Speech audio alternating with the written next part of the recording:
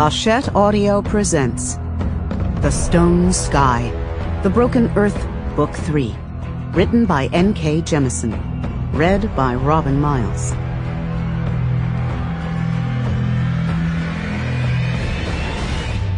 To those who've survived, breathe.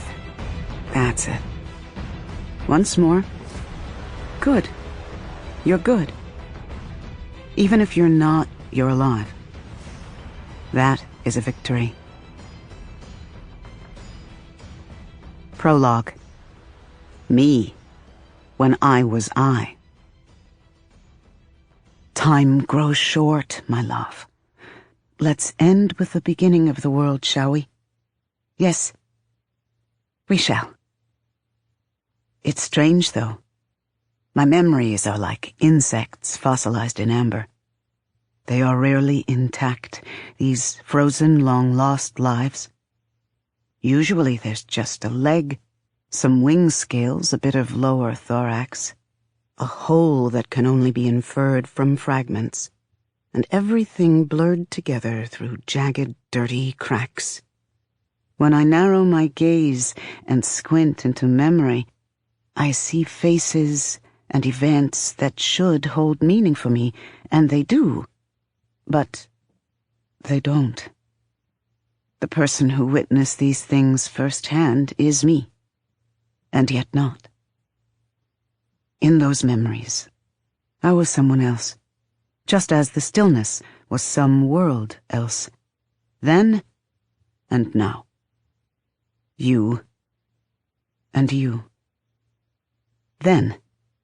This land then was 3 lands, though these are in virtually the same position as what will someday be called the stillness.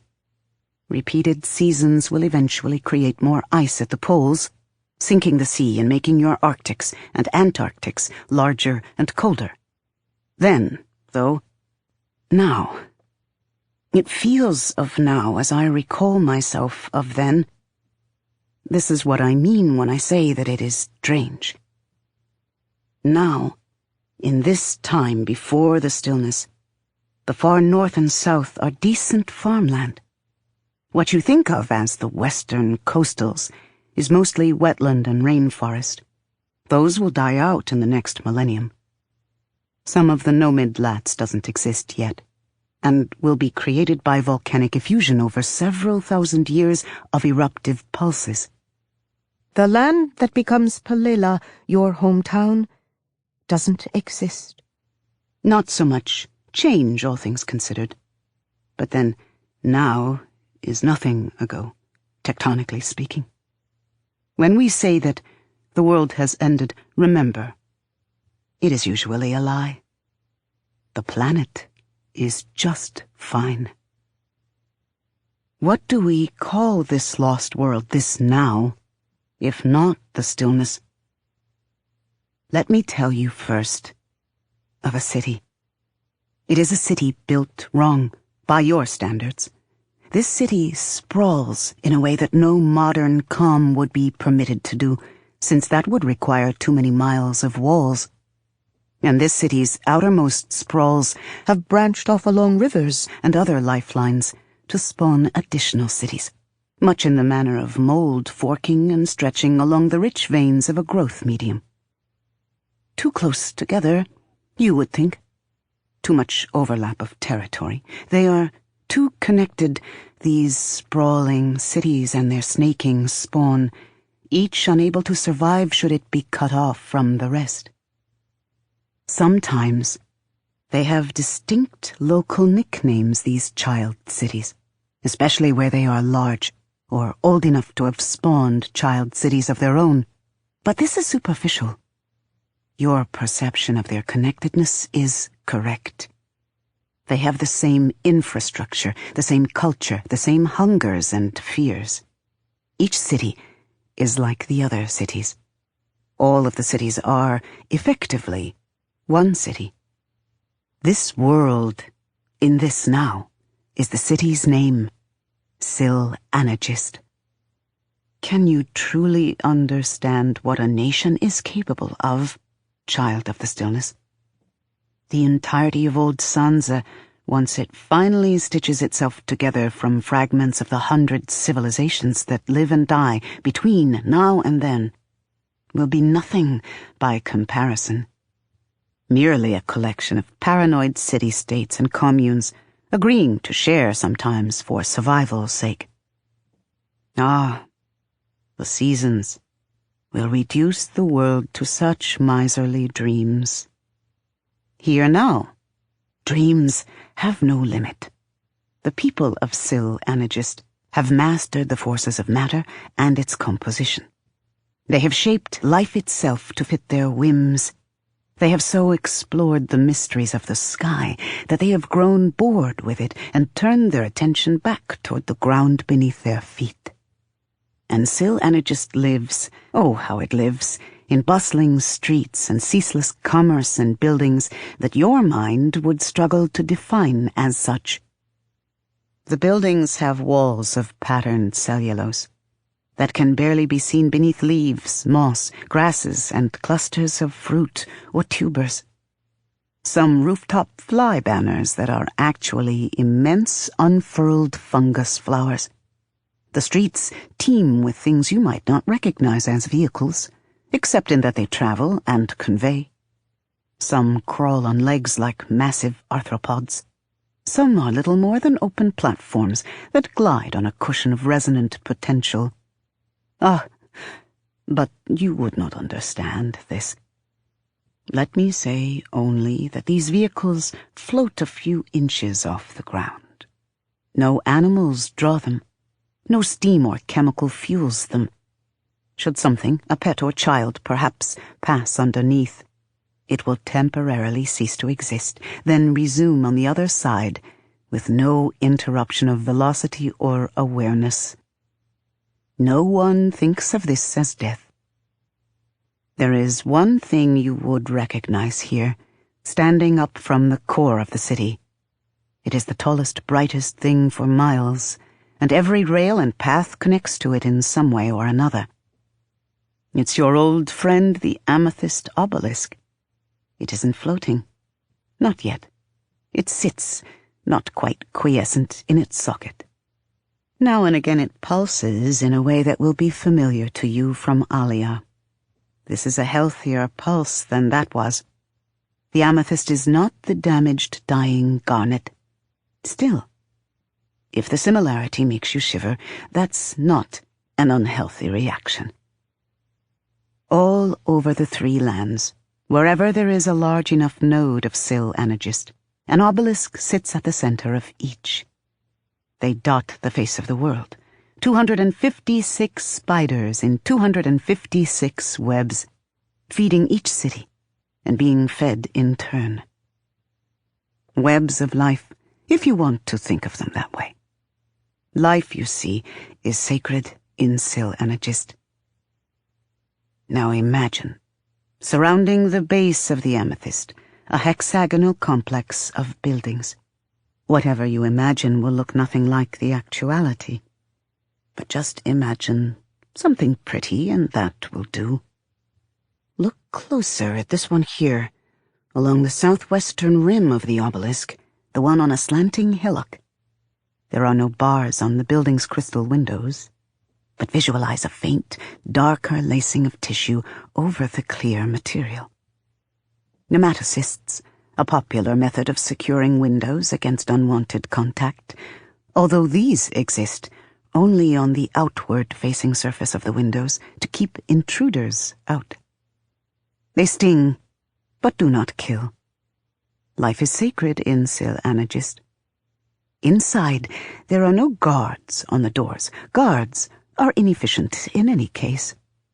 The fulcrum is not the first institution to have learned an eternal truth of mankind. No need for guards when you can convince people to collaborate in their own internment. Here is a cell, within the pretty prison. It doesn't look like one, I know. There's a beautifully sculpted piece of furniture that you might call a couch, though it has no back and consists of several pieces arranged in clusters. The rest of the furniture is common stuff you would recognize. every society needs tables and chairs.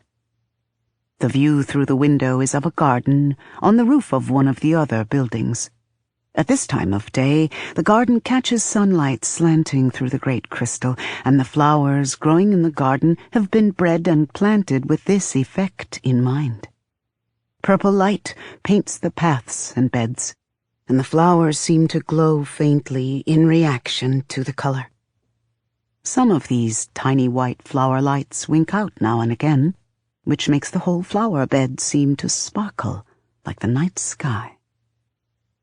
Here is a boy, staring through the window at the winking flowers. He is a young man, really, superficially mature, in an ageless sort of way, not so much stocky as compact in his design. His face is wide and cheeky, his mouth small. Everything about him is white, colorless skin, colorless hair, ice-white eyes, his elegantly draped clothing. Everything about the room is white, furniture, rugs, the floor under the rugs. The walls are bleached cellulose, and nothing grows on them. Only the window displays color. Within this sterile space, in the reflected purple light of the outside, only the boy is obviously alive. Yes, the boy is me. I don't truly remember his name, but I do remember that it had too many rusting letters. Let us therefore call him Hoa, the same sound, just padded with all manner of silent letters and hidden meanings. That's close enough and appropriately symbolic of... Oh, I am angrier than I should be. Fascinating.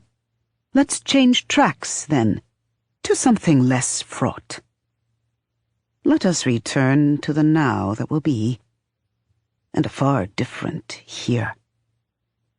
Now is the now of the stillness, through which the reverberations of the rifting still echo. The here is not the stillness, precisely, but a cavern just above the main lava chamber of a vast ancient shield volcano. The volcano's heart, if you prefer and have a sense of metaphor. If not, this is a deep, dark, barely stable vesicle amid rock that has not cooled much in the thousands of years since Father Earth first burped it up. Within this cavern I stand, partially fused with a hump of rock, so that I may better watch for the minute perturbations of major deformations that presage a collapse. I don't need to do this. There are few processes more unstoppable than the one I have set in motion here. Still, I understand what it is to be alone when you are confused and afraid, and unsure of what will happen next. You are not alone. You will never be, unless you so choose. I know what matters here at the world's end. Ah, my love, an apocalypse is a relative thing, isn't it? When the earth shatters, it is a disaster to the life that depends on it, but nothing much to Father Earth. When a man dies, it should be devastating to a girl who once called him father. But this becomes as nothing when she has been called monster so many times that she finally embraces the label. When a slave rebels, it is nothing much to the people who read about it later. Just thin words on thinner paper, worn finer by the friction of history. So you were slaves, so what? They whisper, like it's nothing. But to the people who live through a slave rebellion, both those who take their dominance for granted until it comes for them in the dark, and those who would see the world burn before enduring one moment longer in their place. That is not a metaphor, Esun, not hyperbole. I did watch the world burn. Say nothing to me of innocent bystanders, unearned suffering, heartless vengeance.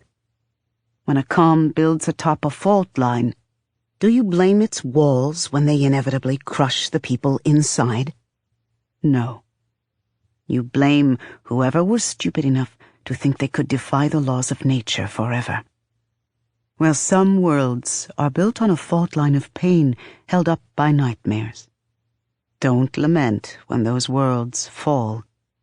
Rage that they were built doomed in the first place. So now I will tell you the way that world, Syl Anagist, ended.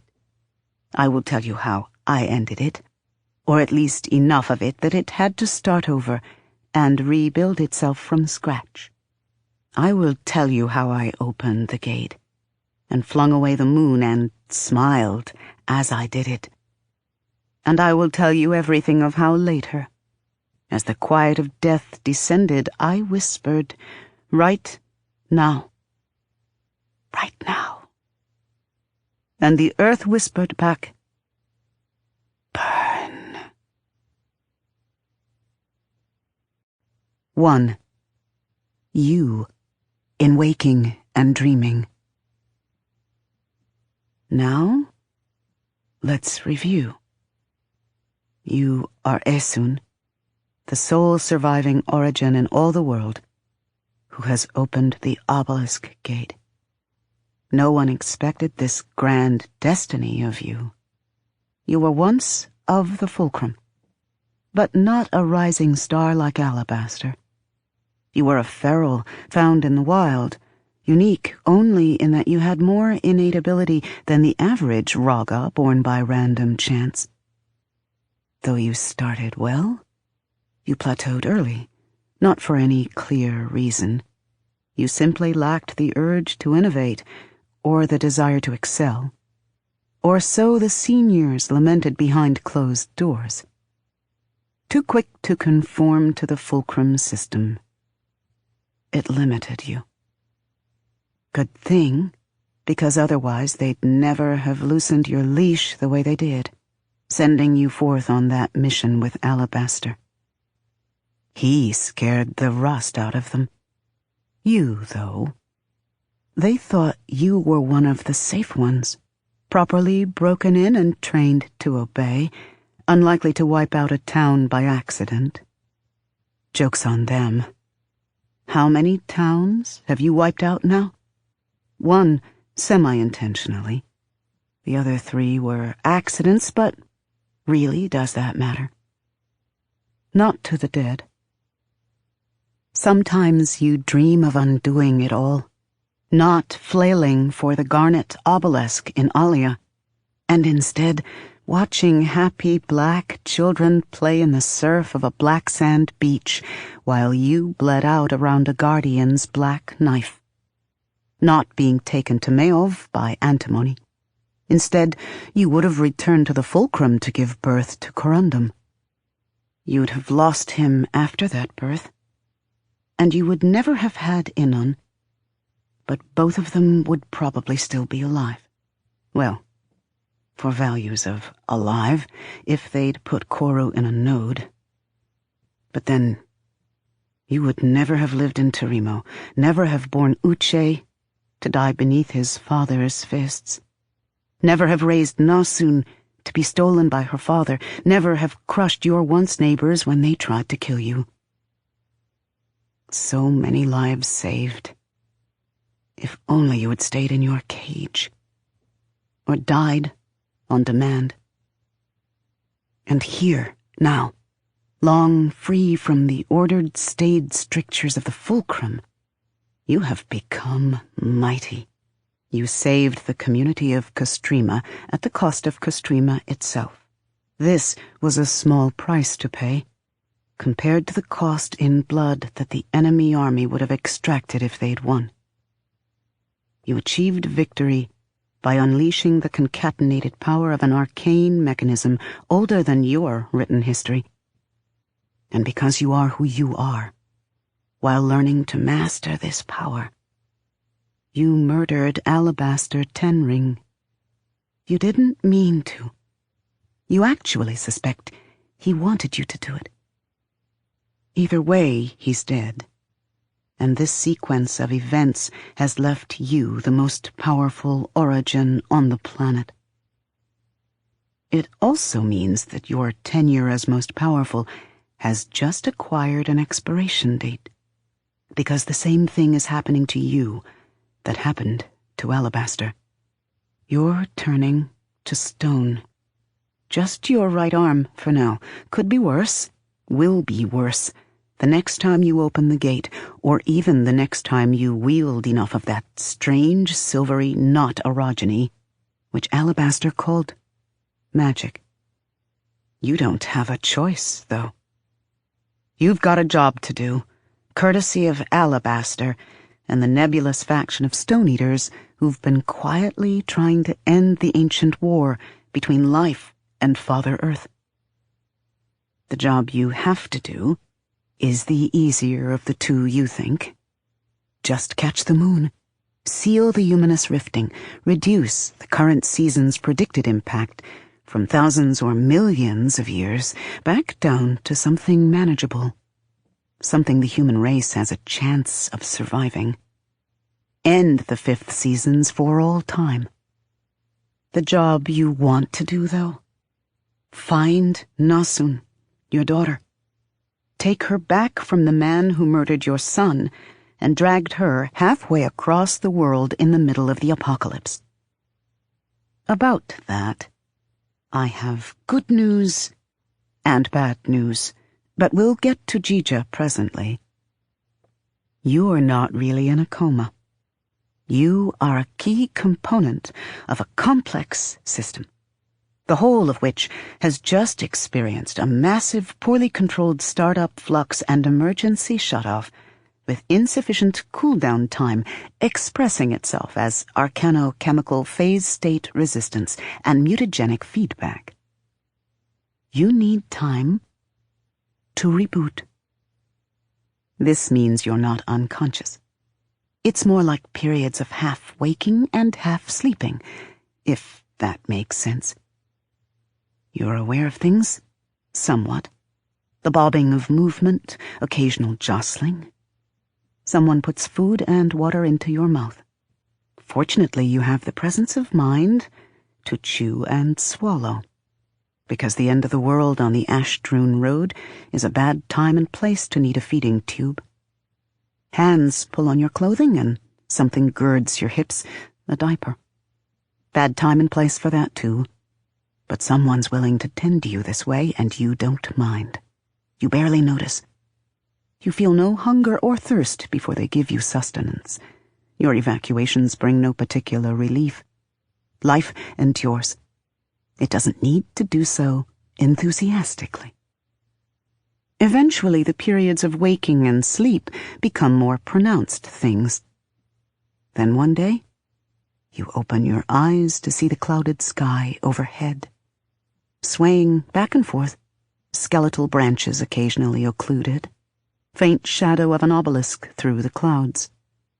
That's the spinel, you suspect, reverted to its usual shape and immensity. And following you like a lonely puppy, now that Alabaster is dead. Staring at the sky gets boring after a while, so you turn your head and try to understand what's going on. Figures move around you, dreamlike and swathed in gray-white. No, they're wearing ordinary clothing. It's just covered with pale ash. And they're wearing a lot of clothes because it's cold. Not enough to freeze water, but close. It's nearly 2 years into the season. 2 years without the sun. The rifting's putting out a lot of heat up around the equator, but that's not nearly enough to make up for the lack of a giant fireball in the sky. Still, without the rifting, the cold would be worse, well below freezing, instead of nearly freezing. Small favors. In any case, one of the ash-swathed figures seems to notice that you're awake, or to feel the shift of your weight. A head wrapped in a face mask and goggles swivels back to consider you, then faces ahead again. There are murmured words between the two people in front of you, which you don't understand. They're not in another language.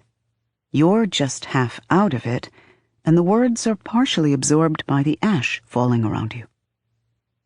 Someone speaks behind you. You start and look back to see another goggled, masked face. Who are these people? It does not occur to you to be afraid. Like hunger, such visceral things are more detached from you now. Then someone clicks, and you understand. You're on a stretcher, just 2 poles with some stitched hide between them, being carried by 4 people. One of them calls out, and other calls respond from farther away. Lots of calls, lots of people. Another call from somewhere far away, and the people carrying you come to a halt. They glance at each other and set you down with the ease and uniformity of people who've practiced doing the same maneuver in unison many times. You feel the stretcher settle onto a soft, powdery layer of ash, over a thicker layer of ash, over what might be your road. Then your stretcher-bearers move away, opening packs and settling down in a ritual that is familiar from your own months on the road. Break time. You know this ritual. You should get up, eat something, check your boots for holes or stones, your feet for unnoticed sores. Make sure your mask... Wait, are you wearing one? If everyone else is... You kept that in your runny sack, didn't you? Where is your runny sack? Someone walks out of the gloom and ashfall. Tall, plateau broad, identity stripped by the clothes and mask, but restored by the familiar frizzy texture of the ashblow mane. She crouches near your head. Not dead, after all. Guess I lose that bet with Tonki. Hugo, you say. Your voice rasps worse than hers does.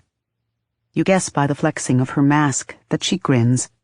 It feels odd to perceive her smile without the usual undercurrent of menace from her sharp, filed teeth. And your brains are probably still intact. I win the bet with Yika, at least. She glances around and bellows, Lerna! You try to lift a hand to grab her pants leg. It feels like trying to move a mountain. You ought to be able to move mountains, so you concentrate and get it halfway up, and then forget why you wanted Hjarka's attention. She glances around then, fortunately, and eyes your upraised hand. It's shaking with the effort. After a moment's consideration, she sighs and takes your hand, then looks away, as if embarrassed. Happening, you manage. Rust if I know. We didn't need another break this soon.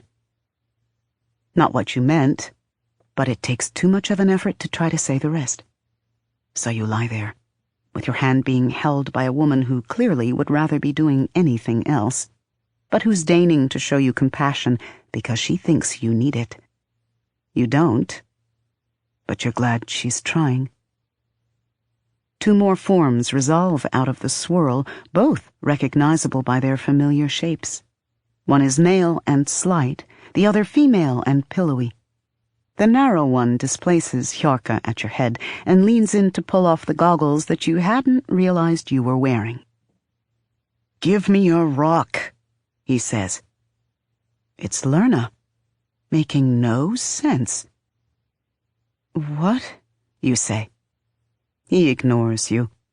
Tonki, the other person, elbows Hjarka, who sighs, and rummages through her bag until she finds something small. She offers it to Lerna. He lays a hand on your cheek while holding the object up. The thing starts to glow with a familiar tone of white light. You realize it's a piece of a Castrema under crystal, lighting up because they do that in contact with origins, as Lerna is now in contact with you. Ingenious. Using this light, he leans in and peers closely at your eyes. Pupils contracting normally, he murmurs to himself. His hand twitches on your cheek. No fever. I feel heavy, you say. "You're alive," he says, as if this is a completely reasonable response. No one is speaking a language you can understand today. Motor skills sluggish. Cognition. Tonky leans in. "What did you dream?" It makes as much sense as "give me a rock," but you try to answer because you're too out of it to realize you shouldn't. "There was a city," you murmur. A bit of ash falls onto your lashes and you twitch. Lorna puts your goggles back on. "It was alive. There was an obelisk above it." Above it? In it, maybe. I think. Tonky nods. Obelisks rarely linger directly over human habitations. I had a friend back at 7th who had some theories about that. Want to hear them? Finally, it sinks in that you're doing something stupid, encouraging Tonky. You put a mighty effort into glaring at her. No. Tonky glances at Lorna. Her faculties seem intact. Little sluggish, maybe. But then she always is. Yes, thank you for confirming that. Lorna finishes doing whatever he's doing and sits back on his heels. Want to try walking, Essen? Isn't that kind of sudden? Asks Tonky. She's frowning, which is visible even around her goggles. What with the coma and all. You know as well as I do that Ika's not going to give her much more recovery time. It might even be good for her. Tonky sighs. But she's the one to help when Lorna slides an arm under you, levering you up from prone to sitting. Even this takes an effort of ages. You get dizzy the instant you're upright, but it passes. Something's wrong, though. It's a testament to how much you've been through, maybe that you seem to have developed a permanently crooked posture, your right shoulder sagging and arm dragging, as if it is made of... Oh. Oh. The others stop bothering you as you realize what's happened. They watch you heft the shoulder as much as you can, to try to drag your right arm more into view. It's heavy. Your shoulder hurts when you do this, even though most of the joint is still flesh, because the weight pulls against that flesh. Some of the tendons have transformed, but they're still attached to living bone. Gritty bits of something chafe within what should be a smooth ball and socket. It doesn't hurt as much as you thought it would, though, after watching Alabaster go through this. So that's something. The rest of the arm, from which someone has stripped your shirt and jacket sleeves in order to bear it, has changed nearly past recognition. It's your arm, you're pretty sure. Beyond the fact that it's still attached to your body, it's got the shape you know like your own. Well, not as graceful and tapered as it used to be when you were young. You were heavy-set for a while, and that still shows along the plush-looking forearm and slight sag under your upper arm. The bicep is more defined than it used to be, 2 years of surviving. The hand is clamped into a fist, the whole arm slightly cocked at the elbow. You always did tend to make fists while you were wrestling with a particularly difficult bit of orogeny. But the mole, which once sat in the middle of your forearm like a tiny black target, is gone. You can't turn the arm over for a look at your elbow, so you touch it. The keloid scar from where you once fell is impossible to feel anymore, though it should be slightly raised compared to the skin around it. That level of fine definition has vanished into a texture that is gritty and dense, like unpolished sandstone. Perhaps self-destructively you rub it, but no particles break off beneath your fingertips. It's more solid than it looks. The color is an even, all-over grayish tan that looks nothing like your skin. It was like this when Ho brought you back. Lorna, who has been silent throughout your examination. His voice is neutral. He says he needs your permission to, You stop trying to rub your stone skin off. Maybe it's shock, maybe fear has robbed you of shock, maybe you're really not feeling anything. So tell me, you say to Lerna. The effort of sitting up and seeing your arm have restored your wits a little. In your, professional opinion, what should I do about this? I think you should either let Hoa eat it off, or let one of us take a sledgehammer to it. You wince. That's a little dramatic, don't you think? I don't think anything lighter would put a dent in it. You forget I had plenty of chances to examine Alabaster when this was happening to him. Out of nowhere, you think of Alabaster having to be reminded to eat because he no longer felt hunger. It's not relevant, but the thought just pops in there. He let you? I didn't give him a choice. I needed to know if it was contagious, since it seemed to be spreading on him. I took a sample once, and he joked that Antimony, the Stone Eater, would want it back.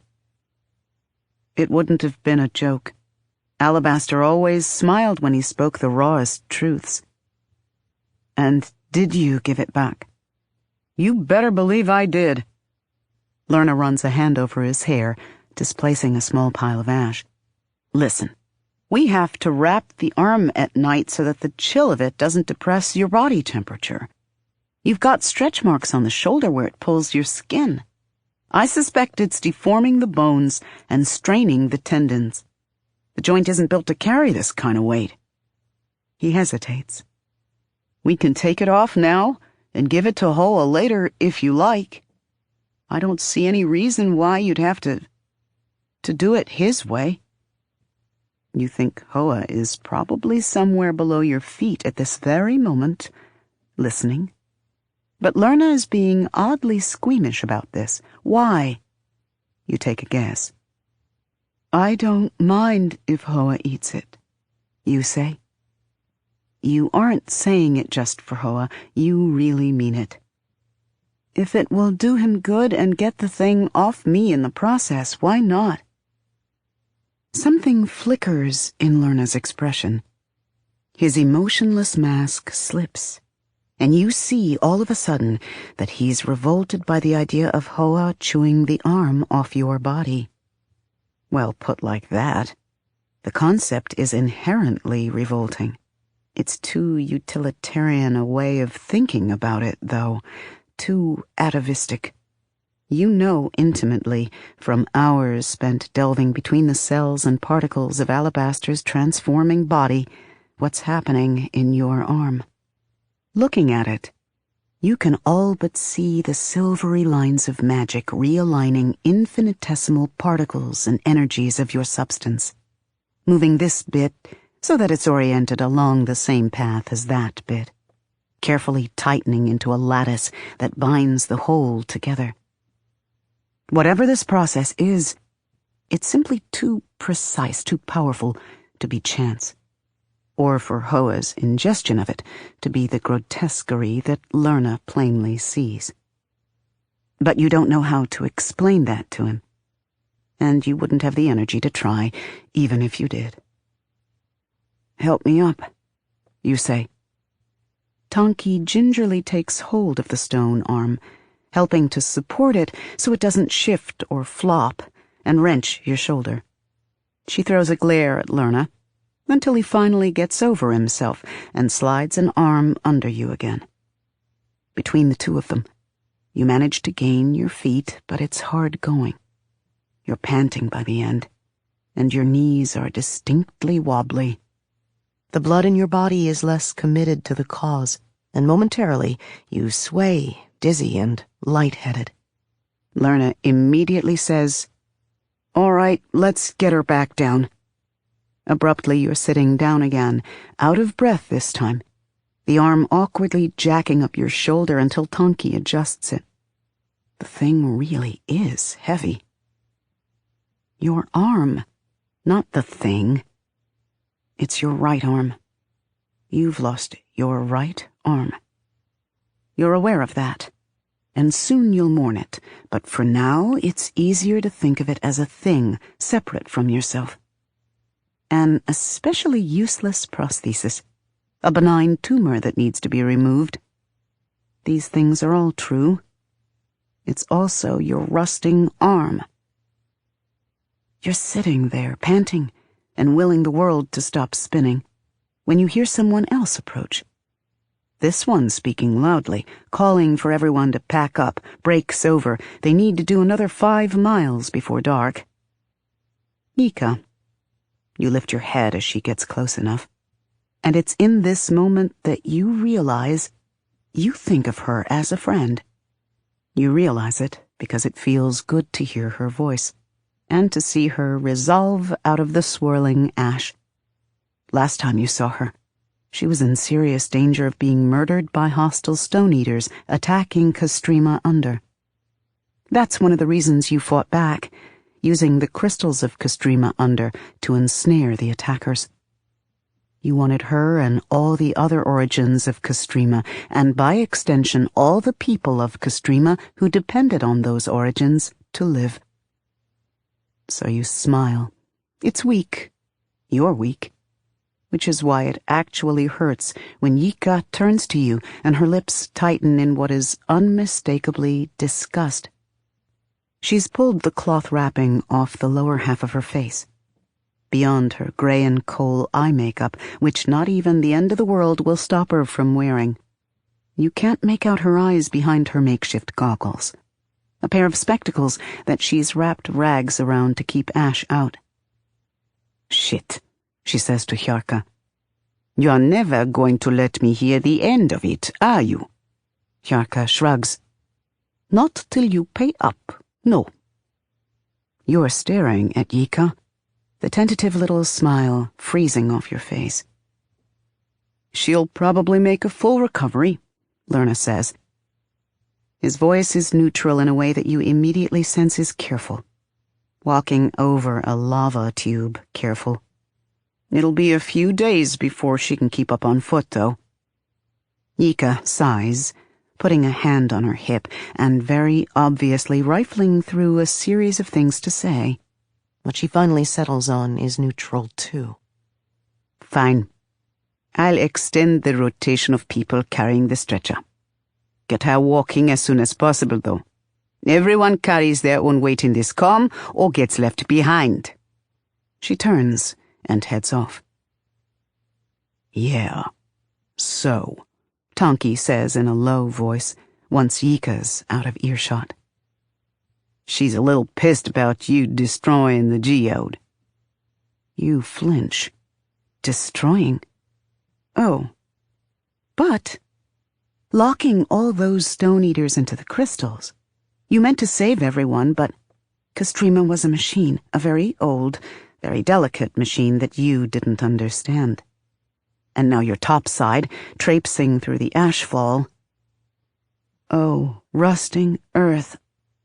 I did. What, you didn't realize? Hjarka laughs a little. It's got a bitter edge. You actually thought we were all up here topside, the whole rusting calm traveling north in the ash and cold, for fun? She strides away, shaking her head. Yika's not the only one pissed about it. "I didn't..." You start to say, "I didn't mean to," and stop, because you never mean it, and it never matters in the end. Watching your face, Lerna lets out a small sigh. "Renanus destroyed the calm, Essun, not you." He's helping you shift back down into a prone position, but not meeting your eyes.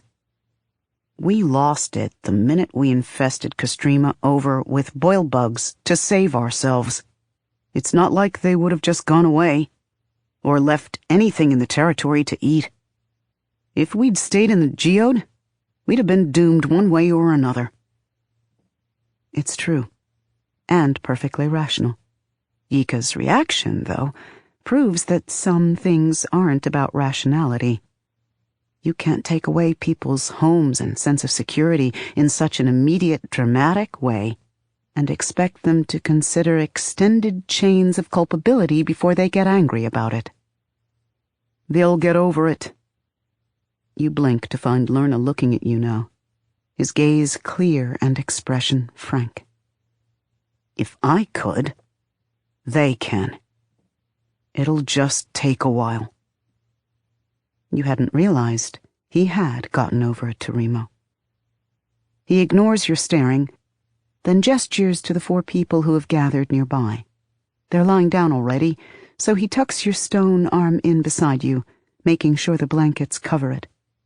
The stretcher-bearers take up their task again, and you have to clamp down on your orogeny, which, now that you're awake, insists upon reacting to every lurch as if it's a shake. Tonki's head pokes into view as they start to carry you along. "Hey, it'll be all right. Lots of people hate me." That is entirely unreassuring. It's also frustrating that you care, and that others can tell you care. You used to be such a steel heart. But you know why you aren't, all of a sudden. "Nasun," you say to Tonki. "What?" "Nasun. I know where she is, Tonki."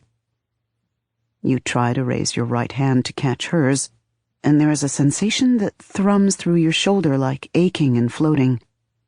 You hear a ringing sound. It doesn't hurt, but you privately curse yourself for forgetting. "I have to go find her." Tonki darts a look at your stretcher-bearers, and then in the direction Yika went. "Speak softer." "What?" "Yika knows full well you're going to want to go find your daughter.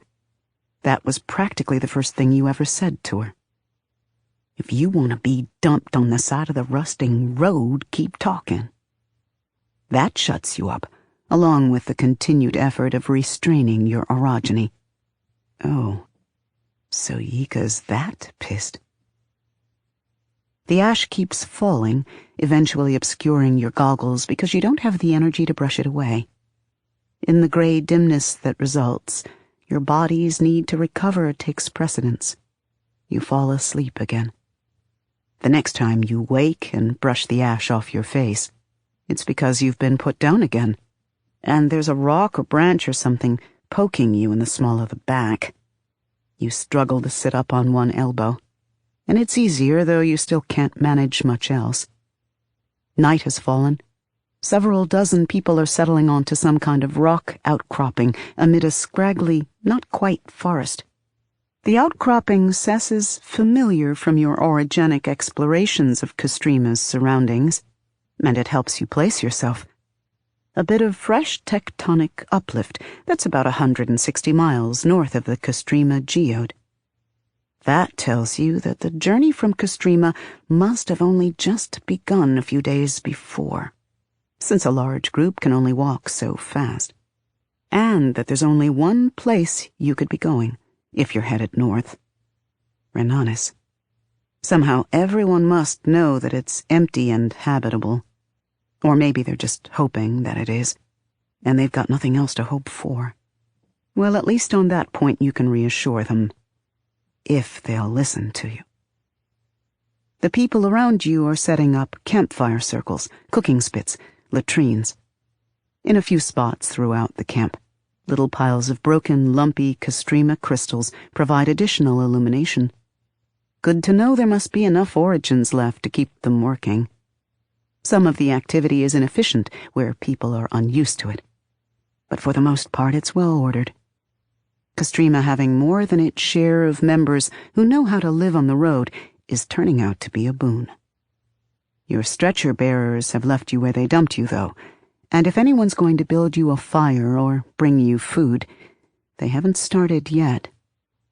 You spot Lerna crouching amid a small group of people who are also prone, but he's busy. Ah, yes. There must have been a lot of wounded after Renanis's soldiers got into the geode.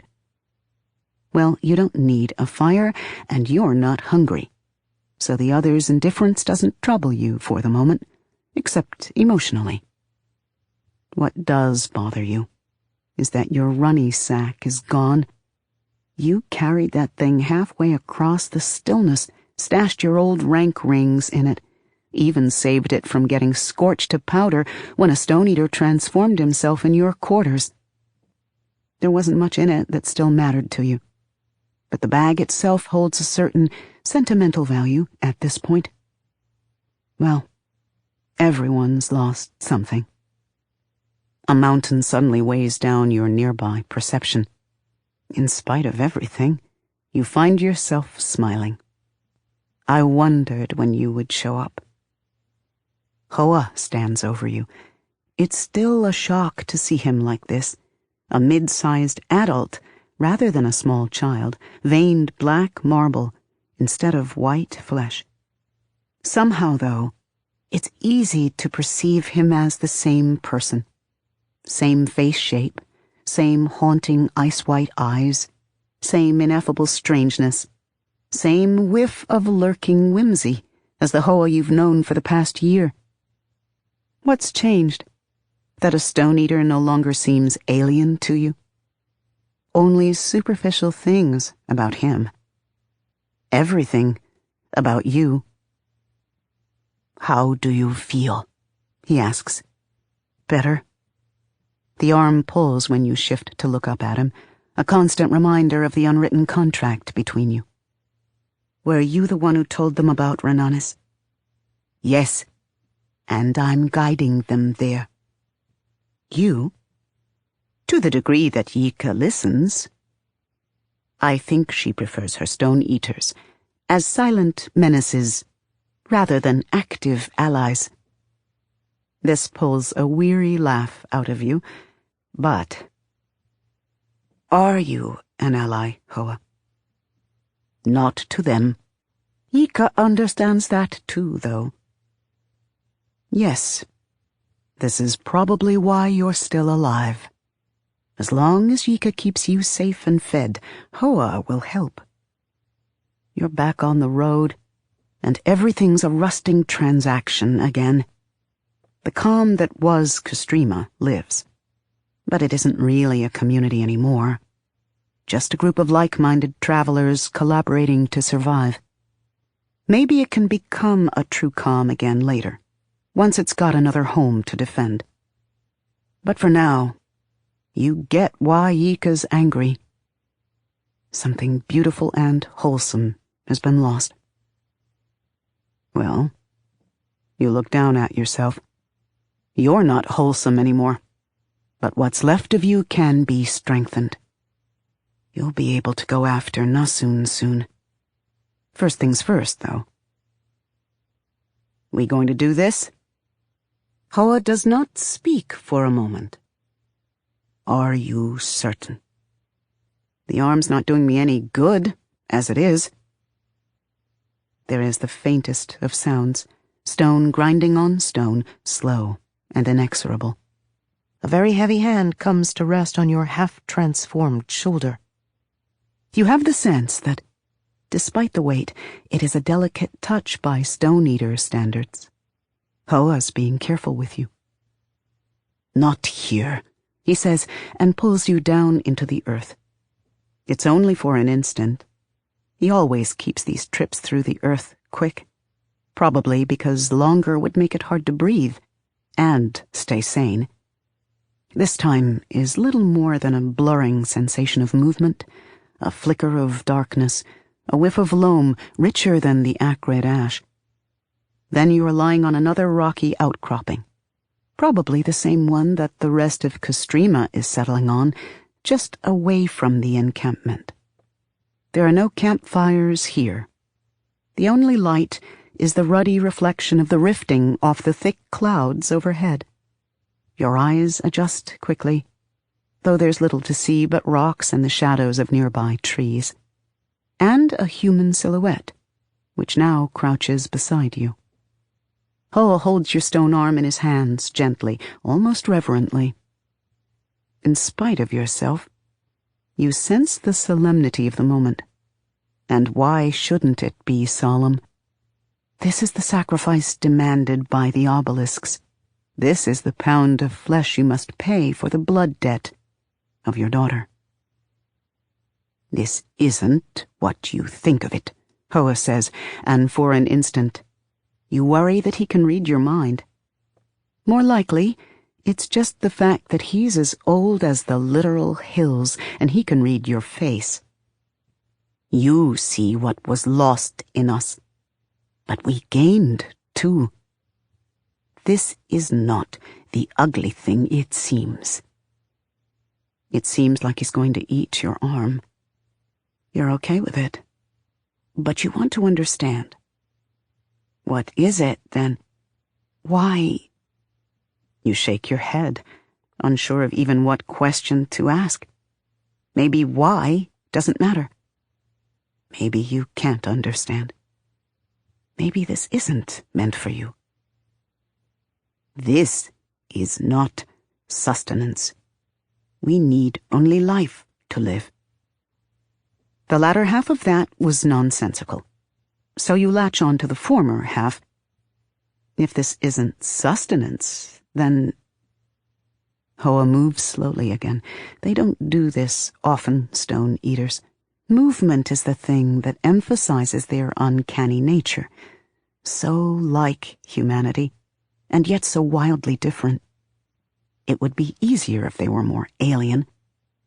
When they move like this, you can see what they once were, and the knowledge is a threat and warning to all that is human within you.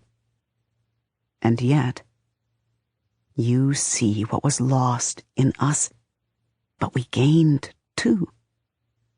He lifts your hand with both his own, one positioned under your elbow, his fingers lightly braced under your closed, cracked fist. Slowly, slowly. It doesn't hurt your shoulder this way. Halfway to his face, he moves the hand that had been under your elbow, shifting it to cup the underside of your upper arm. His stone slides against yours with a faint, grinding sound. It is surprisingly sensual, even though you can't feel a thing. Then your fist rests against his lips. The lips don't move as he says from within his chest, "Are you afraid?" You consider this for a long moment. Shouldn't you be? But... No. Good, he replies.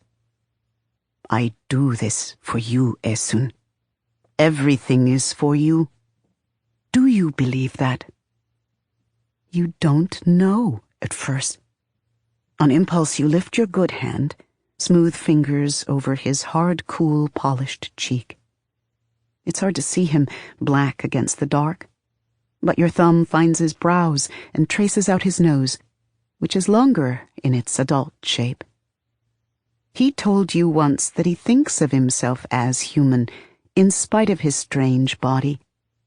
You belatedly realize that you've chosen to see him as human too. That makes this something other than an act of predation. You're not sure what it is instead, but it feels like a gift. Yes, you say. I believe you. His mouth opens, wide, wider than any human mouth can open.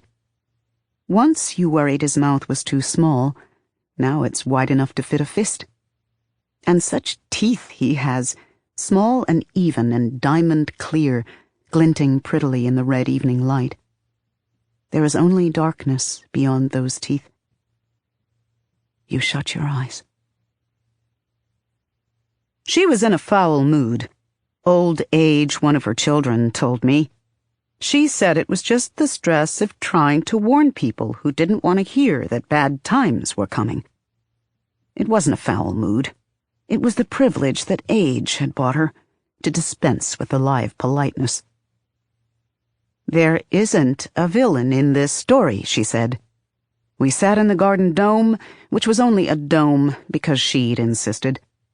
The Syl skeptics still claim there's no proof things will happen the way she said.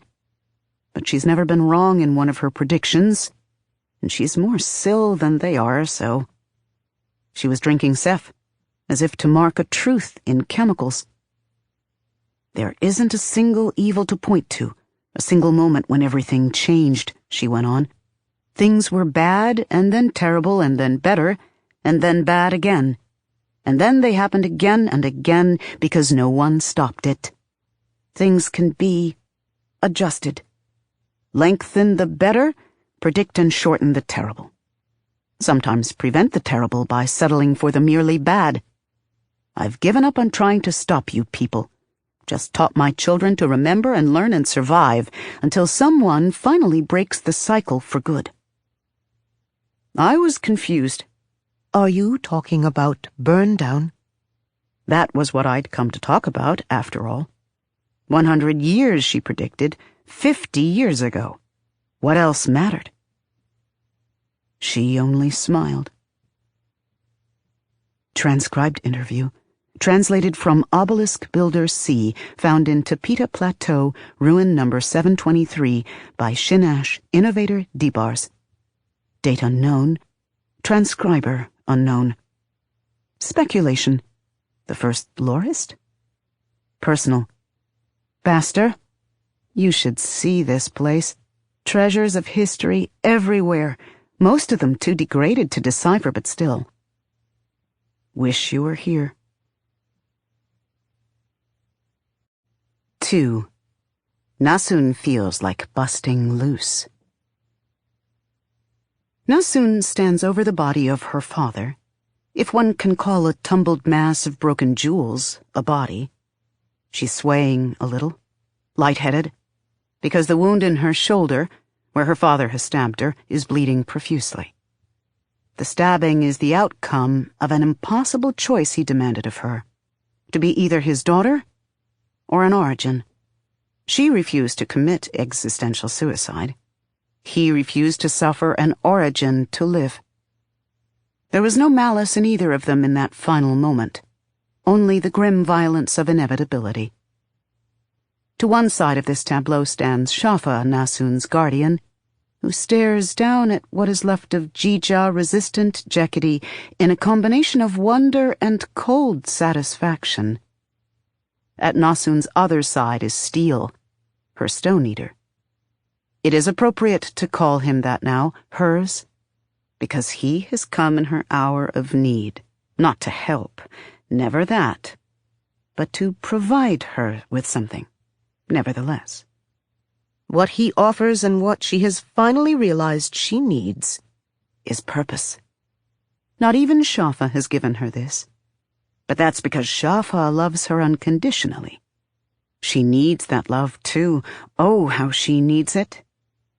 But in this moment, when her heart has been most thoroughly broken, when her thoughts are their least focused, she craves something more solid. She will have the solidity that she wants. She will fight for it and kill for it, because she's had to do that again and again, and it is habit now. And if she is successful, she will die for it. After all, she is her mother's daughter, and only people who think they have a future fear death. In Nasun's good hand thrums a 3-foot-long tapering shard of crystal, deep blue and finely faceted, though with some slight deformations near its base that have resulted in something like a hilt. Now and again, this strange long knife flickers into a translucent, intangible, debatably real state. It's very real. Only Nasun's attention keeps the thing in her hands from turning her to colored stone the way it did her father. She is afraid of what might happen if she passes out from blood loss, so she would really like to send the sapphire back up into the sky to resume its default shape and immense size, but she can't. Not yet. There by the dormitory are the 2 reasons. Umber and Nita, the other 2 guardians of Found Moon. They're watching her, and when her gaze lands on them, there is a flicker in the lacing tendrils of silver that drift between the pair. No exchanged words or looks, just that silent communion, which would have been imperceptible if Nasun were anyone but who she was. Beneath each guardian, delicate silvery tethers wend up from the ground into their feet, connected by the nerve and vein glimmer of their bodies to tiny shards of iron embedded in their brains. These taproot-like tethers have always been there. But maybe it's the tension of the moment that makes Nasun finally notice how thick those lines of light are for each guardian. much thicker than the one linking the ground to Shafa. And at last she understands what that means. Umber and Nida are just puppets of a greater will. Nasun has tried to believe better of them, that they are their own people. But here, now, with the sapphire in her hands and her father dead at her feet, some maturations cannot wait for a more convenient season. So Nasun roots a Taurus deep within the earth, because she knows that Umber and Nida will sense this. It's a feint. She doesn't need the power of the earth, and she suspects they know it. Still, they react, Umber unfolding his arms, and Nida straightening from where she'd been leaning on the porch railing. Shafa reacts too, his eyes shifting sideways to meet hers. It's an unavoidable tell that Umber and Nida will notice, but it cannot be helped. Nasun has no piece of the evil earth lodged in her brain to facilitate communication. Where matter fails, care makes do. He says, "Nida," and that is all she needs. Umber and Nida move. It's fast, so fast, because the silver lattice within each has strengthened their bones and tightened the cords of their muscles so that they can do what ordinary human flesh cannot. A pulse of negation moves before them with storm's surge inexorability, immediately striking the major lobes of Nasun's sesapine numb. But Nasun is already on the offensive. Not physically. She cannot contest them in that sphere of battle. And besides, she can barely stand. Will and the silver are all she's got left.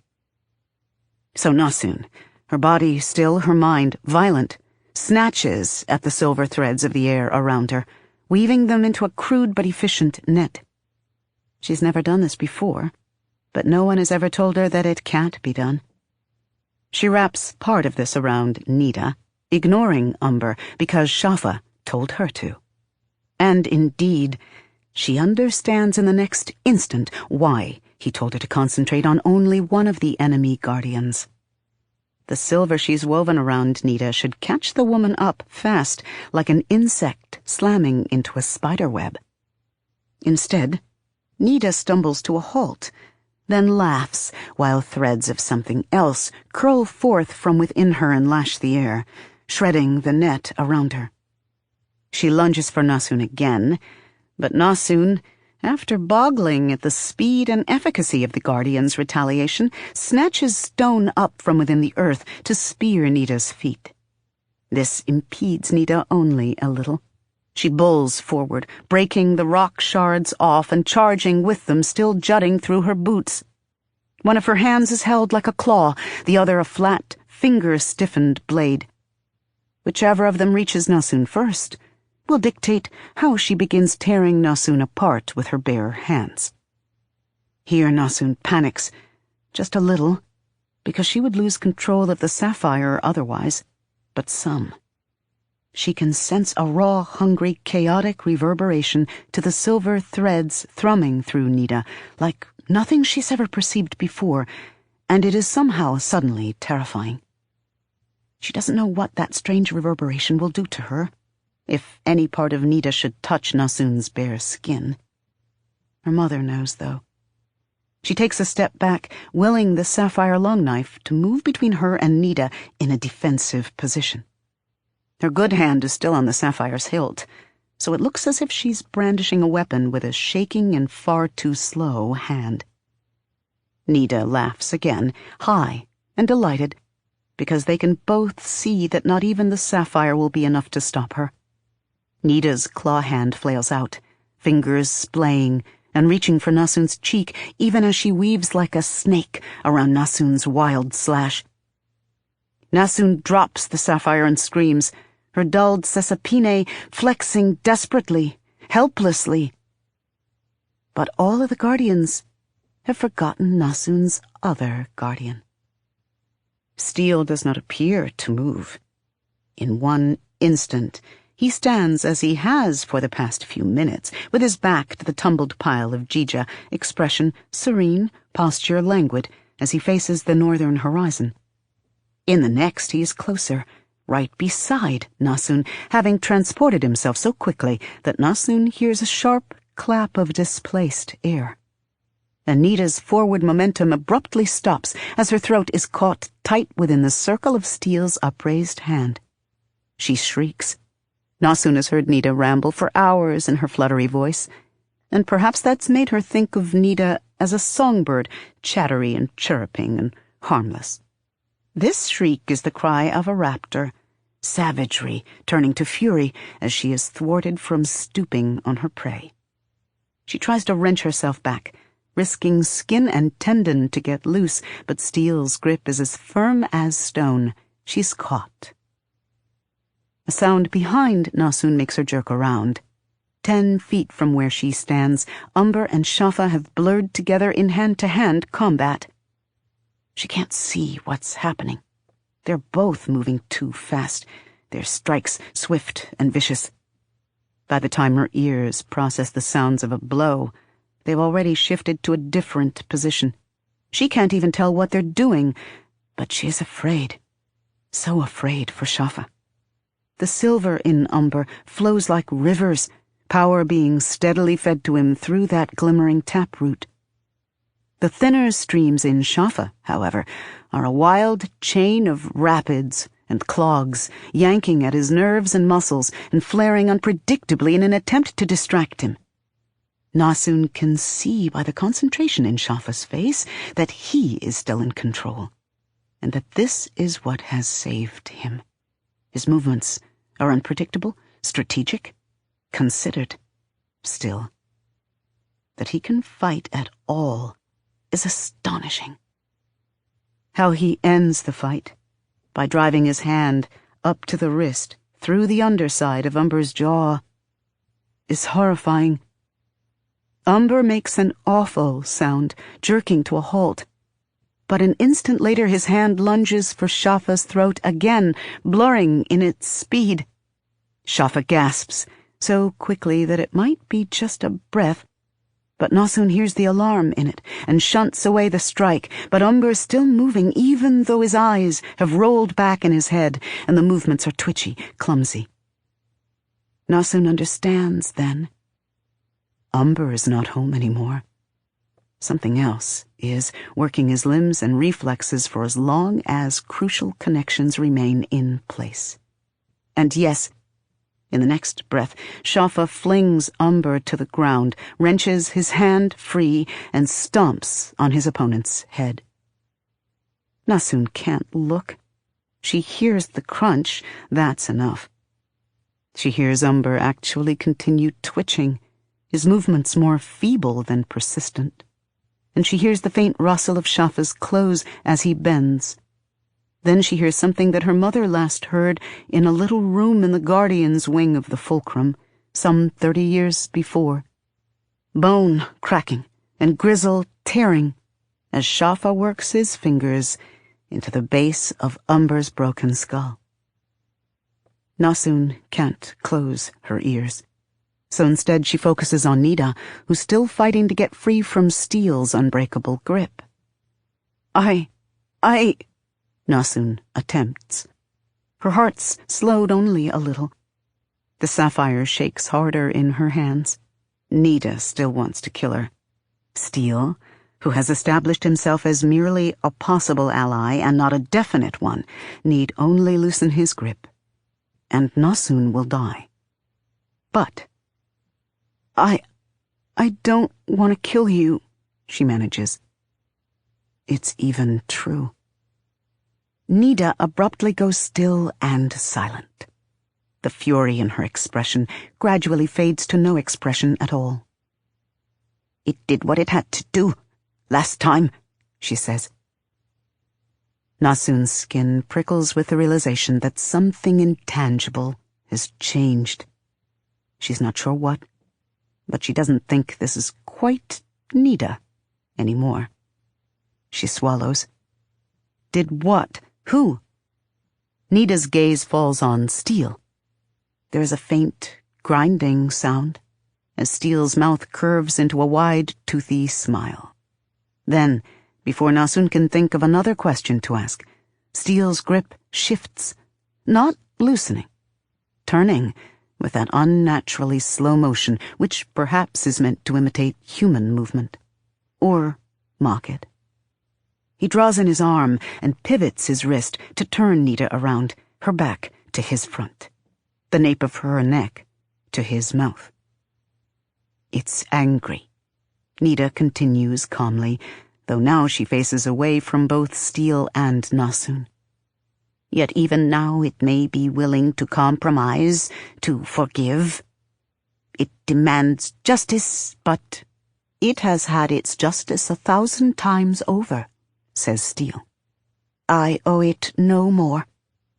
Then he opens his mouth wide. Nasun turns away, again. On a morning when she has rent her father to pieces, some things remain too obscene for her child's eyes. At least Nita does not move again once Steel has dropped her body to the ground. We cannot remain here, Shafa says. When Nasun swallows hard and focuses on him, she sees that he stands over Umber's corpse, holding something small and sharp in one gore-flecked hand. He gazes at this object with the same detached coldness that he turns upon those he means to kill. Others will come. Through the clarity of near-death adrenaline, Nasun knows that he means other contaminated guardians, and not half-contaminated ones like Shafa himself, who have somehow managed to retain some measure of free will. Nasun swallows and nods, feeling calmer now that no one is actively trying to kill her anymore. What about the other kids? Some of the children in question are standing on the porch of the dormitory, awakened by the concussion of the sapphire when Nasun summoned it into long knife form. They have witnessed everything Nasun sees. A couple are weeping at the sight of their guardians dead, but most just stare at her and Shafa in silent shock. One of the smaller children is vomiting off the side of the steps. Shafa gazes at them for a long moment, and then glances sidelong at her. Some of the coldness is still there, saying what his voice does not. They'll need to leave Jeketi, quickly. Without guardians, the calm folk are unlikely to tolerate their presence. Or Shafa can kill them. That's what he's done with every other origin they've met who isn't under his control. They are either his, or they are a threat. No, Nasun blurts, speaking to that silent coldness, not to what he's said. The coldness increases fractionally. Shafa never likes it when she says no.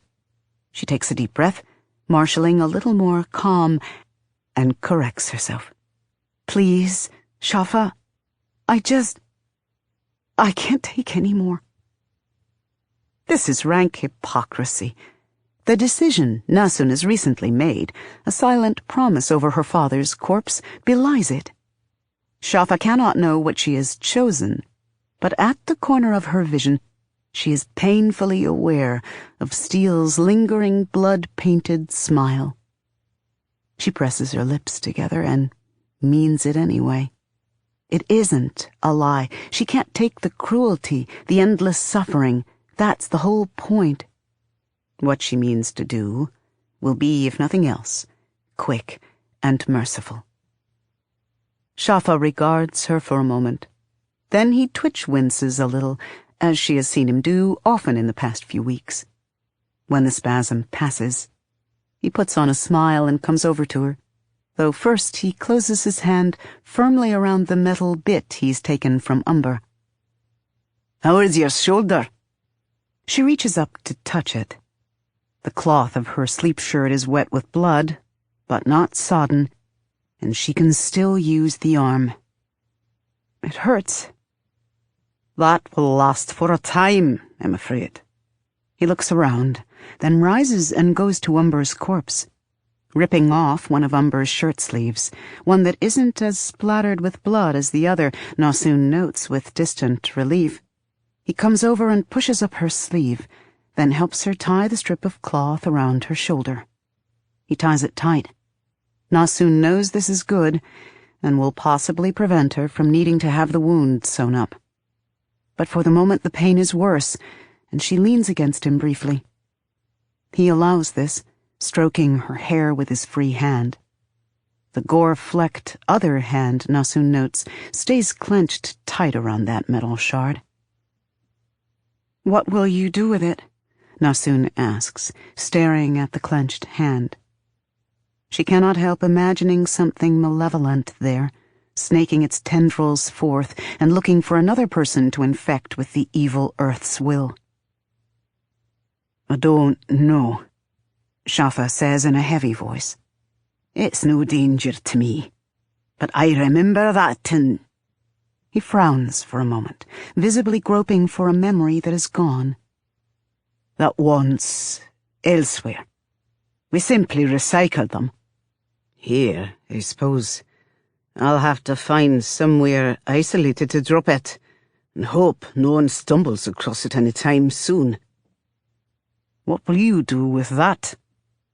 Nasun follows his gaze to where the sapphire long knife, untended, has floated around behind her and positioned itself in the air, hovering precisely a foot away from her back. It moves slightly with her movements, humming faintly. She doesn't understand why it's doing that, though she takes some comfort from its looming quiescent strength. "I guess I should put it back." "How did you—" "I just needed it. It knew what I needed and changed for me." Nasun shrugs a little. It's so hard to explain these things in words. Then she clutches at his shirt with her uninjured hand, because she knows that when Shafa doesn't answer a question, it isn't a good thing. "The others, Shafa." He sighs finally. "I'll help them prepare packs. Can you walk?" Nasun's so relieved that for the moment she feels like she can fly. "Yes, thank you. Thank you, Shafa." He shakes his head, clearly rueful, though he smiles again. "Go to your father's house and take anything useful and portable, little one. I'll meet you there." She hesitates. If Shafa decides to kill the other children of Found Moon, he won't, will he? He said he won't. Shafa pauses, raising an eyebrow above his smile, the picture of polite, calm inquiry. It's an illusion. The silver is still a lashing whip within Shafa, trying to goad him into killing her. He must be in astonishing pain. He resists the goad, however, as he has for weeks. He does not kill her, because he loves her. And she can trust nothing, no one, if she does not trust him. "Okay," Nasun says. "I'll see you at Daddy's." As she pulls away from him, she glances at Steel, who has turned to face Shafa as well. Somewhere in the past few breaths, Steel has gotten the blood off his lips. She doesn't know how, but he has held out one gray hand toward them. No, toward Shafa. Shafa tilts his head at this for a moment, considering. And then after a moment he deposits the bloody iron shard into Steel's hand. Steel's hand flicks closed, then uncurls again, slowly, as if performing a sleight of hand trick. But the iron shard is gone. Shafa inclines his head in polite thanks. Her two monstrous protectors who must cooperate on her care. Yet is Nasun not a monster too? Because the thing that she sensed just before Jija came to kill her, that spike of immense power, concentrated and amplified by dozens of obelisks working in tandem. Steel has called this the obelisk gate, a vast and complex mechanism created by the dead civ that built the obelisks for some unfathomable purpose. Steel has also mentioned a thing called the moon. Nasun has heard the stories. Once, long ago, Father Earth had a child. That child's loss is what angered him and brought about the seasons. The tales offer a message of impossible hope. and a mindless expression that lorists use to intrigue restless audiences. One day, if the Earth's child ever returns, the implication is that someday Father Earth might be appeased at last. Someday, the seasons might end and all could become right with the world. Except fathers will still try to murder their origin children, won't they? Even if the moon comes back? Nothing will ever stop that.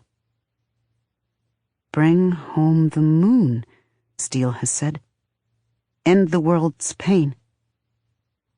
Some choices aren't choices at all, really. Nasun wills the sapphire to come hover before her again. She can sense nothing in the wake of Umber and Nida's negation, but there are other ways to perceive the world. And amid the flickering unwater of the sapphire, as it unmakes and remakes itself from the concentrated immensity of silver light stored within its crystal lattice, there is a subtle message written in equations of force and balance that Nasun solves instinctively, with something other than math. Far away, across the unknown sea, her mother may hold the obelisk gate's key, but Nasun learned on the ash roads that there are other ways to open any gate. Hinges to pop, ways to climb over or dig under. And far away on the other side of the world is a place where Esun's control over the gate can be subverted.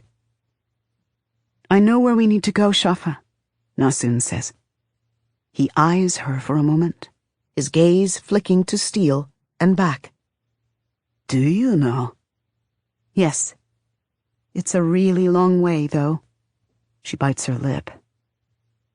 Will you go with me? He inclines his head, his smile wide and warm. Anywhere, my little one. Nasun lets out a long breath of relief, smiling up at him tentatively. Then she deliberately turns her back on Found Moon and its corpses, and walks down the hill without ever once looking back. 2729 Imperial. Witnesses in the calm of Amund, Dibba Courtant, Western Nomidlats, report an unregistered Raga female opening up a gas pocket near the town. Unclear what gas was, killed in seconds, purpling of tongue, suffocation rather than toxicity? Both? Another Raga female reportedly stopped the first one's efforts somehow, and shunted the gas back into the vent before sealing it. Amund citizens shot both as soon as possible to prevent further incidents. Gas pocket assessed by Fulcrum as substantial, enough to have killed most people and livestock in western half of Nomidlats, with follow-up topsoil contamination. Initiating female age 17, reacting to reported molester of younger sister. Quelling female age 7, sister of first. Project notes of Yeater, Innovator Debars. Syl Anagist. 5. Hoa, says a voice behind me. Me? Me. I turn from the stinging window and the garden of winking flowers. A woman stands with Gewa and one of the conductors, and I do not know her. To the eyes, she is one of them, skin a soft all-over brown, eyes grey, hair black-brown and curling in ropes, tall. There are hints of other in the breath of her face. Or perhaps, viewing this memory now through the lens of millennia, I see what I want to see. What she looks like is irrelevant. To my Sasapine, her kinship to us is as obvious as Gewa's puffy white hair. She exerts a pressure upon the ambient that is a churning, impossibly heavy, irresistible force. This makes her as much one of us as if she'd been decanted from the same biomajestric mix. You look like her. No, I want you to look like her. That is unfair, even if it's true. You are like her, but in other ways than mere appearance. My apologies for reducing you in such a way.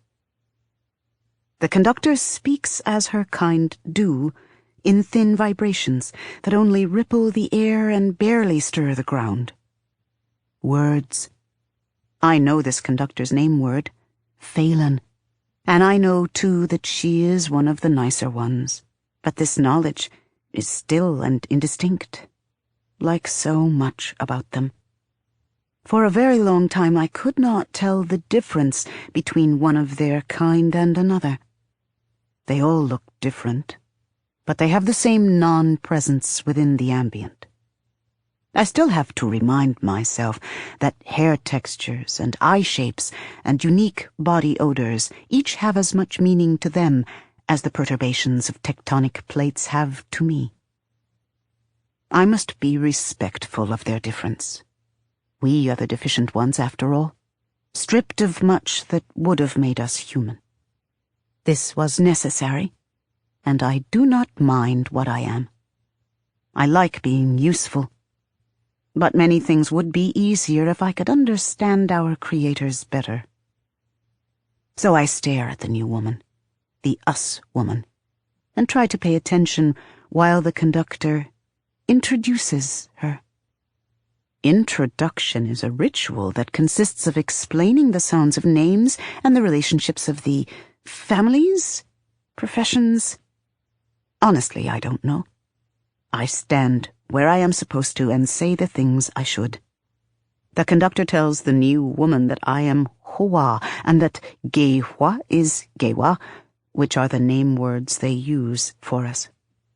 The new woman, the conductor says, is Kalenli. That's wrong, too. Her name is actually Deep Stab, breach of clay sweet burst, soft silicate underlayer, reverberation.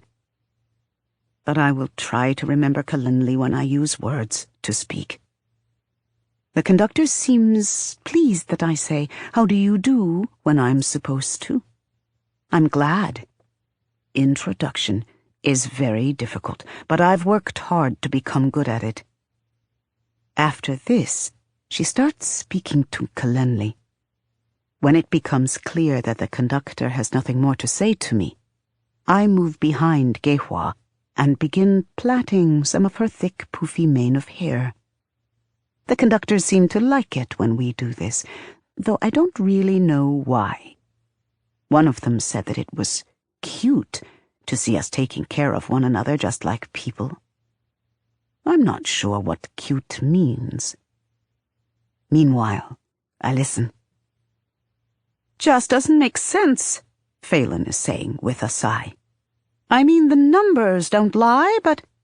If you'd like to register an objection, begins Kalenli. Her words fascinate me in a way that words never have before. Unlike the conductor, her voice has weight and texture, strata deep and layered. She sends the words into the ground while she speaks, as a kind of sub-vocalization. It makes them feel more real. Phelan, who doesn't seem to notice how much deeper Kalenli's words are, or maybe she just doesn't care, makes an uncomfortable face in reaction to what she's said. Kalenli repeats, "If you'd like to, I can ask Galat to take me off the roster." And listen to his shouting. Evil death, he'd never stop. Such a savage temper he has. Phelan smiles. It's not an amused smile. It must be hard for him, wanting the project to succeed, but also wanting you kept, well. I'm fine with you on standby only. But then I haven't seen the simulation data. I have. Kalenli's tone is grave. The delay failure risk was small, but significant. Well, there you are. Even a small risk is too much if we can do something about it. I think they must be more anxious than they're letting on, though, to involve you. Abruptly, Phelan looks embarrassed. Sorry. No offense meant. Kalenli smiles. Both I and Gehwa can see that it is only a surface layering, not a real expression. None taken. Phelan exhales in relief. Well then, I'll just redraw the observation and let you three get to know each other. Knock when you're done. With that, Conductor Phelan leaves the room. This is a good thing, because when conductors are not around, we can speak more easily. The door closes and I move to face Gehwa, who is actually cracked geode taste of adularescent salts, fading echo. She nods minutely, because I have correctly guessed that she has something important to tell me. We are always watched. A certain amount of performance is essential. Gehwa says with her mouth, Coordinator Phelan told me they're making a change to our configuration. With the rest of her, she says, in atmospheric perturbations and anxious plucking of the silver threads, Tetlewa has been moved to the briar patch. A change at this late date? I glance at the us-woman Kalenli to see if she is following the whole conversation. She looks so much like one of them. All that surface coloring and those long bones that make her a head taller than both of us. Do you have something to do with the project? I ask her, while also responding to Gehwa's news about Tetlewa. No. My no is not denial, just a statement of fact. We can still detect Tetlewa's familiar hotspot roil and strata uplift, grind of subsidence, but something is different. He's not nearby anymore, or at least he's not anywhere that is in range of our seismic questings, and the roil and grind of him have gone nearly still.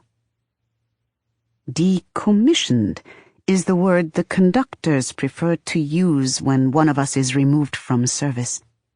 They have asked us individually to describe what we feel when the change happens, because it is a disruption of our network. By unspoken agreement, each of us speaks of the sensation of loss, a pulling away, a draining, a thinning of signal strength. By unspoken agreement, none of us mentions the rest, which in any case is indescribable using conductor words. What we experience is a searing sensation and prickling all over, and the tumble-down resistance tangle of ancient pre-Syl Anagistic wire, such as we sometimes encounter in our explorations of the Earth, gone rusted and sharp in its decay and wasted potential. Something like that. Who gave the order?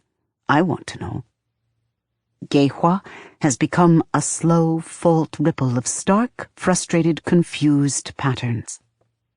Conductor, Galot. The other conductors are angry about it. And someone reported it to the higher-ups, and that's why they have sent Kalenli here. It took all of us together to hold the onyx and the moonstone. They are concerned about our stability. Annoyed, I return, perhaps they should have thought of that before. I do have something to do with the project, yes, interrupts Kalenli, though there has been no break or disruption of the verbal conversation. Words are very slow compared to Earth talk. I have some arcane awareness, you see, and similar abilities to yours. Then she adds, I'm here to teach you. She switches as easily as we do between the words of the conductors and our language, the language of the Earth. Her communicative presence is radiant heavy metal, searing crystallized magnetic lines of meteoric iron, and more complex layers underneath this, all so sharp-edged and powerful, that Gehwa and I both inhale in wonder. But what is she saying? Teach us? We don't need to be taught. We were decanted knowing nearly everything we needed to know already. And the rest we learned in the first few weeks of life with our fellow tuners. If we hadn't, we would be in the briar patch now. I make sure to frown. How can you be a tuner like us? This is a lie, spoken for our observers, who see only the surface of things and think we do too. She is not white like us, not short or strange, but we have known her for one of ours since we felt the cataclysm of her presence.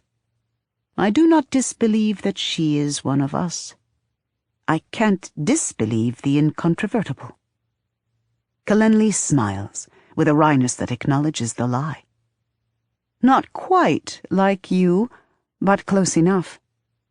You're the finished artwork, I'm the model. Threads of magic in the earth heat and reverberate, and add other meanings. Prototype. A control to our experiment, made earlier to see how we should be done. She has only one difference, instead of the many that we possess. She has our carefully designed Cesapine. Is it enough to help us accomplish the task? The certainty in her earth presence says yes. She continues in words. I'm not the first that was made, just the first to survive. We all push a hand at the air to ward off evil death. But I allow myself to look like I don't understand, as I wonder if we dare trust her. I saw how the conductor relaxed around her. Phelan is one of the nice ones, but even she never forgets what we are. She forgot with Kalenli, though. Perhaps all humans think she is one of them, until someone tells them otherwise. What is that like? Being treated as human when one is not. And then there's the fact that they've left her alone with us. We they treat like weapons that might misfire at any moment. But they trust her. How many fragments have you attuned to yourself, I ask aloud, as if this is a thing that matters. It is also a challenge. Only one, Kalenli says, but still she is smiling. The onyx. Oh, that does matter. Gehwa and I exchange a look of wonder and concern before facing her again. And the reason I'm here, Kalenli continues, abruptly insistent upon delivering this important information with mere words, which somehow perversely serves to emphasize them, is because the order has been issued. The fragments are at optimum storage capacity and are ready for the generative cycle. Core point and zero site go live in 28 days. We're finally starting up the plutonic engine. In tens of thousands of years, after people have repeatedly forgotten what engines are and know the fragments as nothing but obelisks, there will be a different name for the thing that rules our lives now.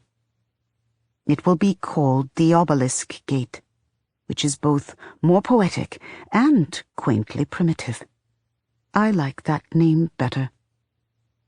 In the present, while Gehwa and I stand there staring, Kalenli drops one last shocker into the vibrations between our cells.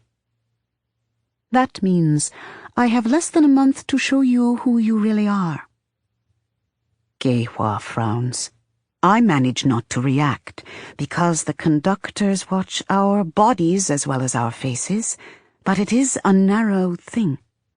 I'm very confused and not a little unnerved.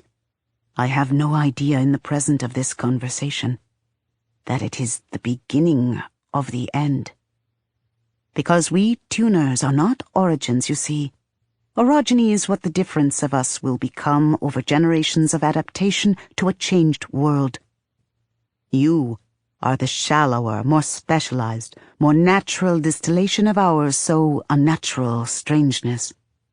Only a few of you like alabaster will ever come close to the power and versatility we hold.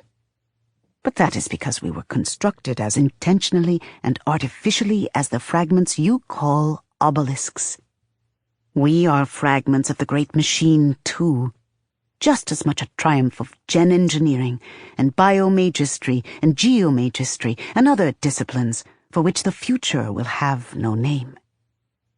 By our existence, we glorify the world that made us, like any statue or scepter or other precious object. We do not resent this, for our opinions and experiences have been carefully constructed too. We do not understand that what Kalenli has come to give us is a sense of peoplehood. We do not understand why we have been forbidden this self-concept before now, but we will. And then we will understand that people cannot be possessions.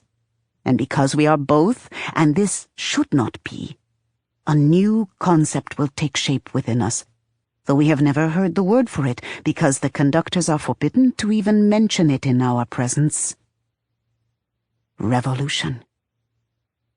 Well, we don't have much use for words, anyway. But that's what this is. The beginning. You, Essun, will see the end. 3. You, imbalanced. It takes a few days for you to recover enough to walk on your own. As soon as you can, Yika reappropriates your stretcher bearers to perform other tasks, which leaves you to hobble along, weak and made clumsy by the loss of your arm. The first few days you lag well behind the bulk of the group, catching up to camp with them only hours after they've settled for the night. There isn't much left of the communal food by the time you go to take your share. Good thing you don't feel hunger anymore. There aren't many spaces left to lay out your bedroll either, though they did at least give you a basic pack and supplies to make up for your lost runny sack. What spaces there are aren't good, located near the edges of the camp or off the road altogether, where the danger of attack by wildlife or calmness is greater. You sleep there anyway, because you're exhausted. You suppose that if there's any real danger, Hoa will carry you off again. He seems able to transport you for short distances through the earth with no trouble. Still, Yika's anger is a hard thing to bear, in more ways than one. Tonki and Hoa lag behind with you. It's almost like the old days, except that now Hoa appears as you walk, gets left behind as you keep walking, then appears again, somewhere ahead of you. Most times he adopts a neutral posture, but occasionally he's doing something ridiculous, like the time you find him in a running pose. Apparently, stone eaters get bored too. Hjarka stays with Tonki, so that's 4 of you. Well, 5. Lerna lingers to walk with you too, angry at what he perceives as the mistreatment of one of his patients. He didn't think a recently comatose woman should be made to walk at all, let alone left to fall behind. You try to tell him not to stick with you, not to draw Kastrima's wrath upon himself. But he snorts and says that if Kastrima really wants to antagonize the only person in the calm who's formally trained to do surgery, they don't deserve to keep him. Which is, well, it's a very good point. You shut up. You're managing better than Lerna expected, at least. That's mostly because it wasn't really a coma, and also because you hadn't lost all of your road conditioning during the 7 or 8 months that you lived in Kastrima. The old habits come back easily, really, finding a steady, if slow, pace that nevertheless eats up the miles, wearing your pack low so that the bulk of its weight braces against your butt rather than pulling on your shoulders, keeping your head down as you walk so that the falling ash doesn't cover your goggles. The loss of the arm is more a nuisance than a real hardship, at least with so many willing helpers around. Aside from throwing off your balance and plaguing you with phantom itches or aches from fingers or an elbow that doesn't exist, the hardest part is getting dressed in the morning. It's surprising how quickly you master squatting to piss or defecate without falling over. But maybe you're just more motivated after days in a diaper. So you're holding your own, just slowly at first, and you're getting faster as the days go by. But here's the problem with all of this. You're going the wrong way.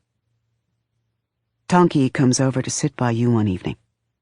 "You can't leave until we're a lot further west," she says without preamble. "Almost to the Mertz, I'm thinking. If you want to make it that far, you're going to have to patch things up with Yika." You glare at her, though for Tonki this is discreet. She's waited till Hjorka is snoring in her bedroll and Lerna's gone off to use the camp latrine. Hoa is still nearby, standing unsubtle guard over your small group within the calm encampment, the curves of his black marble face underlit by your fire. Tonki knows he's loyal to you, though to the degree that loyalty means anything to him. "Yika hates me," you finally say, after glaring fails to produce anything like chagrin or regret in Tonki. She rolls her eyes. "Trust me, I know hate. What Yika's got is scared. And a good bit of mad. But some of that you deserve. You put her people in danger." "I saved her people from danger." Across the encampment, as if to illustrate your point, you notice someone moving about clunkily. It's one of the Renanis soldiers, a few of whom were captured alive after the last battle. They've put a pronger on her, a hinged wooden collar round her neck, with holes in the planks holding her arms up and apart, linked by 2 chains to manacles on her ankles. Primitive but effective. Lerna's been tending the prisoner's chafing sores, and you understand they're allowed to put the prongers aside at night. It's better treatment than Kastreman's would have gotten from Renanis if the situations were reversed, but still, it makes everything awkward. It's not like the Rennies can leave, after all. Even without the prongers, if any one of them escapes now, with no supplies, and lacking the protection of a large group, they'll be meat within days. The prongers are just insult on top of injury, and a disquieting reminder to all that things could be worse. You look away. Tonki sees you looking. "Yeah, you saved Kastrima from one danger, and then delivered them into something just as bad. Yika only wanted the first half of that." "I couldn't have avoided the second half. Should I have just let the Stone Eaters kill all the Ragas, kill her? If they'd succeeded, none of the Geode's mechanisms would have worked anyway." "She knows that. That's why I said it wasn't hate, but—" Tonki sighs, as if you're being especially stupid. "Look, Kastrima is an experiment. Not the Geode, the people. She's always known it was precarious, trying to make a calm out of strays and Ragas, but it was working. She made the old-timers understand that we needed the newcomers. Got everybody to think of Ragas as people. Got them to agree to live underground in a dead civ ruin that could have killed us all at any moment. Even kept them from turning on each other when that gray Stone Eater gave them a reason. I stopped that," you mutter, but you're listening. "You helped," Tonki concedes. "But if it had just been you know full well it wouldn't have worked. Kastrima works because of Yika. Because they know she'll die to keep this calm going. Help Kastrima, and Yika will be on your side again." It will be weeks, maybe even months before you reach the now vacant equatorial city of Renanis. "I know where Nasun is now," you say, seething. "By the time Kastrima gets to Renanis, she might be somewhere else." Tonki sighs.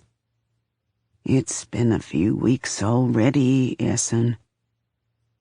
and Nasun was probably somewhere else before you even woke up. You're shaking. It's not rational and you know it, but you blurt, "But if I go now, maybe I can catch up. Maybe Hoa can tune in on her again. Maybe I can—" Then you falter silent, because you hear the shaky, high-pitched note of your own voice, and your mother instincts kick back in, rusty, but unblunted to chide you. Stop whining. Which you are.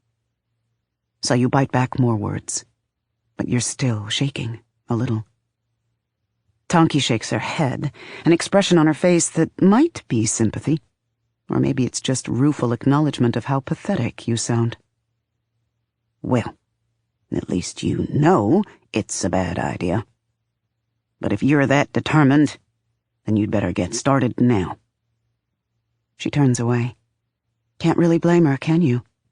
Venture into the almost certainly deadly unknown with a woman who's destroyed multiple communities, or stay with a calm that at least theoretically will soon have a home again? That's barely even a question.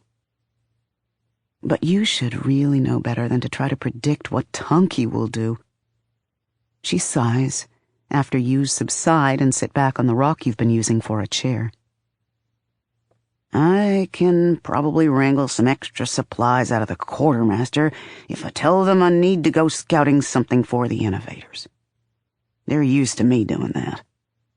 But I'm not sure I can convince them to give me enough for two. It's a surprise to realize how grateful you are for her. Loyalty isn't the word for it. Attachment? Maybe. Maybe it's just that you've been her research subject for all this time already.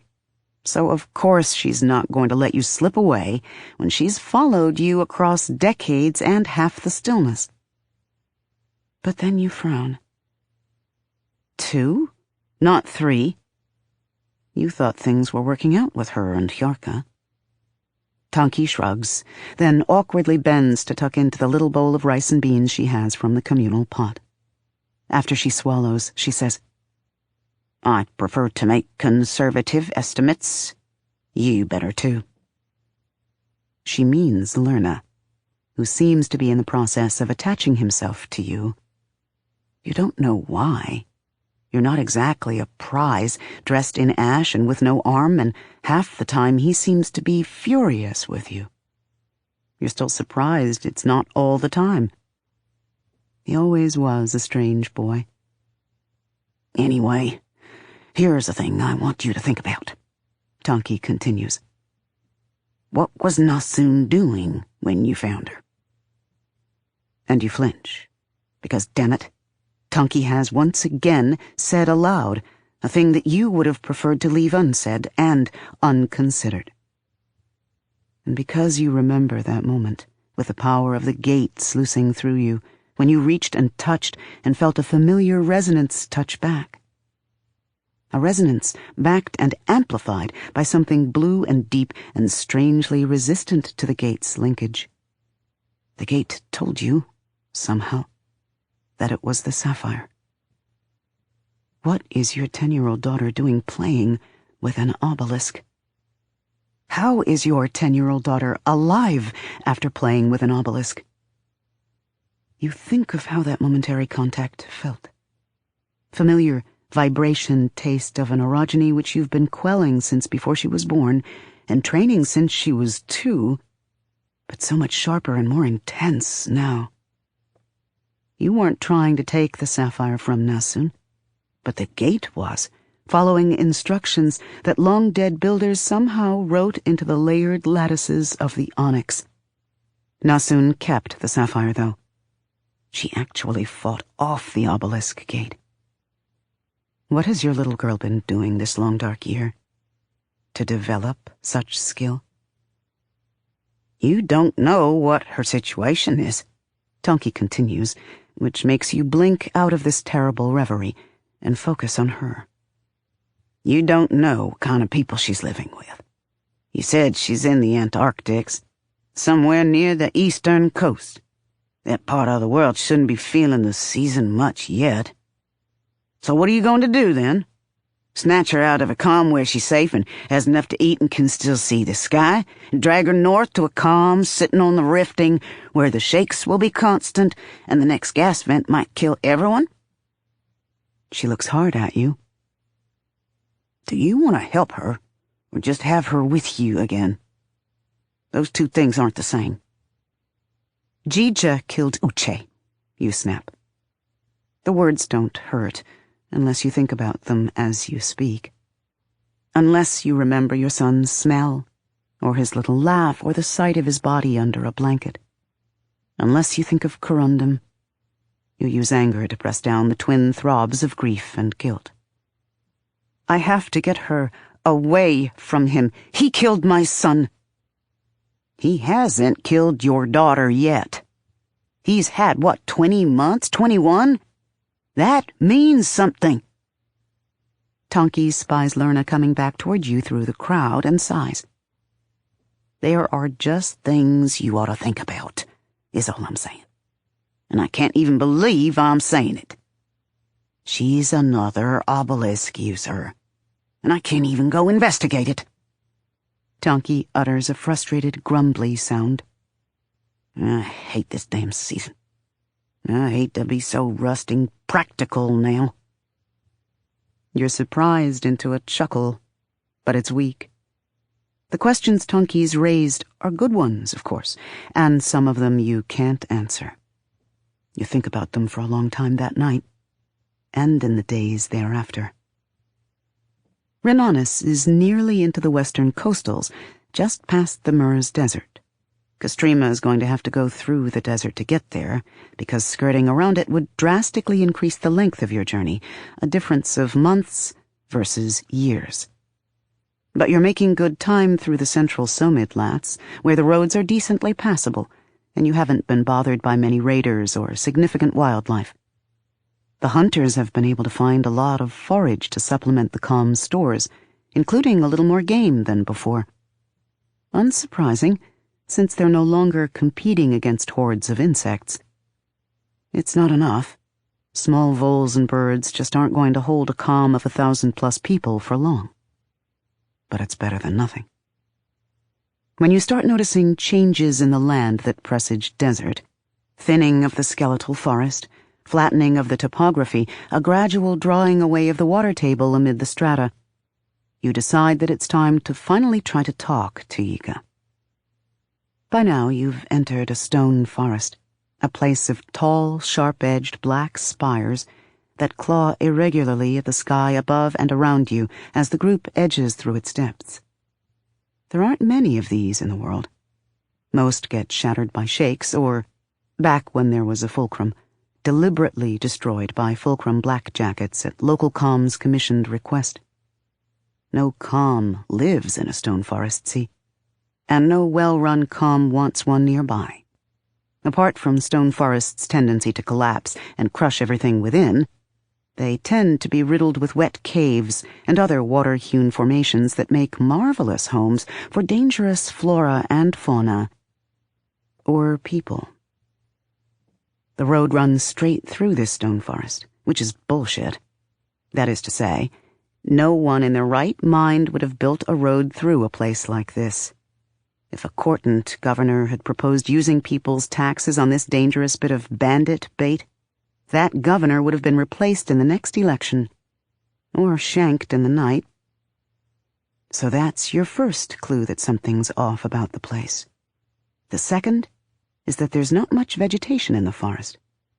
Not much anywhere this far into the season, but also no sign that there was ever any vegetation here in the first place. That means this stone forest is recent. So recent that there's been no time for wind or rain to erode the stone and permit plant growth. So recent that it didn't exist before the season. Clue number 3 is what your own Cesapine tell you. Most stone forests are limestone, made by water erosion over hundreds of millions of years. This one is obsidian, volcanic glass. Its jagged spikes aren't straight up and down, but more inwardly curved. There are even a few unbroken arcs stretching over the road, impossible to see up close, but you can sense the overall pattern. The whole forest is a blossom of lava, solidified mid-blast. Not a line of the road has been knocked out of place by the tectonic explosion around it. Beautiful work, really. Yika's in the middle of an argument with another comm member when you find her. She's called for a halt about 100 feet away from the forest, and people are milling about, looking confused about whether this is just a rest stop, or whether they should be making camp, since it's relatively late in the day. The comm member is one you finally recognize as Esni Strungback Kastrima, the Usecast's spokesperson. She throws you an uneasy glance as you come to a halt beside them, but then you take off your goggles and mask, and her expression softens. She didn't recognize you before, because you've stuffed rags into the sleeve of your missing arm to keep warm. Her reaction is a welcome reminder that not everybody in Kastrima is angry with you. Esni is alive, because the worst part of the attack, Renana's soldiers trying to carve a bloody path through the Strongbacks holding scenic overlook, ended when you locked the enemy Stone Eaters into crystals. Yika, though, doesn't turn, although she should easily be able to sense your presence. She says, you think, to Esni, though it works for you as well, "I really don't want to hear any more arguments right now." "That's good," you say, "because I understand exactly why you've stopped here, and I think it's a good idea." It's a bit louder than it needs to be. You eyeball Esni, so she'll know you mean to have it out with Yika right now, and maybe Esni doesn't want to be here for that.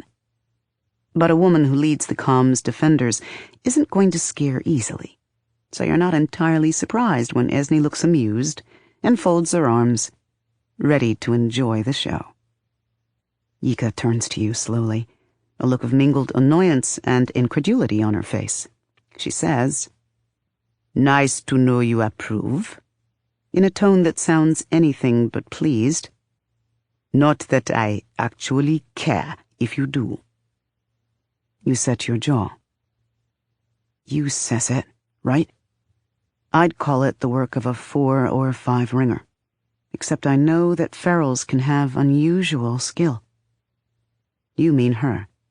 It's an olive branch, or maybe just flattery. She doesn't fall for it. "We're going as far as we can before nightfall, and setting up camp in there." She nods toward the forest. "It's too big to get through in a day. Maybe we could go around, but there's something—" Her eyes unfocus, and then she frowns and turns away, grimacing at having revealed a weakness to you. She's sensitive enough to sense the something, but not to know exactly what she's sensing. You're the one who spent years learning to read underground rocks with orogeny, so you fill in the detail. There's a leaf-covered spike trap in that direction, you say, nodding toward the long-dead grass edging the stone forest on one side. Beyond it is an area of snares. I can't tell how many, but I can sense a lot of kinetic tension from wire or rope. If we go around the other way, though, there are partially sheared-off stone columns and boulders positioned at points along the edge of the stone forest. Easy to start a rock slide. And I can sense holes positioned at strategic points along the outer columns. A crossbow, or even an ordinary bow and arrow, could do a lot of damage from there. Yika sighs. Yeah. So through really is the best way. She eyes Esni, who must have been arguing for a round. Esni sighs too, and then shrugs, conceding the argument. You face Yika. Whoever made this forest, if they're still alive, has the skill to precision ice half the calm in seconds, with little warning. If you're determined to go through, we're going to have to set up a watch-chore rotation, the Origins with better control, I mean when I say we. You need to keep us all awake tonight. She narrows her eyes. Why? Because if any of us are asleep when the attack comes, You're pretty sure there'll be an attack. We'll react instinctively. Ika grimaces. She's not the average feral, but she's feral enough to know what will likely happen if something causes her to react origenically in her sleep. Whoever the attacker doesn't kill, she very well might, completely by accident. Shit. She looks away for a moment, and you wonder if she doesn't believe you, but apparently she's just thinking. Fine. We'll split watches then. Put the Rogas not on watch to work, or shelling those wild peas we found a few days back, or repairing the harnesses the strongbacks use for hauling, since we'll have to be carried on the wagons tomorrow when we are too sleepy and useless to walk on our own. Right. And you hesitate. Not yet. You can't admit your weakness to these women. Not yet. But not me. Yika's eyes narrow immediately. Esni throws you a skeptical look as if to say, "And you were doing so well." Quickly you add, "I don't know what I'm capable of now. After what I did back in Kostrima Under, I'm different." It's not even a lie. Without really thinking about it, you reach for your missing arm, your hand fumbling against the sleeve of your jacket. No one can see the stump, but you're hyper-aware of it all of a sudden. Hoa didn't think much of the way antimony left visible tooth marks on alabaster's stumps, it turns out. Yours is smooth, rounded, nearly polished. Rusting perfectionist. Hika's gaze follows that self-conscious touch of yours. She winces. Huh. Yeah, I guess you would be. Her jaw tenses. Seems like you can cess all right, though. Yes, I can help keep watch. I just shouldn't do anything. Ika shakes her head but says, "Fine. You'll take the last watch of the night, then." It's the least desirable watch, when it's coldest, now that the night temperatures have started to dip below freezing. Most people would rather be asleep in warm bedrolls. It's also the most dangerous time of the watch, when any attackers with sense will hit a large group like this in hopes of catching defenders sleepy and sluggish. You can't decide whether this is a sign of trust or a punishment. Experimentally, you say, "Can I have a weapon, at least?" You haven't carried anything since a few months after you left Torimo, when you traded away your knife for dried rose hips to stave off scurvy. No. For rust's sake. You start to fold your arms. Remember you can't when your empty sleeve twitches, and grimace instead. Ika and Esni grimace too. What am I supposed to do then? Yell really loud? Are you seriously going to put the calm at risk because of your grudge against me? Ika rolls her eyes. For rust's sake! It's so much an echo of your own thought that you frown. Unbelievable! You think I'm pissed about the geode, don't you? You can't help looking at Esni. She stares at Ika as if to say, "What, you aren't?" It's eloquent enough for both of you. Ika glares, then scrubs at her face and lets out a mortal sigh. Esni, go. Shit, go do something strongbackish. Essie, here. Come here. Rusting, walk with me. She beckons, sharply in frustration. You're too confused to be offended. She turns to go, and you follow. Esni shrugs and walks away. The two of you move through the camp in silence for a few moments. Everyone seems keenly aware of the danger that the stone forest presents, so this has become one of the busier rest stops you've seen. Some of the strongbacks are transferring items between the wagons so as to put essentials onto those with sturdier wheels, which will be less heavily loaded. Easier to grab and run under pressure. The hunters are whittling sharpened poles from some of the dead saplings and branches near the camp. These will be positioned around the perimeter when the calm finally sets up camp so as to funnel attackers into kill zones. The rest of the strongbacks are catching naps while they can, knowing they'll either be patrolling or made to sleep on the outer edges of camp when night falls. Use strongbacks to guard them all, says stone lore. Strongbacks who don't like being human shields can either find a way to distinguish themselves and join another caste, or go join another calm.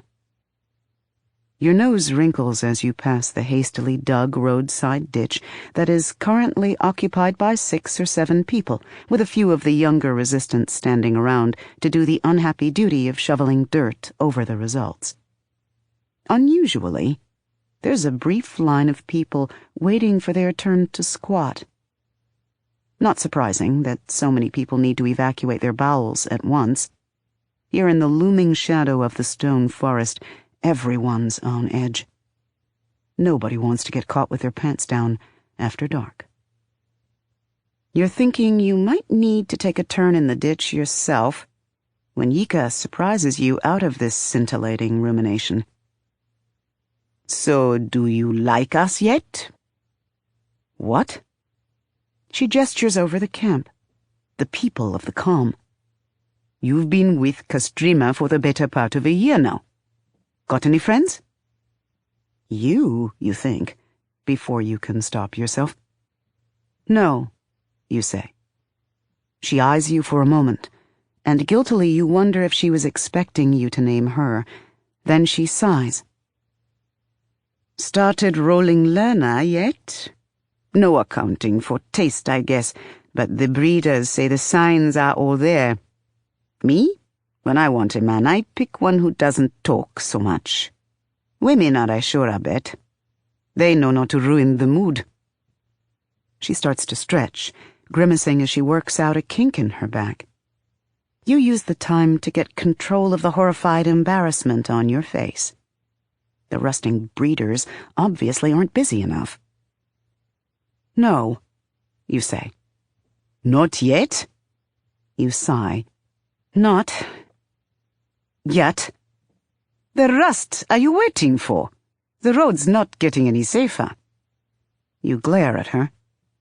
I thought you didn't care. I don't, but giving you shit about it is helping me make a point. Yika's leading you toward the wagons, or so you think at first. Then you move past the wagons and stiffen in surprise. Here, seated and eating, are the 7 Renanese prisoners. Even sitting, they're different from the people of Kastrima.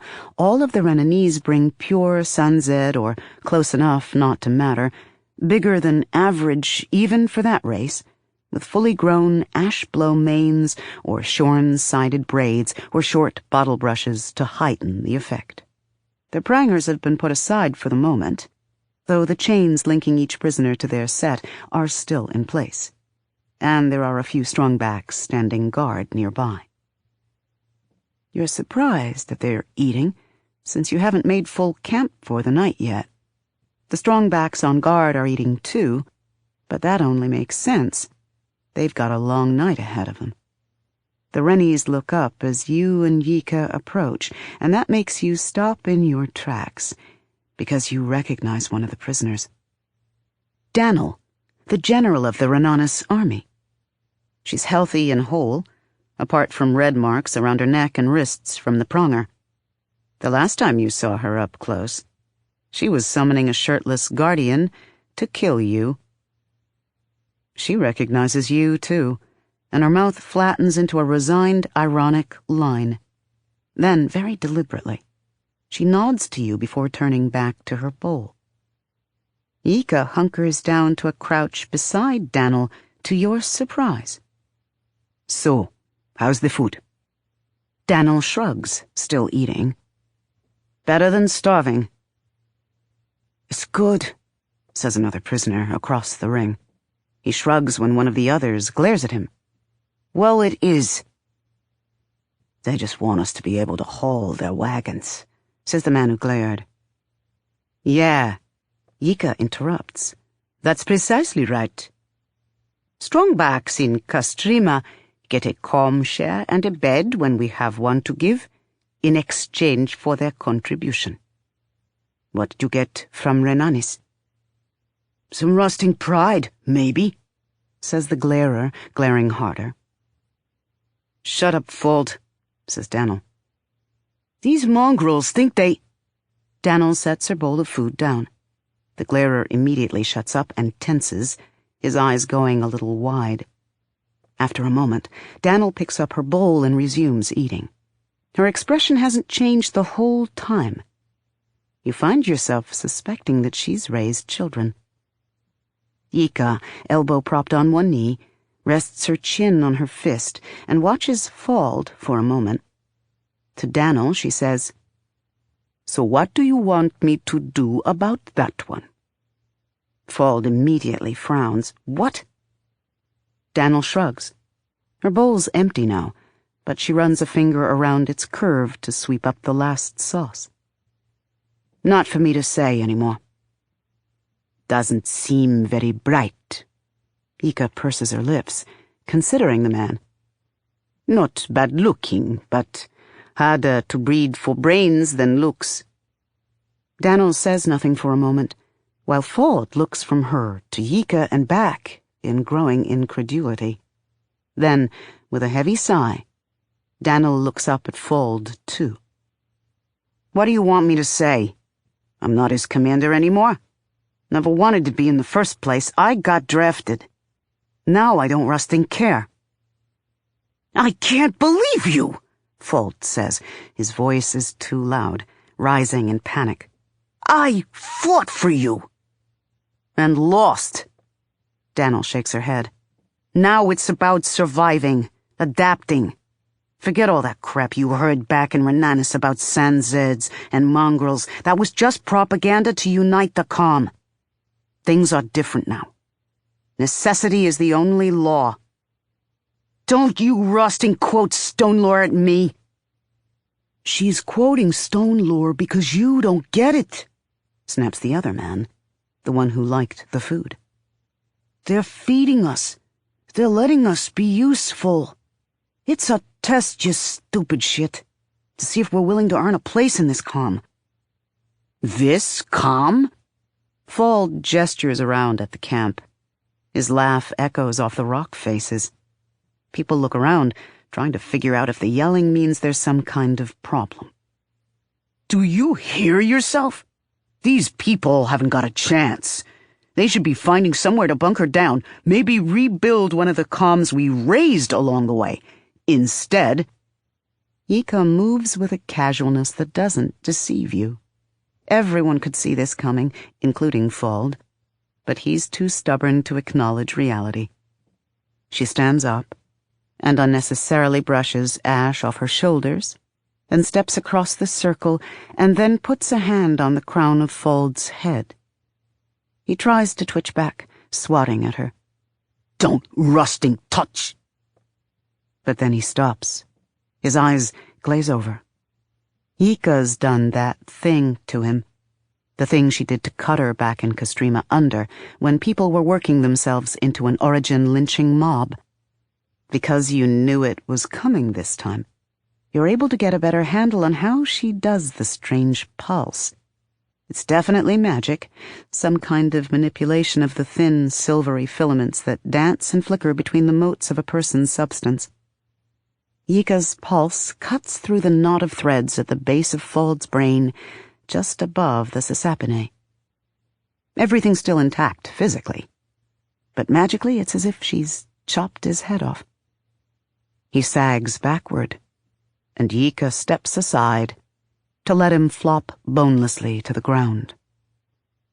One of the other Renanis women gasps and scoots back, her chains jangling. The guards glance at each other, uncomfortably, but they're not surprised.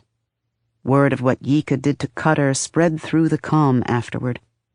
A Renanese man who hasn't spoken before utters a swift oath in one of the coaster Creole languages. It's not Eterpic, so you don't understand it. But his fear is clear enough. Daniel only sighs. Ika sighs too, looking at the dead man. Then she eyes Daniel. I'm sorry. Daniel smiles thinly. We tried, and you said it yourself. He wasn't very bright. Ika nods. For some reason, she glances up at you for a moment. You have no idea what lesson you're supposed to take from this. Unlock the manacles, she says. You're confused for an instant before you realize it's an order for the guards. One of them moves over to speak to the other, and they start sorting through a ring of keys. Then Ika looks disgusted with herself as she says heavily, Who's on quartermaster duty today? Memzid, tell him and some of the other resistance to come handle this. She jerks her head toward Fold. Everyone goes still. No one protests, though. The hunters have been finding more game and forage, but Castrima has a lot of people who need more protein than they've been getting, and the desert is coming. It was always going to come to this. After a moment of silence, though, you step over to Ika. You sure about this? You ask softly. One of the guards comes over to unlock Daniel's ankle chains. Daniel, who tried to kill every living member of Castrima. Daniel, who tried to kill you. Why wouldn't I be? Ika shrugs. Her voice is loud enough that the prisoners can hear her. We've been short on strongbacks since Renanis attacked. Now we've got 6 replacements. Replacements who'll stab us, or maybe just you, in the back first chance. If I don't see them coming and kill them first, yeah. But that would be pretty stupid of them, and I killed the stupidest one for a reason. You get the sense that Ika's not trying to scare the Renanis people. She's just stating facts. See, this is what I keep trying to tell you, Essie. The world isn't friends and enemies. It's people who might help you, and people who'll get in your way. Kill this lot, and what do you get? Safety? Lots of ways to be safe. Yeah, there's now a bigger chance I'll get shanked in the night. More safety for the calm, though. And the stronger the calm is, the better the chance we'll all get to Renanis alive. She shrugs, then glances around at the stone forest. Whoever built this is one of us, with real skill. We are going to need that. What? Now you want to adopt? You shake your head, incredulous. Violent bandit ferals? But then you stop. Because once upon a time, you loved a violent pirate feral. Ika watches while you remember Inun and mourn him anew. Then, with remarkable gentleness, she says, I play a longer game than just making it to the next day, Essie. Maybe you ought to try it for a change. You look away, feeling oddly defensive. The luxury of thinking beyond the next day isn't something you've ever had much of a chance to try. I'm not a head woman. I'm just a raga.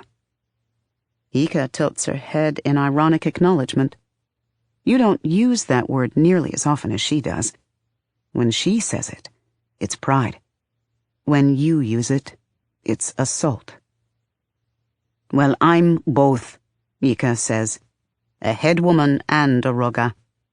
I choose to be both, and more. She steps past you and throws her next words at you over her shoulder as if they're meaningless.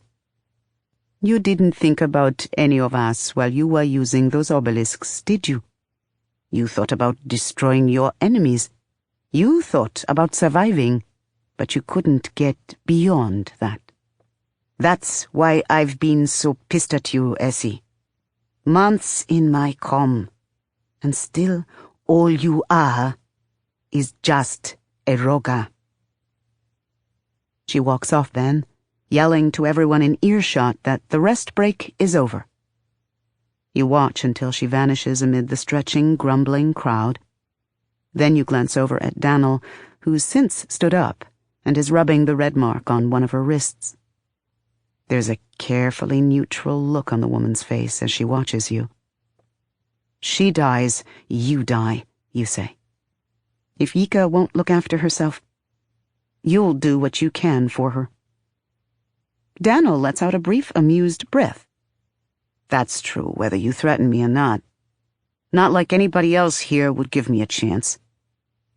She throws you a skeptical look, all her sensed pride completely intact, despite the change in circumstances.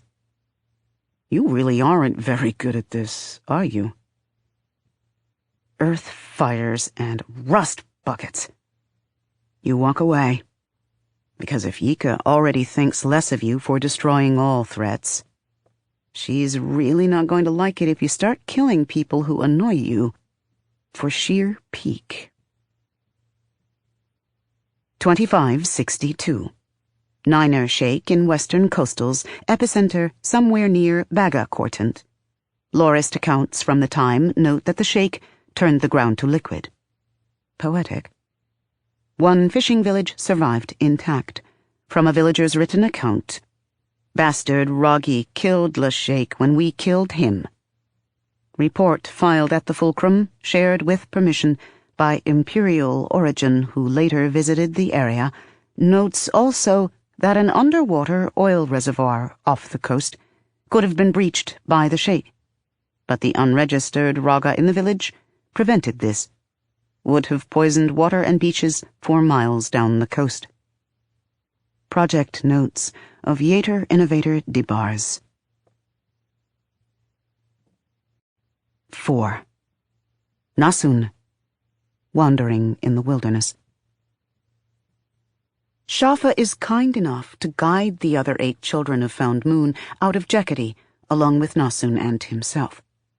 He tells the head woman that they're all going on a training trip some miles away, so that the calm won't be disturbed by additional seismics. Since Nasun has just returned the sapphire to the sky, loudly, thanks to the thunderclap of displaced air. Dramatically, because suddenly there it was overhead, huge and deep blue and too close. The head woman just about falls over herself to provide the children with runny sacks containing travel food and supplies so that they can hurry on their way. These aren't the kinds of top-notch supplies one needs for a long journey. No compasses, only moderately good boots, the kind of rations that won't last more than a couple of weeks before going bad. Still, it's much better than leaving empty-handed.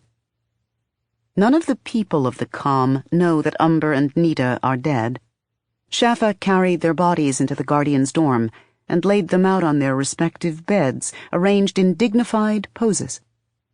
This worked better for Nita, who looked more or less intact but for the nape of her neck, than Umber, whose head was a ruin. Shafa then threw dirt over the bloodstains. Jeketi will figure it out eventually, but by that time, Found Moon's children will be out of reach, if not safe. Jija, Shafa left piled where Nasun felled him. The corpse is nothing but a pile of pretty rocks, really, until one looks closely at some of the pieces. The children are subdued as they leave the calm that has sheltered them, in some cases for years. They leave via the Raga steps, as they have come to be informally and rudely called, the series of basalt columns on the calm's north side that only origins can traverse. Wude's orogeny is steadier than Nasun has ever assessed it when he takes them down to ground level by pushing one of the pieces of columnar basalt back into the ancient volcano. Still, she can see the look of despair on his face, and it makes her ache inside. They walk westward as a group, but before they've gone a mile, 1 or 2 of the children are quietly weeping. Nasun, whose eyes have remained dry even through stray thoughts like, "I killed my father," and "Daddy, I miss you," grieves with them. It's cruel that they must suffer this, being ashed out during a season because of what she has done. Because of what Jija tried to do, she tries to tell herself, but she does not believe this. Yet it would be crueler still to leave them in Jeketi, where the calm folk will eventually realize what has happened and turn on the children. Owagan and Yinigan, the twins, are the only ones who look at Nasun with anything resembling understanding. They were the first to come outside after Nasun snatched the sapphire out of the sky, while the others mostly saw Shafa fight Umber and Steel kill Nida. Those two saw what Jija tried to do to Nasun. Everyone, though, remembers that she killed Eights. Some have since forgiven her for that, as Shafa predicted, especially shy, scarred Peak, who privately spoke to Nasun of what she did to the grandmother who stabbed her in the face so long ago. Origin children learn early what it means to regret. That doesn't mean they don't still fear Nasun, though, and fear lends a clarity that cuts right through childish rationalizations. They are not killers at heart, after all, and Nasun is. She does not want to be any more than you do. Now the group stands at a literal crossroads, where a local trail running northeast to southeast meets the more westerly Jeketi-Tevemis Imperial Road. Shafa says the Imperial Road will eventually lead to a high road, which is something Nasun has heard of, but never seen in all her travels. The crossroads, however, is the place where Shafa has chosen to inform the other children that they can follow him no longer. Shirk is the only one who protests this. "We won't eat much," she says to Shafa, a little desperately. You don't have to feed us. You could just let us follow you. We'll find our own food. I know how." "Nasun and I will likely be pursued," Shafa says. His voice is unfailingly gentle. Nasun knows that this delivery actually makes the words worse. His gentleness makes it easy to see that Shafa truly cares. Farewells are easier when they are cruel. "We will also be making a long journey that's very dangerous. You're safer on your own." "Safer? Calmless?" Bude says, and laughs. It's the most bitter sound Nasun has ever heard him utter. Shirk has started to cry. The tears leave streaks of startling cleanliness in the ash that's beginning to gray her face. "I don't understand. You took care of us. You like us, Shafa, more than even Nida and Umber did. Why would you, if you were just going to stop it?" says Lasher. She's gotten taller in the past year, like a good, well-bred Sanzid girl. While most of her "my grandfather was an equatorial" arrogance has faded with time, she still defaults to hauteur when she's upset about something.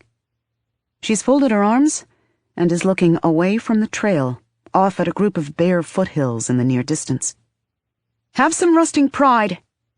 We've been ashed, but we're still alive, and that's what matters. We can take shelter in those hills for the night." Shirk glares at her. "There isn't any shelter.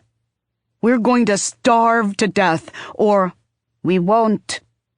Deshati, who's been looking at the ground while she scuffs the still thin ash with one foot, looks up suddenly.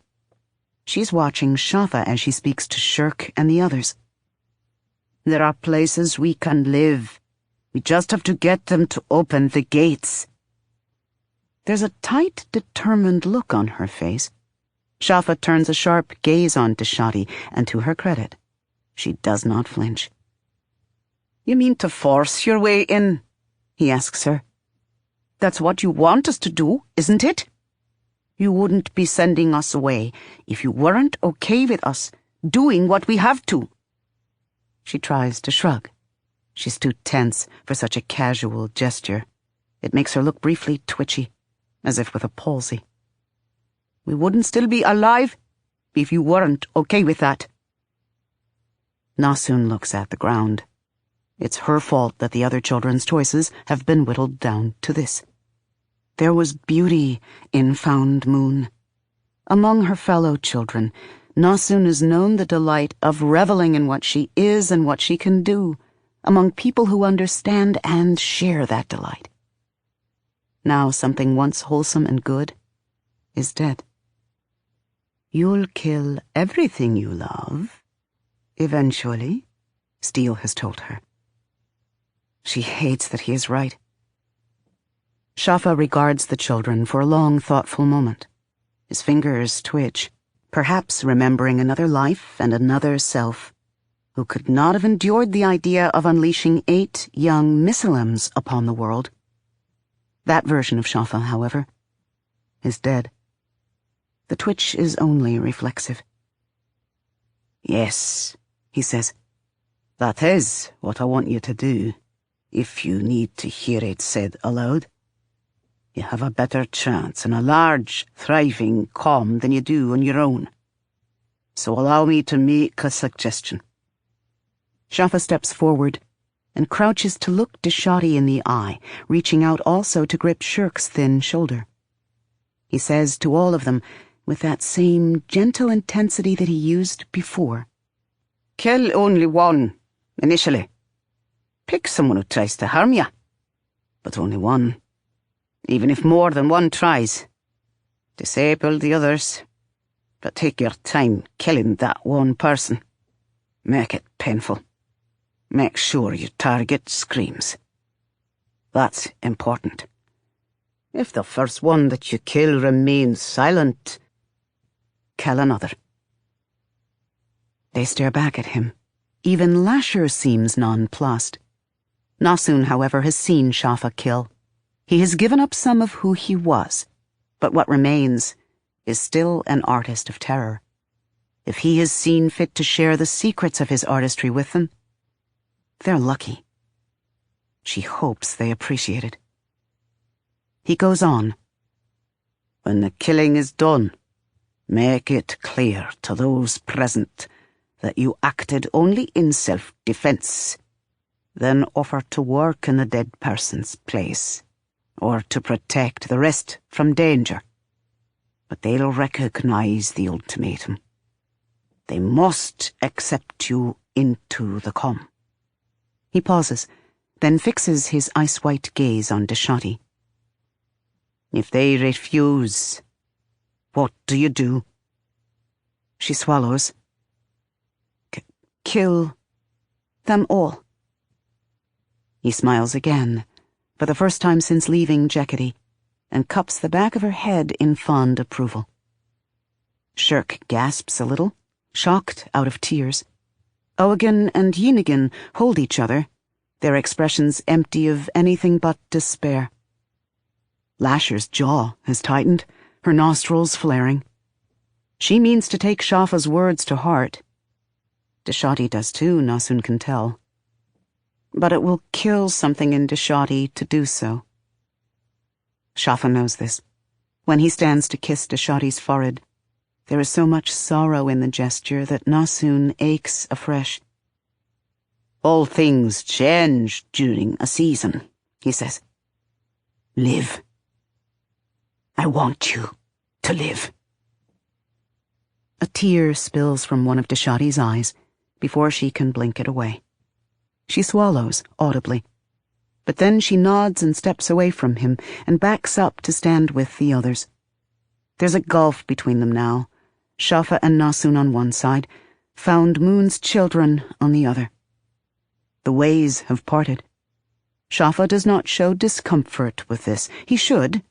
Nasun notices that the silver is alive and throbbing within him, protesting his choice to allow these children to go free. He does not show the pain, though. When he's doing what he feels is right, pain only strengthens him.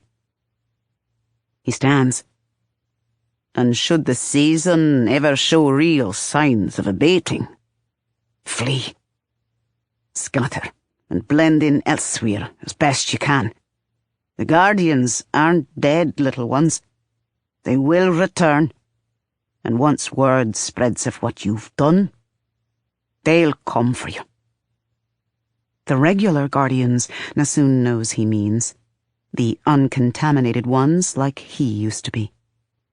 Those guardians have been missing since the start of the season, or at least Nasun hasn't heard of any joining comms or being seen on the road. Return suggests they've all gone somewhere specific. Where? Somewhere that Shafa and the other contaminated ones did not, or could not, go. But what matters is that this guardian, however contaminated, is helping them. Nasun feels a sudden urge of irrational hope. Surely Shafa's advice will keep them safe, somehow. So she swallows and adds, "All of you are really good at orogeny. Maybe the calm you pick, maybe they'll..." She trails off, unsure of what she wants to say. Maybe they'll like you, is what she's thinking. But that just seems foolish. Or maybe you can be useful, but that's not how it used to work. Comms used to hire fulcrum origins only for brief periods, or so Shafa has told her, to do needed work and then leave. Even comms near hotspots and fault lines hadn't wanted origins around permanently, no matter how much they'd needed them. Before Nasun can think of a way to grope out the words, however, Wude glares at her. "Shut up." Nasun blinks. What? Peak hisses at Wude, trying to shush him, but he ignores her. "Shut up. I rusting hate you. Nida used to sing to me." Then, without warning, he bursts into sobs. Peak looks confused, but some of the others surround him, murmuring and patting comfort into him. Lasher watches this, then throws a last reproachful look at Nasun before saying to Shafa, "We'll be on our way then. Thank you, Guardian, for what it's worth." She turns and begins herding them away. Deshati walks with her head down, not looking back. Yinigan lingers for a moment between the groups, then glances at Nasun and whispers, "Sorry." Then she too leaves, hurrying to catch up with the others. As soon as the children are completely out of sight, Shafa puts a hand on Nasun's shoulder to steer her away, westward, along the Imperial Road. After several miles of silence, she says, "Do you still think it would have been better to kill them?" "Yes." He glances at her. "And you know that as well as I do." Nasun sets her jaw. "I know. All the more reason to stop this. Stop everything." "You have a destination in mind," Shafa says. It's not a question. "Yes, Shafa, I have to go to the other side of the world." This feels rather like saying, "I need to go to a star." But since that's not too far off from what she actually needs to do, she decides not to feel self-conscious about this smaller absurdity. To her surprise, however, he tilts his head instead of laughing. "To Core Point." "What?" "A city on the other side of the world. There." She swallows, bites her lip. "I don't know. I just know that what I need is..." She doesn't have the words for it, and instead makes a pantomime with her cupped hands and waggling fingers, sending imaginary wavelets to clash and mesh with each other. "The obelisks. Pull on that place. It's what they're made to do. If I go there, I think I might be able to, pull back? I can't do it anywhere else because..." She can't explain it. Lines of force, lines of sight, mathematical configurations. All of the knowledge that she needs is in her mind, but cannot be reproduced by her tongue. Some of this is a gift from the Sapphire, and some is application of theories her mother taught her, and some is simply from tying theory to observation and wrapping the whole thing in instinct. "I don't know which city over there is the right one. If I get closer and travel around a little, maybe I can..." "Core Point is the only thing on that side of the world, little one." It's What? Shafa stops abruptly, tugging off his pack. Nasun does the same, reading this as a signal that it's time for a rest stop. They're just on the leeward side of a hill, which is really just a spar of old lava from the great volcano that lies beneath Jeketi. There are natural terraces all around this area, weathered out of the obsidian by wind and rain, though the rock a few inches down is too hard for farming, or even much in the way of forestation. Some determined shallow-rooted trees wave over the empty ash-frosted terraces, but most are now being killed by the ashfall. Nasun and Shafa will be able to see potential threats coming from a good ways off. While Nasun pulls out some food they can share, Shafa draws something in a nearby patch of wind-blown ash with his finger. Nasun cranes her neck to see that he's made 2 circles on the ground. In one, he sketches a rough outline of the stillness that is familiar to Nasun from geography lessons back in creche. Except this time, he draws the stillness in 2 pieces, with a line of separation near the equator. The rifting, yes, which has become a boundary more impassable than even thousands of miles of ocean. The other circle, however, which Nasun now understands to be a representation of the world, he leaves blank, save for a single spot just above the equator and slightly to the east of the circle's middle longitude. He doesn't sketch an island or continent to put it on. Just that lone dot. Once, there were more cities on the empty face of the world, Shafa explains. A few civilizations have built upon or under the sea over the millennia. None of those lasted long, though. All that remains is core point. It is literally a world away. How could we get there? If... He pauses. Nasun's belly clenches when the blurry look crosses his face.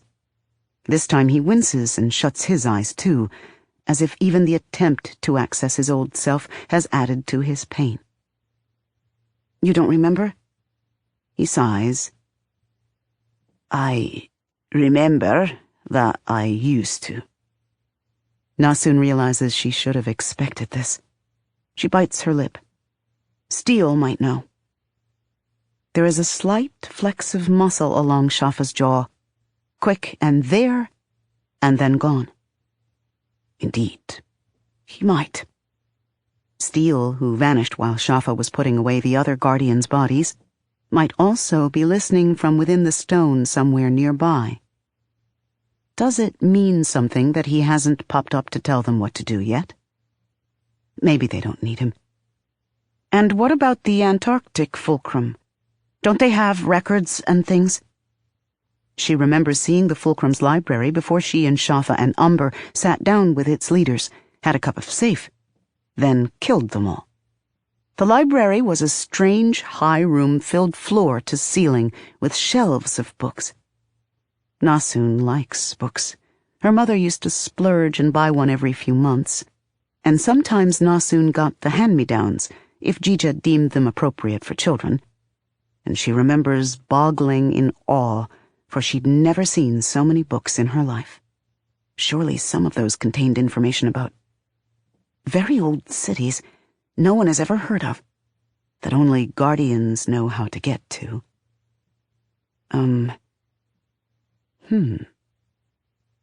Unlikely, Shafa says, confirming Nasun's misgivings. And by now, that fulcrum has probably been annexed by another comm, or perhaps even taken over by comless rabble. Its fields were full of edible crops, after all, and its houses were livable.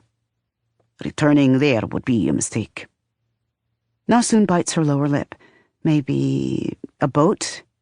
She doesn't know anything about boats. No, little one. A boat won't do for such a long journey.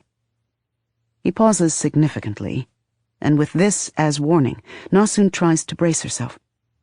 Here is where he will abandon her, she feels painfully, fearfully certain. Here is where he will want to know what she's up to, and then want no part of it. Why would he? Even she knows that what she wants is a terrible thing. "I take it, then," Shafa says, "that you mean to assume control of the obelisk gate." Nasun gasps. Shafa knows what the obelisk gate is? When Nasun herself only learned the term that morning from Steel? But then, the lore of the world, all its strange mechanisms and workings and eons of secrets, is mostly still intact within Shafa. It's only things connected to his old self that are permanently lost, which means that the route to Core Point is something that old Shafa needed to know, particularly. What does that mean? Yes. That's why I want to go to Core Point. His mouth quirks at her surprise. Finding an origin who could activate the gate was our original purpose, Nasun, in creating Found Moon. What? Why? Shafa glances up at the sky. The sun's beginning to set. They could get maybe another hour of walking in before it gets too dark to continue. What he's looking at is the sapphire, though, which hasn't noticeably moved from its position over Jackety. Rubbing absently at the back of his head, Shafa gazes at its faint outline through the thickening clouds and nods, as if to himself. "I and Nida and Umber," he says, "perhaps 10 years ago, we were all instructed to travel southward and to find one another. We were bidden to seek and train any origins who had the potential to connect to obelisks. This is not a thing Guardians normally do, understand, because there can be only one reason to encourage an origin along the obelisk path. But it's what the Earth wanted. Why? I don't know. During that time I was less questioning." His mouth curves in a brief, rueful smile. "Now, I have guesses." Nasun frowns. "What guesses?" "That the Earth has its own plans for human—" Abruptly, Shafa tenses all over, and he sways in his crouch. Quickly, Nasun grabs him so he won't fall over, and reflexively, he puts an arm around her shoulders. The arm's very tight, but she does not protest. That he needs the comfort of her presence is obvious. That the Earth is angrier than ever with him, perhaps because he's giving away its secrets, is as palpable as the raw flensing pulse of the silver along every nerve and between every cell of his body. "Don't talk," Nasun says, her throat tight. "Don't say anything else. If it's going to hurt you like this—" "It does not rule me." Shafa has to say this in quick blurts between pants. "It did not take the core of me.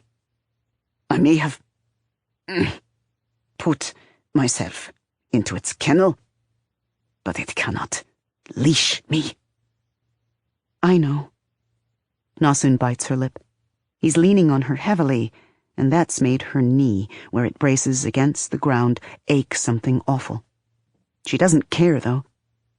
"But you don't have to say everything now. I'm figuring it out on my own." She has all the clues, she thinks. Nida once said of Nasun's ability to connect the obelisks, "This is a thing that we called for in the fulcrum." Nasun hadn't understood at the time, but after perceiving something of the obelisk gate's immensity, now she can guess why Father Earth wants her dead if she is no longer under Shafa's, and through him the Earth's, control. Nasun chews her lip. Will Shafa understand? She isn't sure she can take it if he decides to leave, or worse, if he turns on her. So she takes a deep breath. Steel says the moon is coming back. For an instant there is silence from Shafa's direction. It has the weight of surprise. The moon. It's real, she blurts. She has no idea if this is true, though, does she? There's only Steele's word to go on. She's not even sure what a moon is, beyond being Father Earth's long-lost child, like the tales say. And yet, somehow she knows that this much of what Steele says is true. She doesn't quite sense it, and there are no telltale threads of silver forming in the sky, but she believes it the way she believes that there is another side of the world, even though she's never seen it, and the way she knows how mountains form, and the way she's certain Father Earth is real and alive, and an enemy. Some truths are simply too great to deny. To her surprise, however, Shafa says, "Oh, I know the moon is real." Perhaps his pain has faded somewhat. Now his expression has hardened as he gazes at the hazy, intermittent disk of the sun, where it's managed to not quite pierce the clouds near the horizon. "That, I remember." "You really? Then you believe Steele?" "I believe you, little one, because origins know the pull of the moon when it draws near. Awareness of it is as natural to you as assessing shakes. But also, I have seen it." Then his gaze narrows sharply to focus on Nasun. "Why, then, did the Stone Eater tell you about the moon?" Nasun takes a deep breath and lets out a heavy sigh. "I really just wanted to live somewhere nice," she says.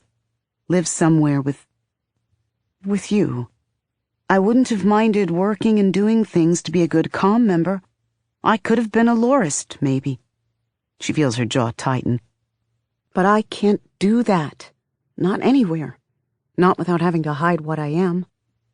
I like Orajani Shafa, when I don't have to hide it. I don't think having it, being a Raga." She has to stop and blush and shake off the urge to feel ashamed for saying such a bad word, but the bad word is the right word for now. "I don't think being one makes me bad or strange or evil." She cuts herself off again, yanks her thoughts out of that track, because it leads right back to, "But you have done such evil things." Unconsciously, Nasun bares her teeth and clenches her fists. "It isn't right, Shafa. It isn't right that people want me to be bad or strange or evil, that they make me be bad." She shakes her head, fumbling for words. "I just want to be ordinary, but I'm not, and everybody, a lot of people, all hate me because I'm not ordinary. You're the only person who doesn't hate me for being what I am. And that's not right." "No, it isn't." Shafa shifts to sit back against his pack, looking weary. "But you speak as if it's an easy thing to ask people to overcome their fears, little one." And he does not say it, but suddenly Nasun thinks, Jija couldn't. Nasun's gorge rises suddenly, sharply enough that she must clap a fist to her mouth for a moment and think hard of Ash and how cold her ears are. There's nothing in her stomach except the handful of dates she just ate, but the feeling is awful anyway. Shafa, uncharacteristically, does not move to comfort her. He only watches her, expression weary, but otherwise unreadable. "I know they can't do it." Yes, speaking helps. Her stomach doesn't settle, but she no longer feels on the brink of dry heaves. "I know the Stills, won't ever stop being afraid. If my father couldn't..." Queasiness. She jerks her thoughts away from the end of that sentence. "They'll just go on being scared forever. And we'll just go on living like this forever, and it isn't right. There should be a fix. It isn't right that there's no end to it." "But do you mean to impose a fix, little one?" Shafa asks. It's soft. He's guessed already, she realizes. He knows her so much better than she knows herself, and she loves him for it. or an end. She gets to her feet and starts pacing, tight little circles between his pack and hers. It helps the nausea and the jittery rising tension beneath her skin that she cannot name. I don't know how to fix it. But that is not the whole truth, and Shafa scents lies the way predators scent blood. His eyes narrow. If you did know how, would you fix it? And then, in a sudden blaze of memory that Nasun has not permitted herself to see or consider for more than a year, she remembers her last day in Terimo.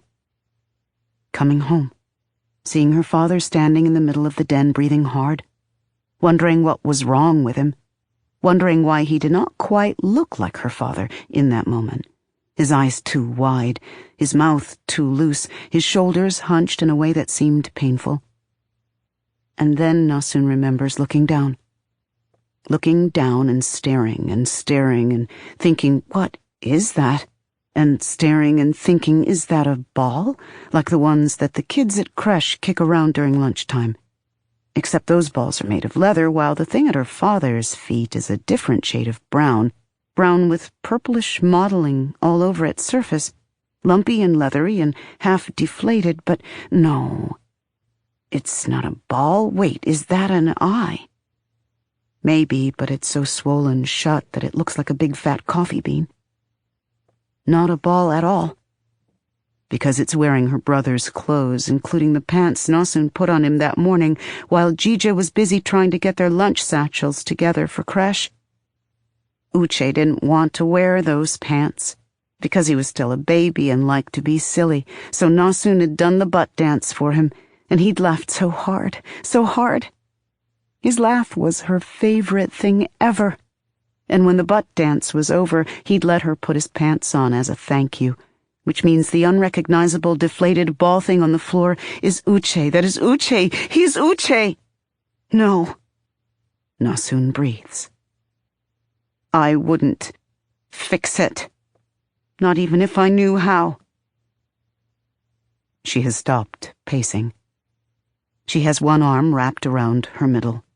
The other hand is a fist crammed against her mouth. She spits out words around it now. She chokes on them as they gush up her throat. She clutches her belly, which is full of such terrible things that she must let them out somehow or be torn apart from within. These things have distorted her voice, made it a shaky growl that randomly spikes into a higher pitch and a louder volume because it's everything she can do not to just start screaming. I wouldn't fix it, Shafa. I wouldn't. I'm sorry. I don't want to fix it. I want to kill everybody that hates me. Her middle is so heavy that she can't stand. Nasun drops into a crouch, then to her knees. She wants to vomit, but instead she spits words onto the ground between her splayed hands.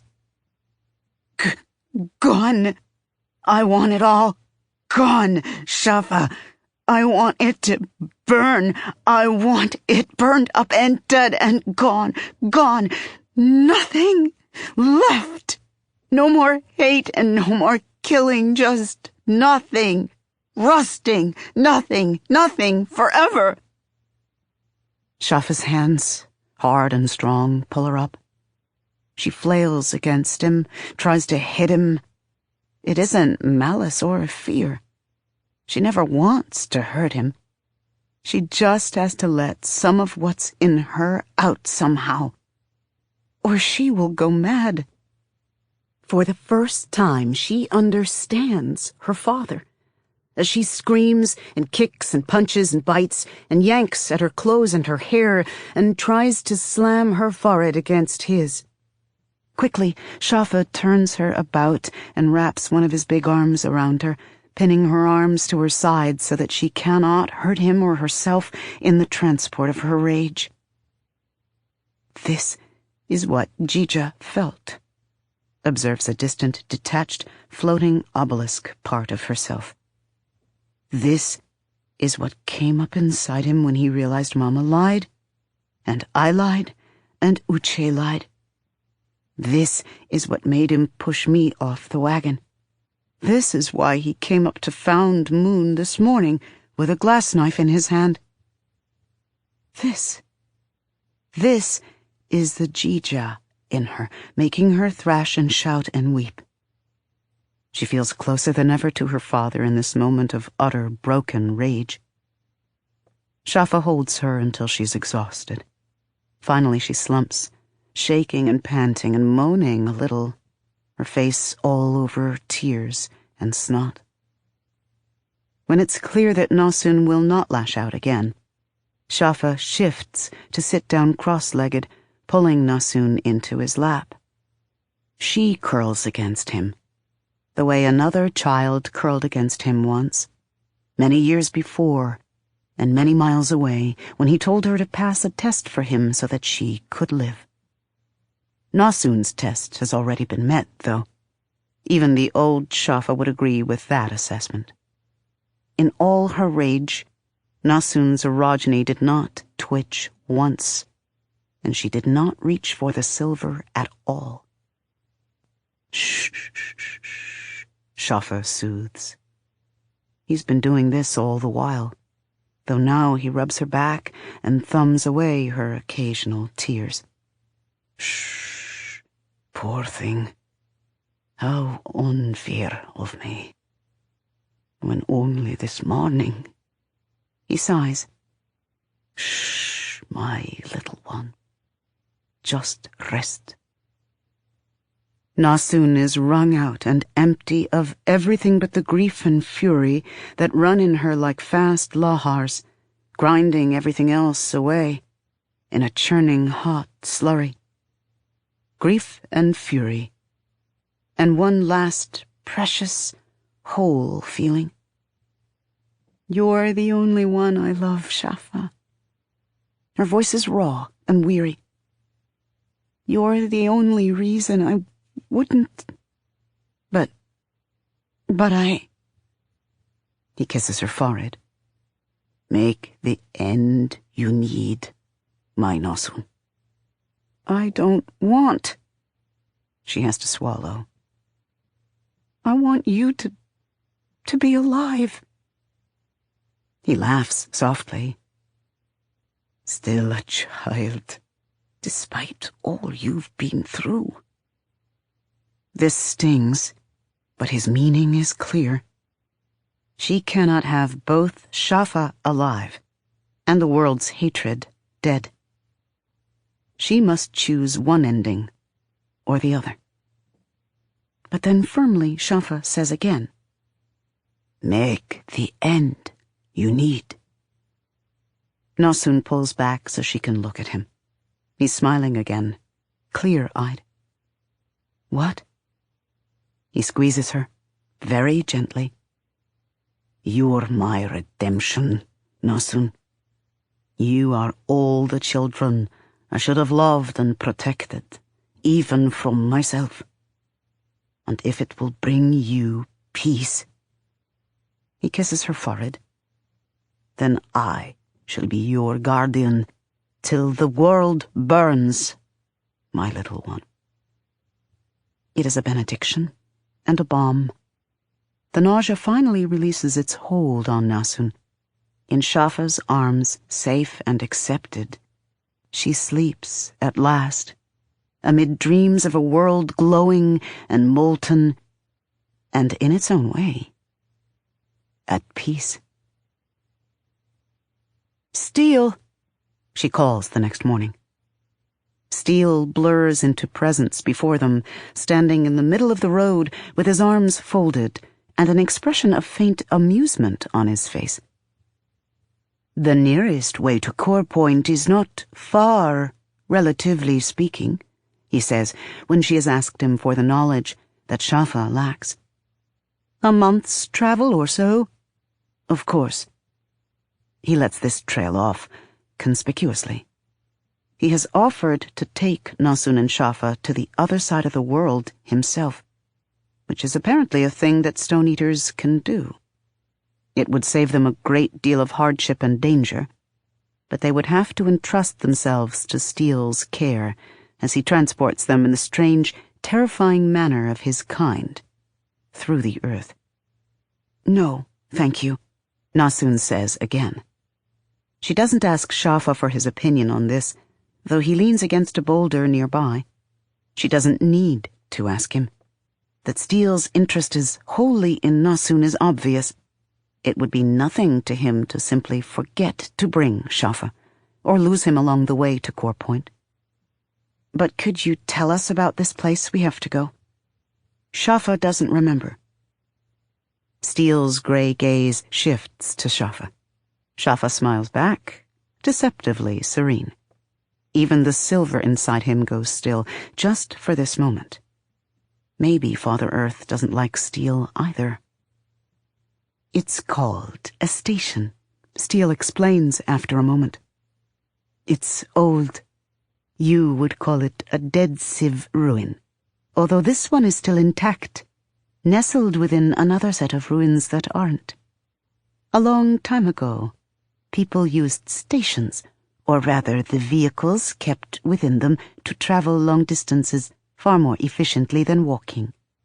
These days, however, only we Stone-Eaters and the Guardians remember that the stations exist." His smile, which hasn't changed since he appeared, is still and wry. It seems meant for Shafa somehow. "We all pay a price for power," Shafa says.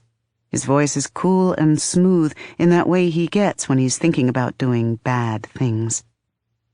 "Yes." Steele pauses for just a beat too long. "A price must be paid to use this method of transportation as well." "We don't have any money, or anything good to barter," Nasun says, troubled. "Fortunately, there are other ways to pay."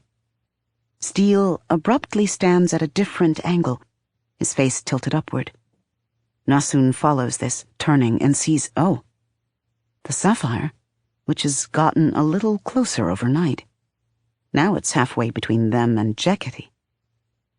"The station," Steele continues, "is from a time before the seasons, the time when the obelisks were built. All the lingering artifacts of that civilization recognize the same power source." "You mean," Nasun inhales, "the silver?" "Is that what you call it? How poetic." Nasun shrugs uncomfortably. "I don't know what else to call it." "Oh, how the world has changed." Nasun frowns, but Steele does not explain this cryptic statement. "Stay on this road until you reach the old man's pucker. Do you know where that is?" Nasun remembers seeing it on maps of the Antarctics a lifetime ago, and giggling at the name. She glances at Shafa, who nods and says, "We can find it." "Then I'll meet you there. The ruin is at the exact center of the grass forest, within the inner ring. Enter the pucker just after dawn. Don't dawdle reaching the center. You won't want to still be in the forest after dusk." Then Steele pauses, shifting into a new position, one that is distinctly thoughtful. His face is turned off to the side, fingers touching his chin. "I thought it would be your mother." Shafa goes still. Nasun is surprised by the flash of heat, then cold that moves through her. Slowly, while sifting through this strange complexity of emotion, she says, "What do you mean?" "I expected her to be the one to do this, is all." Steele doesn't shrug, but something in his voice suggests nonchalance. "I threatened her calm, her friends, the people she cares about now. I thought they would turn on her, and then this choice would seem more palatable to her." The people she cares about now. She's not in Terimo anymore? No, she has joined another comm. And they didn't turn on her? No, surprisingly. Steele's eyes slide over to meet Nasun's. She knows where you are now. The gate told her. But she isn't coming. Or at least, not yet. She wants to see her friends safely settled first. Nasun sets her jaw. I'm not in Jeketi anymore, anyway. And soon she won't have the gate either, so she won't be able to find me again. Steele turns fully to face her, this movement too slow and human smooth to be human, though his astonishment seems genuine. She hates it when he moves slowly. It makes her get goosebumps. Nothing lasts forever. Indeed, he says. What's that mean? Only that I've underestimated you, little Nasun.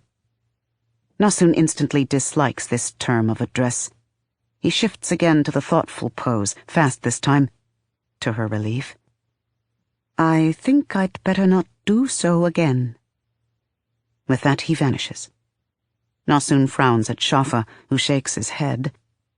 They shoulder their packs and head west. 2400. Eastern Equatorials, check if node network was thin in this area because... Unknown calm.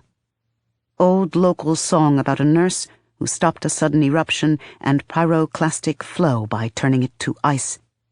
One of her patients threw himself in front of a crossbow bolt to protect her from the mob.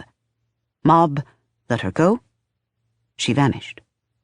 Project notes of Yater, Innovator D-Bars. Syl Anagist.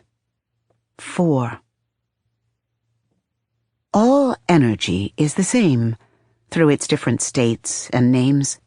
Movement creates heat, which is also light that waves like sound, which tightens or loosens the atomic bonds of crystal as they hum with strong and weak forces.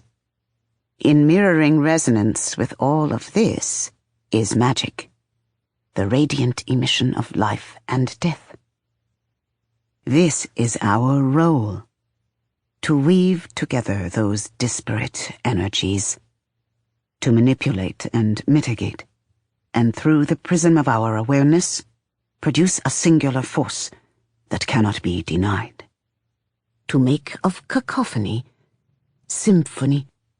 The great machine called the plutonic engine is the instrument. We are its tuners. And this is the goal. Geo-arcanity. Geo-arcanity seeks to establish an energetic cycle of infinite efficiency. If we are successful, the world will never know want or strife again. Or so we are told. The conductors explain little beyond what we must know to fulfill our roles. It is enough to know that we, small, unimportant we, will help to set humanity on a new path toward an unimaginably bright future. We may be tools, but we are fine ones, put to a magnificent purpose.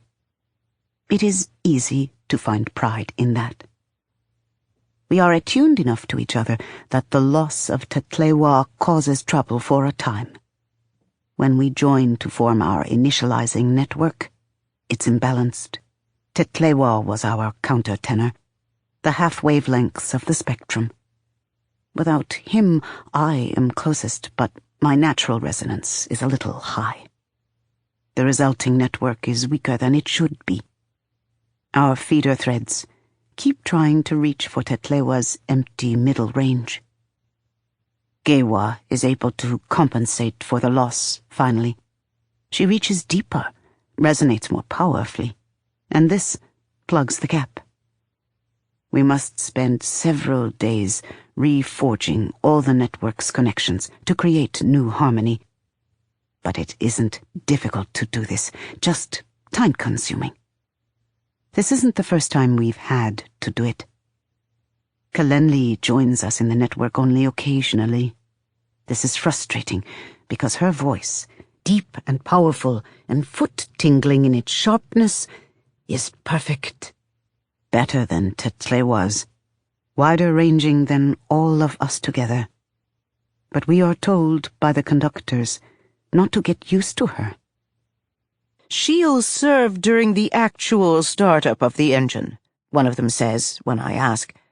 "But only if she can't manage to teach you how to do what she does. Conductor Galot wants her on standby only come launch day." This seems sensible, on the surface. When Kalenli is part of us, she takes point. This is simply natural, because her presence is so much greater than ours. Why? Something in the way she is made? Something else? There is a held note, a perpetual hollow burn at the midpoint of her balanced lines, at their fulcrum, which none of us understand. A similar burn rests in each of us, but ours is faint and intermittent, occasionally flaring only to quickly fade back to quiescence. Hers blazes steadily, its fuel apparently limitless. Whatever this held note burn is, the conductors have discovered it meshes beautifully with the devouring chaos of the onyx.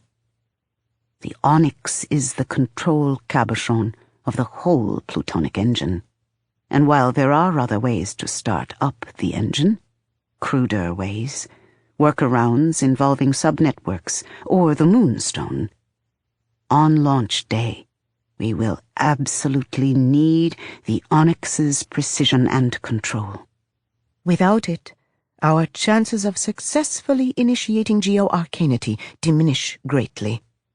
But none of us, thus far, has had the strength to hold the onyx for more than a few minutes. We observe in awe, however, as Kalenli rides it for a solid hour, then actually seems unfazed when she disengages from it. When we engage the onyx, it punishes us, stripping everything we can spare, and leaving us in a shutdown sleep for hours or days. But not her. Its threads caress rather than rip at her. The onyx likes her. This explanation is irrational, but it occurs to all of us, so that's how we begin to think of it. Now she must teach us to be more likable to the onyx, in her stead. When we are done rebalancing, and they let us up from the wire chairs that maintain our bodies while our minds are engaged, and we stagger and must lean on the conductors to make it back to our individual quarters. When all of this is done, she comes to visit us. Individually, so the conductors won't suspect anything. In face-to-face meetings, speaking audible nonsense, and meanwhile, earth-speaking sense, to all of us at once. She feels sharper than the rest of us, she explains, because she is more experienced. Because she's lived outside of the complex of buildings that surround the local fragment, and which has comprised the entirety of our world since we were decanted. She has visited more nodes of Syl Anagist than just the one we live in. She has seen and touched more of the fragments than just our local amethyst. She has even been to Zero Site, where the moonstone rests. We are in awe of this. I have context, she says to us, to me, rather. She's sitting on my couch. I'm sprawled face down on the window seat, face turned away from her. When you do too, you will be just as sharp.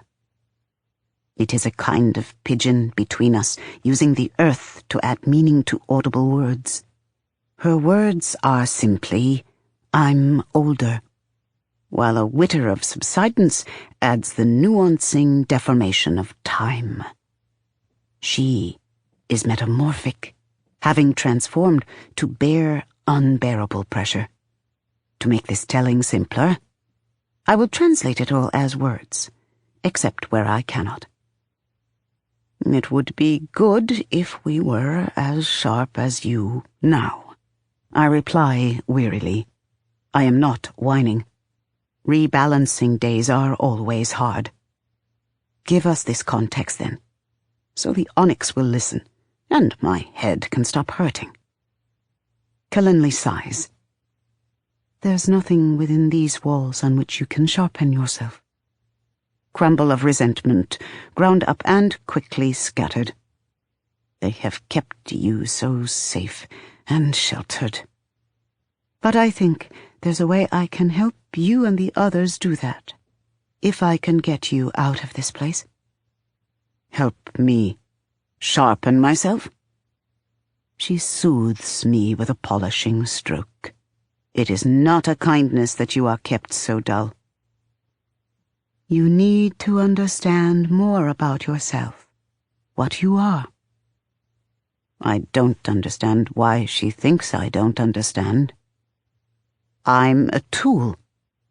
She says, if you are a tool, shouldn't you be honed as fine as possible? Her voice is serene, and yet a pent, angry jitter of the entire ambient, air molecules shivering, strata beneath us compressing, a dissonant grinding whine at the limit of our ability to cess, tells me that Kalenli hates what I have just said. I turn my head to her and find myself fascinated by the way this dichotomy fails to show in her face. It's another way she's like us. We have long since learned not to show pain or fear or sorrow in any space above ground or below the sky. The conductors tell us we are built to be like statues, cold, immovable, silent. We aren't certain why they believe we actually are this way.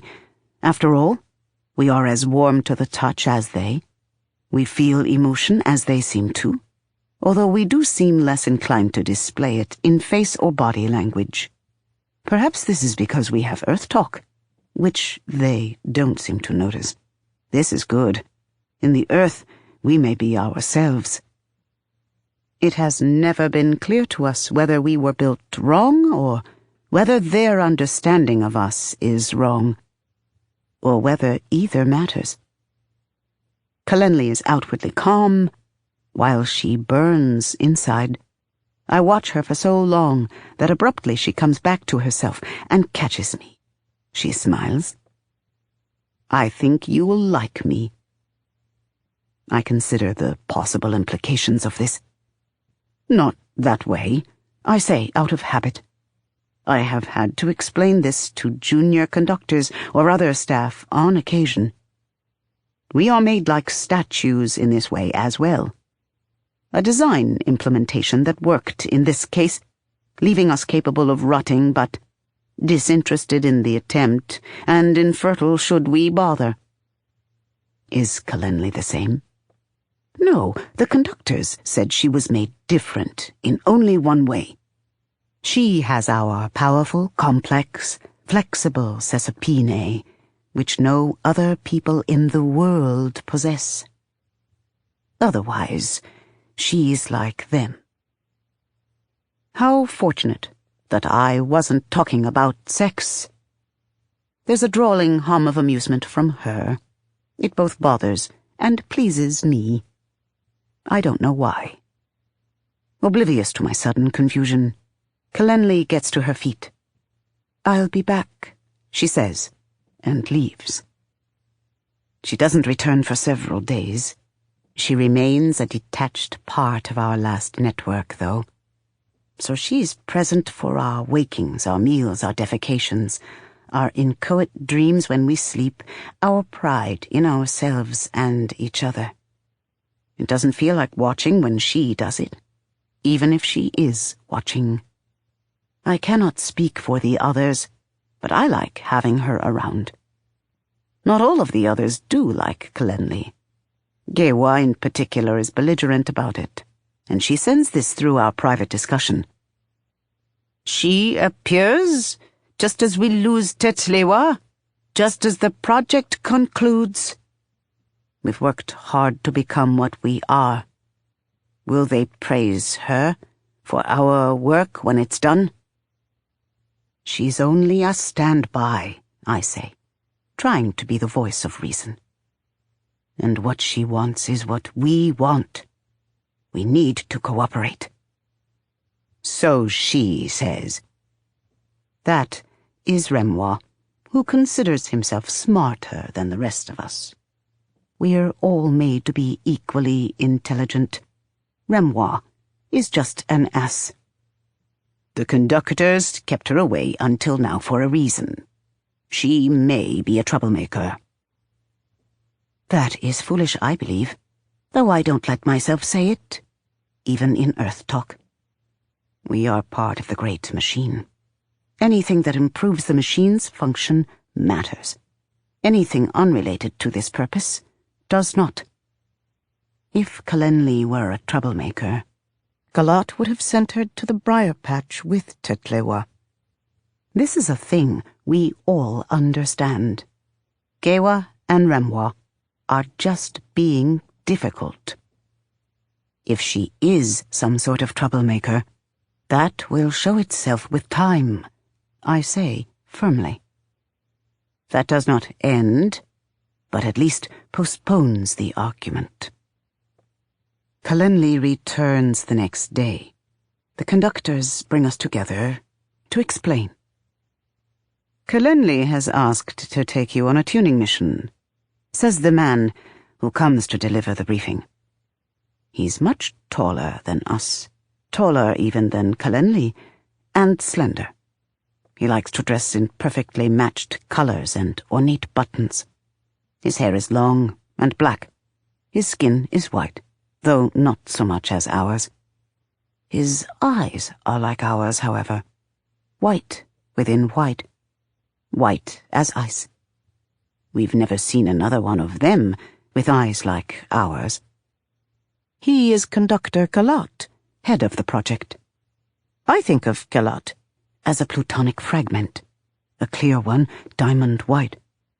He is precisely angled and cleanly faceted and beautiful in a unique way, and he is also implacably deadly, if not handled with precision. We don't let ourselves think about the fact that he's the one who killed Tetlewa. He isn't who you think he is. I want Galat to look like him the way I want you to look like her. This is the hazard of a flawed memory. A tuning mission? Gewa says slowly, to show that she doesn't understand. Kalenli opens her mouth to speak, and then stops, turning to Galat. Galat smiles genially at this. Kalenli's performance is what we were hoping for with all of you, and yet you've consistently underperformed, he says. We tense, uncomfortable, hyper-conscious of criticism, though he merely shrugs. I've consulted with the Chief Biomagister, and she's insistent that there's no significant difference in your relative abilities. You have the same capability that she has, but you don't demonstrate the same skill. There are any number of alterations we could make to try to resolve the discrepancy, fine-tuning, so to speak, but that's a risk we'd rather not take so close to launch. We reverberate in one accord for a moment, all of us very glad for this. She said that she was here to teach us context. I venture, very carefully. Galat nods to me. She believes the solution is outside experience. Increased exposure to stimuli, challenging your problem-solving cognition, things like that. It's a suggestion that has merit, and the benefit of being minimally invasive. But for the sake of the project, we can't send you all out at once. What if something happened? Instead, we will split you into 2 groups. Since there's only one of Kalenli, that means half of you will go with her now, and half in a week. Outside. We're going outside. I'm desperate to be in the first group, but we know better than to show desire before the conductors. tools should not want to escape their box so obviously. I say, instead, we've been more than sufficiently attuned to one another without this proposed mission. My voice is flat, a statue's. The simulations show that we are reliably capable of controlling the engine as expected. And we might as well do 6 groups as 2, adds Remhua. By this asinine suggestion, do I know his eagerness? Will each group not have different experiences? As I understand the outside, there's no way to control for consistency of exposure. If we must take time away from our preparations for this, surely it should be done in a way that minimizes risk.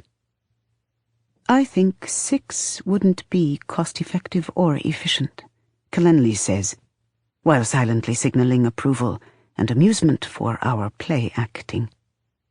She glances at Galat and shrugs, not bothering to pretend that she is emotionless. She simply seems bored. We might as well do 1 group as 2 or 6. We can plan the route, position extra guards along the way, involve the nodal police for surveillance and support. Honestly, repeated trips would just increase the chance that disaffected citizens might anticipate the route and plan unpleasantness. We are all intrigued by the possibility of unpleasantness. Kalenli quells our excited tremors. Conductor Galat winces as she does this. That one struck home. The potential for significant gains are why you will go. Conductor Galat says to us. He's still smiling, but there's an edge to it now. Was the word will ever so slightly emphasized? So minute the perturbations of audible speech. What I take from this is that not only will he let us go, but he has also changed his mind about sending us in multiple groups. Some of this is because Kalenli's suggestion was the most sensible, but the rest is because he's irritated with us for our apparent reluctance. Remhua wields his annoying nature like a diamond chisel, as usual. Excellent work, I pulse. He returns me a polite thank you waveform. We are to leave that very day. Clothing suitable for travel outdoors is brought to my quarters by junior conductors. I pull on the thicker cloth and shoes carefully, fascinated by the different textures, and then sit quietly while the junior conductor plats my hair into a single white braid. Is this necessary for outside? I ask. I'm genuinely curious, since the conductors wear their hair in many styles. Some of them I can't emulate, because my hair is poofy and coarse and will not hold a curl or bear straightening. Only we have hair like this. Theirs comes in many textures. It might help, says the junior. You lot are going to stand out no matter what, but the more normal we can make you seem, the better. People will know we're part of the engine, I say, straightening just a little in pride. His fingers slow for a moment. I don't think he notices. That's not exactly... They're more likely to think you're something else. Don't worry, though. We'll send guards along to make sure there's no trouble. They'll be unobtrusive, but there. Kalenli insists that you can't be made to feel sheltered even if you are. They're more likely to think we're something else, I repeat slowly, thoughtfully. His fingers twitch, pulling a few strands harder than necessary. I don't wince or pull away. They're more comfortable thinking of us as statues, and statues aren't supposed to feel pain. Well, it's a distant possibility, but they have to know you aren't. I mean, it's... He sighs. Oh, evil death. It's complicated, don't worry about it. Conductors say this when they've made a mistake. I don't ping the others with it right away, because we minimize communication outside of sanctioned meetings. People who are not tuners can perceive magic only in rudimentary ways. They use machines and instruments to do what is natural for us. Still, they're always monitoring us in some measure, so we cannot allow them to learn the extent to which we speak to each other and hear them, when they think we cannot. Soon, I'm ready. After conferring with other conductors over the vine, mine decides to brush my face with paint and powder. It's supposed to make me look like them. It actually makes me like someone whose white skin has been painted brown. I must look skeptical when he shows me the mirror. My conductor sighs and complains that he's not an artist. Then he brings me to a place that I've seen only a few times before, within the building that houses me, the downstairs foyer. Here the walls aren't white. The natural green and brown of self-repairing cellulose has been allowed to flourish, unbleached. Someone has seeded the space with vining strawberries that are half in white flower, half in ripening red fruit. It's quite lovely. The 6 of us stand near the floor pool, waiting for Kalenli, trying not to notice the other personnel of the building coming and going and staring at us. 6 smaller than average, stocky people with puffy white hair and painted faces, our lips arranged in defensively pleasant smiles. If there are guards, we do not know how to tell them from the gawkers. When Kalenli comes toward us, though, I finally notice guards. Hers move with her, not bothering to be unobtrusive. A tall brown woman and man who might have been siblings. I realize I have seen them before, trailing her on other occasions that she's come to visit. They hang back as she reaches us. Good, you're ready, she says. Then she grimaces, reaching out to touch Dashwa's cheek. Her thumb comes away dusted with face powder.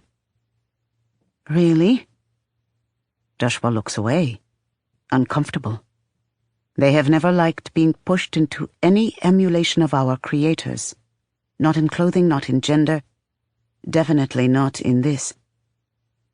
It's meant to help, they mutter unhappily, perhaps trying to convince themselves. It makes you more conspicuous, and they'll know what you are anyway. She turns and looks at one of her guards, the woman. I'm taking them to clean this dreck off. Want to help? The woman just looks at her in silence. Kalenli laughs to herself. It sounds genuinely mirth-filled. She herds us into a personal needs alcove. The guards station themselves outside, while she splashes water on our faces from the clean side of the latrine pool and scrubs the paint away with an absorbent cloth. She hums while she does it. Does that mean she's happy? When she takes my arm to wipe the gunk off my face, I search hers to try to understand. Her gaze sharpens when she notices. You're a thinker, she says. I'm not sure what that's supposed to mean. We all are, I say. I allow a brief rumble of nuance.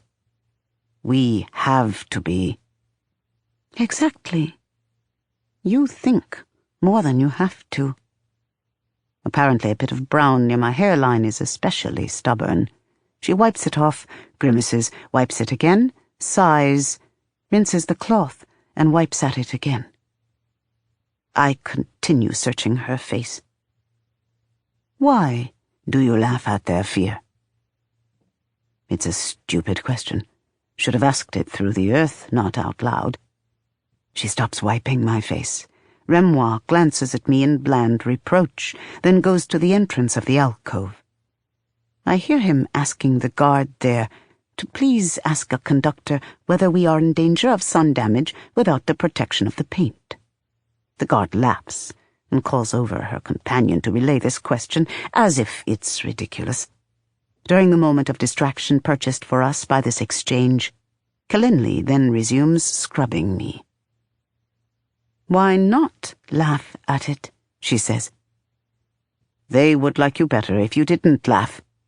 I signal nuance, alignment, harmonic enmeshment, compliance, conciliation, mitigation. If she wants to be liked. Maybe I don't want to be liked. She shrugs, turning to rinse the cloth again. You could be. You're like them. Not enough. More than me. This is obvious. She is their kind of beautiful, their kind of normal. If you tried. She laughs at me, too. It isn't cruel, I know instinctively. It's pitying. But underneath the laugh, her presence is suddenly as still and pent as pressurized stone in the instant before it becomes something else. Anger again. Not at me, but triggered by my words nevertheless. I always seem to make her angry. They're afraid because we exist, she says. There's nothing we did to provoke their fear other than exist. There's nothing we can do to earn their approval except stop existing, so we can either die like they want, or laugh at their cowardice and go on with our lives. I think at first that I don't understand everything she just told me, but I do, don't I? There were 16 of us once, now we are but 6. The others questioned and were decommissioned for it, obeyed without question and were decommissioned for it. Bargained, gave up, helped, despaired. We have tried everything, done all they asked and more, and yet now there are only 6 of us left. That means we're better than the others were, I tell myself, scowling. Smarter, more adaptable, more skilled. This matters, does it not? We are components of the great machine, the pinnacle of Syl Anagistine biomagistry. If some of us had to be removed from the machine because of flaws... Tetlewa was not flawed. Remhua snaps like a slip-strike fault. I blink and glance at him. He's back in the alcove, waiting over near Bimnihua and Salehua. They've all used the fountain to strip off their own paint, while Kalenli worked on me, and Gewa, and Dashwa. The guards, Remhua distracted, are just outside, still chuckling to themselves over what he said to them. He's glaring at me. When I frown, he repeats, Tetlewa was not flawed. I set my jaw. If Tetlewa was not flawed, then that means he was decommissioned for no reason at all. Yes. Remhua, who rarely looks pleased on a good day, has now curled his lip in disgust. At me. I'm so shocked by this that I forget to pretend indifference. That is precisely her point. It doesn't matter what we do, the problem is them. It doesn't matter what we do. The problem is them. When I am clean, Kalenli cups my face in her hands. Do you know the word legacy? I've heard it and guessed its meaning from context. It's difficult to pull my thoughts back on track after Remhua's angry rejoinder. He and I have never much liked one another, but... I shake my head and focus on what Kalenli has asked me. A legacy is something obsolete, but which you cannot get rid of entirely. Something no longer wanted, but still needed. She grimace smiles, first at me and then at Remhua. She's heard everything he said to me. That will do. Remember that word today. Then she gets to her feet. The 3 of us stare at her. She's not only taller and browner, but she moves more, breathes more, is more. We worship what she is. We fear what she will make of us. Come, she says, and we follow her out into the world. 2613. A massive underwater volcano erupted in the Taser Straits between the Antarctic polar waste and the Stillness. Celis leader Zenas, previously unknown to be in origin, apparently quelled the volcano, although she was unable to escape the tsunami that it caused. Skies in the Antarctic darkened for 5 months, but cleared just before a season could be officially declared. In the immediate aftermath of the tsunami, Celis leader's husband, the calm head at the time of the eruption, deposed by emergency election, attempted to defend their 1-year-old child from a mob of survivors and was killed. Cause disputed. Some witnesses say the mob stoned him. Others say the former calm head was strangled by a guardian. Guardian took the orphaned infant to warrant. Project notes of Yater innovator Debars. 5. You are remembered. The attack comes, like clockwork, near dawn. Everyone's ready for it. The camp is about 1/3 of the way into the stone forest, which is as far as Kostrima was able to get before full darkness made further progress treacherous.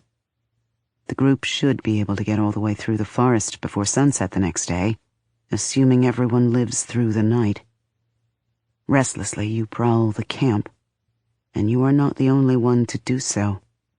The hunters are supposed to all be sleeping, since during the day they act as scouts, as well as ranging afield to forage and catch game. You see quite a few of them awake, too. The strongbacks are supposed to be sleeping in shifts, but all of them are up, as are a good number of the other castes. You spot Hjorka sitting atop a pile of baggage, her head down and eyes shut. But otherwise, her legs are braced for a quick lunge, and there's a glass knife in each hand. Her fingers haven't loosened with sleep. It's a stupid time to attack, given all this. But there isn't a better one, so apparently your assailants decide to work with what they've got. You're the first to assess it, and you're pivoting on the ball of 1 foot and shouting a warning even as you narrow your perception and drop into that space of mind from which you can command volcanoes. A fulcrum, deep and strong, has been rooted in the earth nearby. You follow it to the midpoint of its potential torus, the center of the circle, like a hawk sighting prey.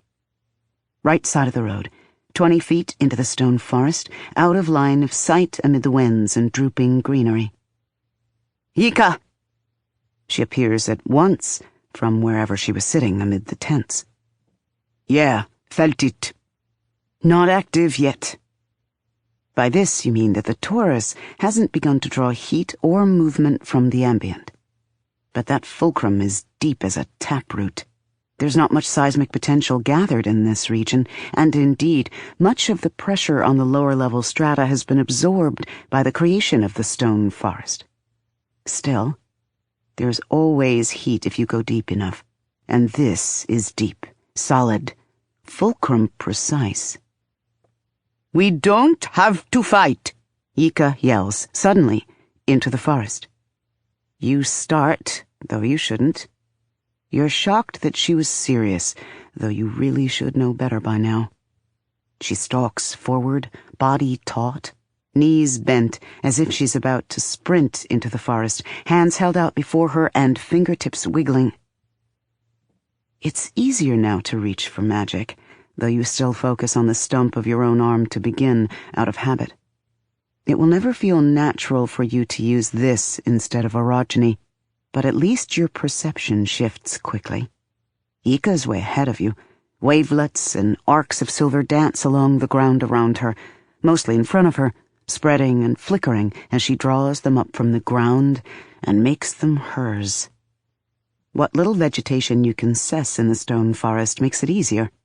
The seedling vines and light-starved mosses act like wires, channeling and aligning the silver into patterns that make sense, are predictable, are searching. You tense in the same moment that Yika does. Yes, there. Above that deep-rooted fulcrum, At the center of a torus that has not yet begun to spin crouches a body etched out in silver. For the first time in comparison, you notice that an origin's silver is both brighter and less complex than that of the plants and insects around it.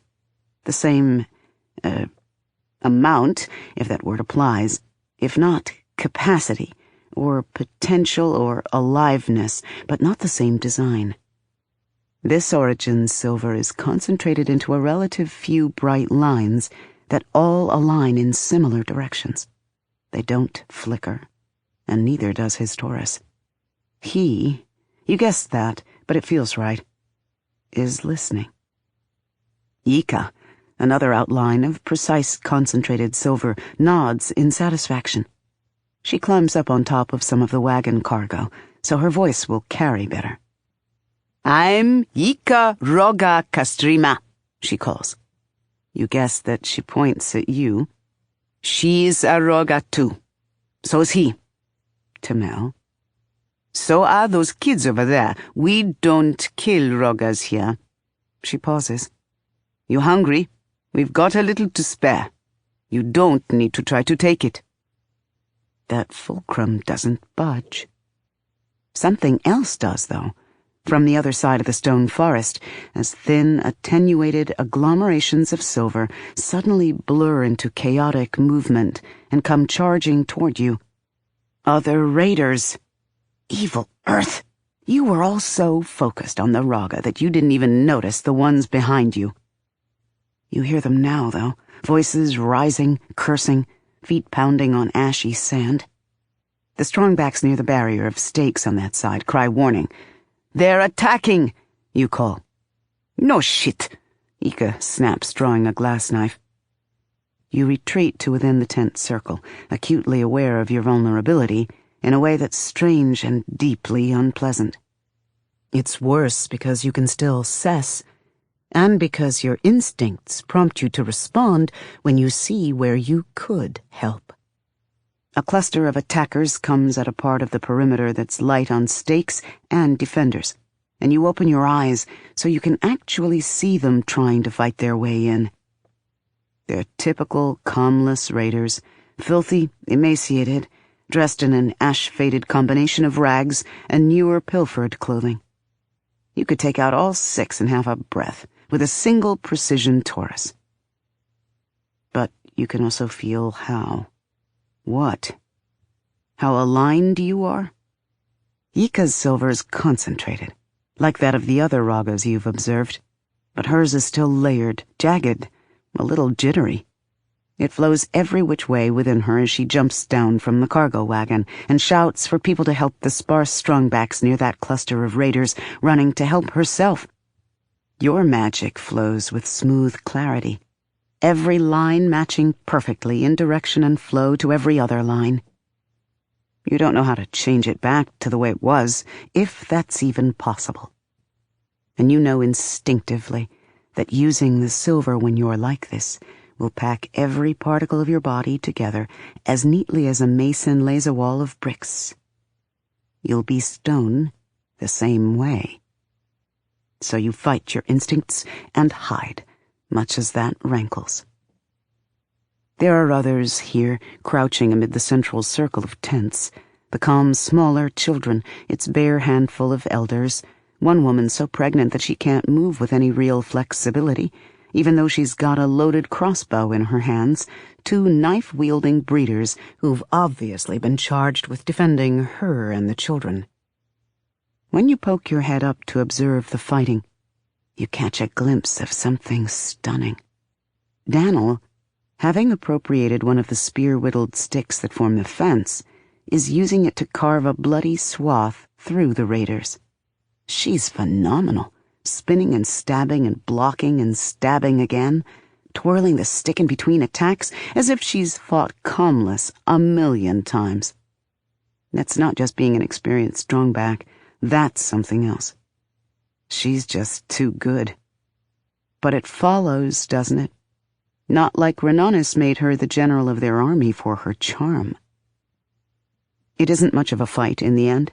20 or 30 scrawny calmless against trained, fed, prepared, calm members? This is why calms survive seasons, and why long-term calmlessness is a death sentence. This lot was probably desperate. There can't have been much traffic along the road in the past few months. What were they thinking? Their origin, you realize? That's who they expected to win this fight for them. But he's still not moving, origenically or physically. You get up, walking past the lingering knots of fighting. Self-consciously adjusting your mask, you step off the road and slip through the perimeter stakes, moving into the deep darkness of the stone forest. The firelight of the camp leaves you night-blind, so you stop a moment to allow your eyes to adjust. No telling what kinds of traps the calmless have left here. You shouldn't be doing this alone. Again you're surprised, though, because between one blink and the next, you suddenly begin to see, in silver, insects, leaf litter, a spider web, even the rocks. All of it now flickers in wild veined patterns, their cells and particulates etched out by the lattice that connects them. And people. You stop as you make them out, well camouflaged against the silver bloom of the forest. The raga is still where he's been, a brighter etching against more delicate lines. But there are also 2 small shapes crouched in a cavelet about 20 feet further into the forest. 2 other bodies, somehow high overhead atop the jagged, curving rocks of the forest. Lookouts, maybe. None of them move much. Can't tell if they've seen you, or if they're watching the battle somehow. You're frozen, startled by this sudden shift in your perception. Is this some byproduct of learning to see silver in yourself and the obelisks? Maybe once you can do that, you see it everywhere. Or maybe you're hallucinating all of it now, like an afterimage against your eyelids. After all, Alabaster never mentioned being able to see like this. But then, when did Alabaster ever try to be a good teacher? You grope forward for a bit, hand out in front of you in case it is some kind of illusion, but if so, it's at least an accurate one. While it's strange to put your foot down on a lattice of silver, after a while, you get used to it. The Origin's distinctive lattice and that still-held Taurus aren't far, But he's somewhere higher up than the ground. maybe 10 feet above where you stand. This is explained somewhat when the ground abruptly slopes upward and your hand touches stone. Your regular vision has adapted enough that you can see there's a pillar here, crooked and probably climbable, at least by someone who's got more than one arm. So you stop at the foot of it and say, "Hey!" No response. You become aware of breathing, quick, shallow, pent, like someone who's trying not to be heard breathing. "Hey!" Squinting in the dark, you finally make out some kind of structure of stacked branches and old boards and debris. A blind, maybe. From up there in the blind, it must be possible to see the road. Sight doesn't matter for the average Origin. Untrained ones can't direct their power at all. A fulcrum-trained Origin, though, needs line of sight to be able to distinguish between freezing useful supplies or just freezing the people defending same. Something shifts in the blind above you. Has there been a catch in the breathing? You try to think of something to say, but all that's in your head is a question. What's a fulcrum-trained Origin doing among the calmless? Must have been out on an assignment when the rifting occurred, without a guardian, or he'd be dead. So that means he's 5th ring or higher, or maybe a 3 or 4 ringer who's lost their higher-ranked partner. You envision yourself, if you'd been on the road to Alia when the rifting struck, knowing your guardian might come for you, but gambling that he might instead write you off for dead. No, that ends the imagining right there. Shafa would have come for you. Shafa did come for you. But that was between seasons. Guardians supposedly do not join comms when seasons come, which means they die, and, in fact, the only guardian you've seen since the rifting was that one with Daniel in the Renanus army. She died in the boilbug storm that you invoked, and you're glad of it, since she was one of the bear skin killers, and there's more than the usual wrong with that kind. Either way, here's another ex-black jacket out here alone, and maybe afraid, and maybe hair-triggered to kill. You know what that's like, don't you? But this one hasn't attacked yet. You have to find some way to make a connection.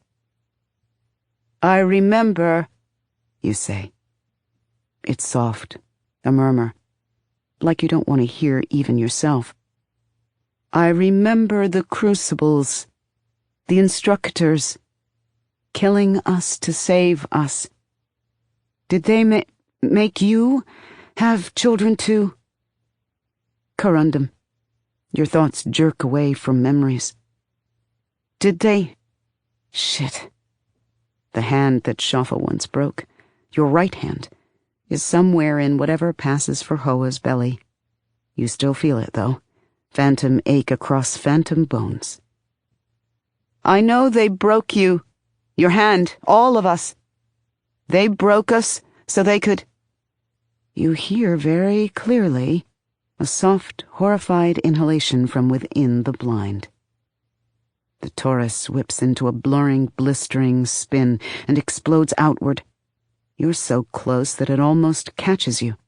That gasp was enough warning, though, and so you've braced yourself orogenically, even if you couldn't do so physically.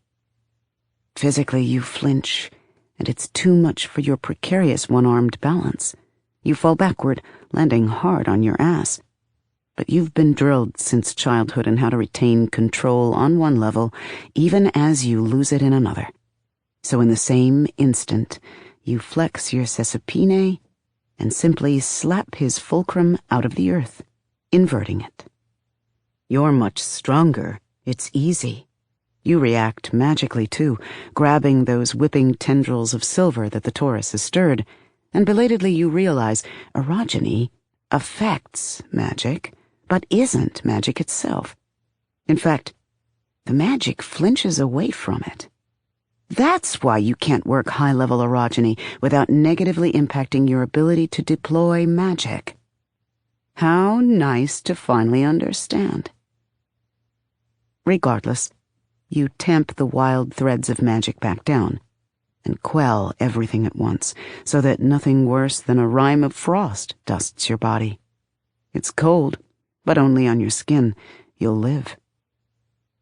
Then you let go, and all the orogeny and magic snaps away from you like stretched rubber.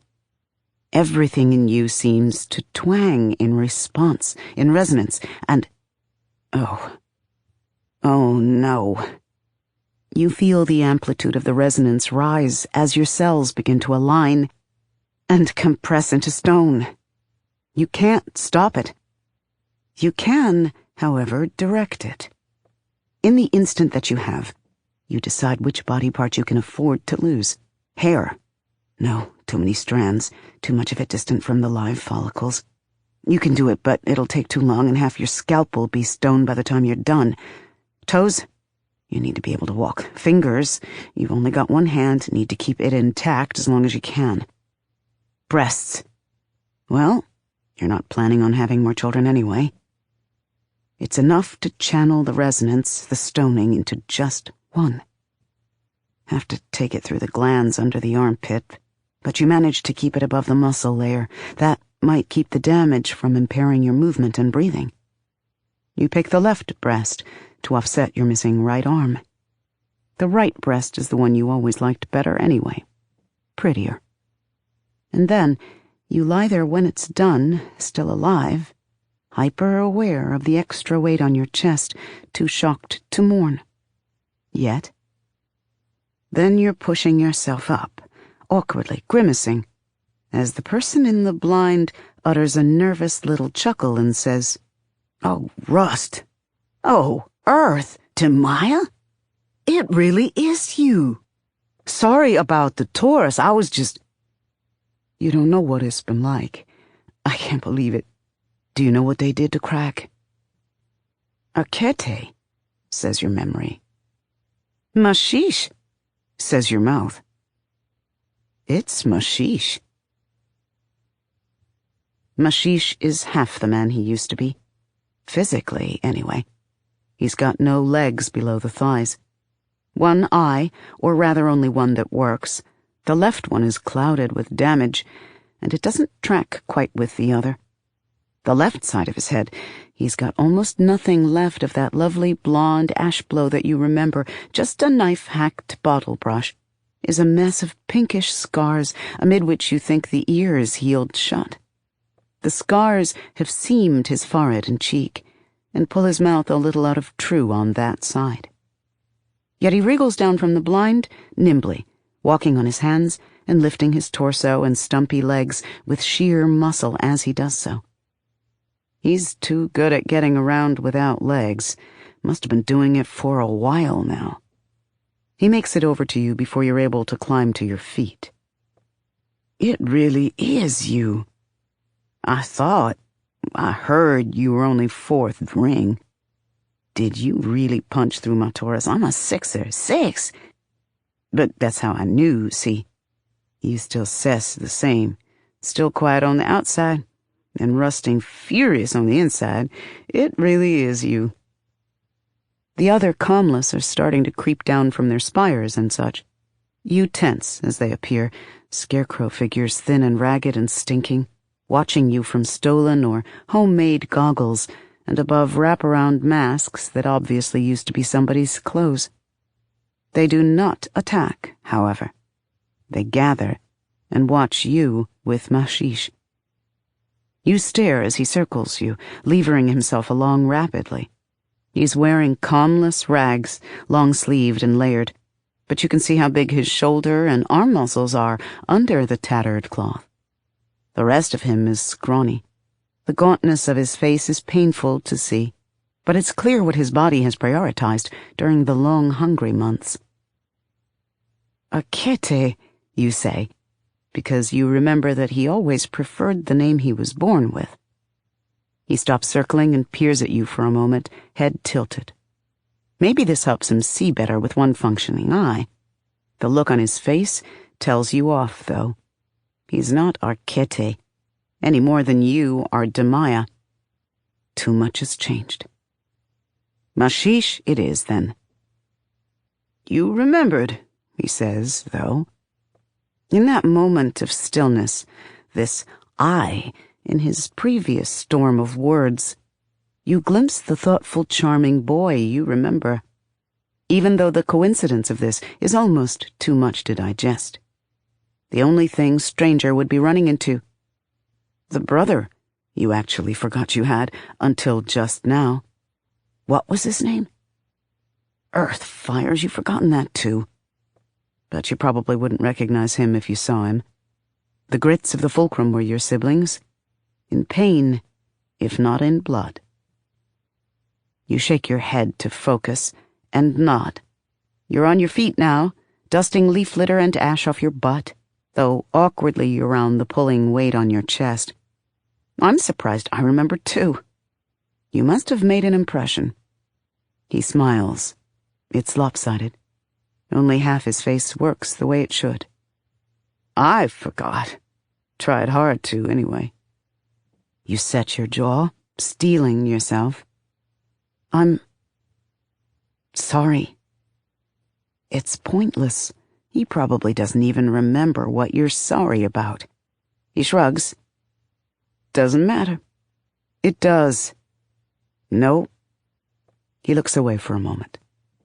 I should have talked to you after. Shouldn't have hated you the way I did. Shouldn't have let her, them, change me. But I did, and now, none of that matters. You know exactly which her he's referring to. After that whole incident with Crack, bullying that exposed a whole network of Grits just trying to survive, and a larger network of adults exploiting their desperation. You remember Mashish returning to the grit barracks one day, with both his hands broken. Better than what they did to Crack, you murmur, before it occurs to you not to say this. Yet he nods, unsurprised. Went to a node station once. It wasn't her. Rust knows what I was thinking. But I wanted to search them all, before the season. He utters a ragged, bitter chuckle. I didn't even like her. Just needed to know. You shake your head. Not that you don't understand the impulse. You'd be lying if you said you hadn't thought it too, in the years since you learned the truth. Go to all the stations, figure out some way to restore their damaged Tsesapine and set them free. Or kill them as a kindness. Ah, you'd have been such a good instructor if the Fulcrum had ever given you a chance. But of course, you did nothing. And of course, Mashish didn't do anything to save the node maintainers either. Only Alabaster ever managed that. You take a deep breath. I'm with them, you say, jerking your head back toward the road. You heard what the head woman said. Orogens, welcome. He sways a little, there on his stumps and arms. It's hard to see his face in the dark. I confess her. She's the head woman? Yeah, and everyone in the comm knows it.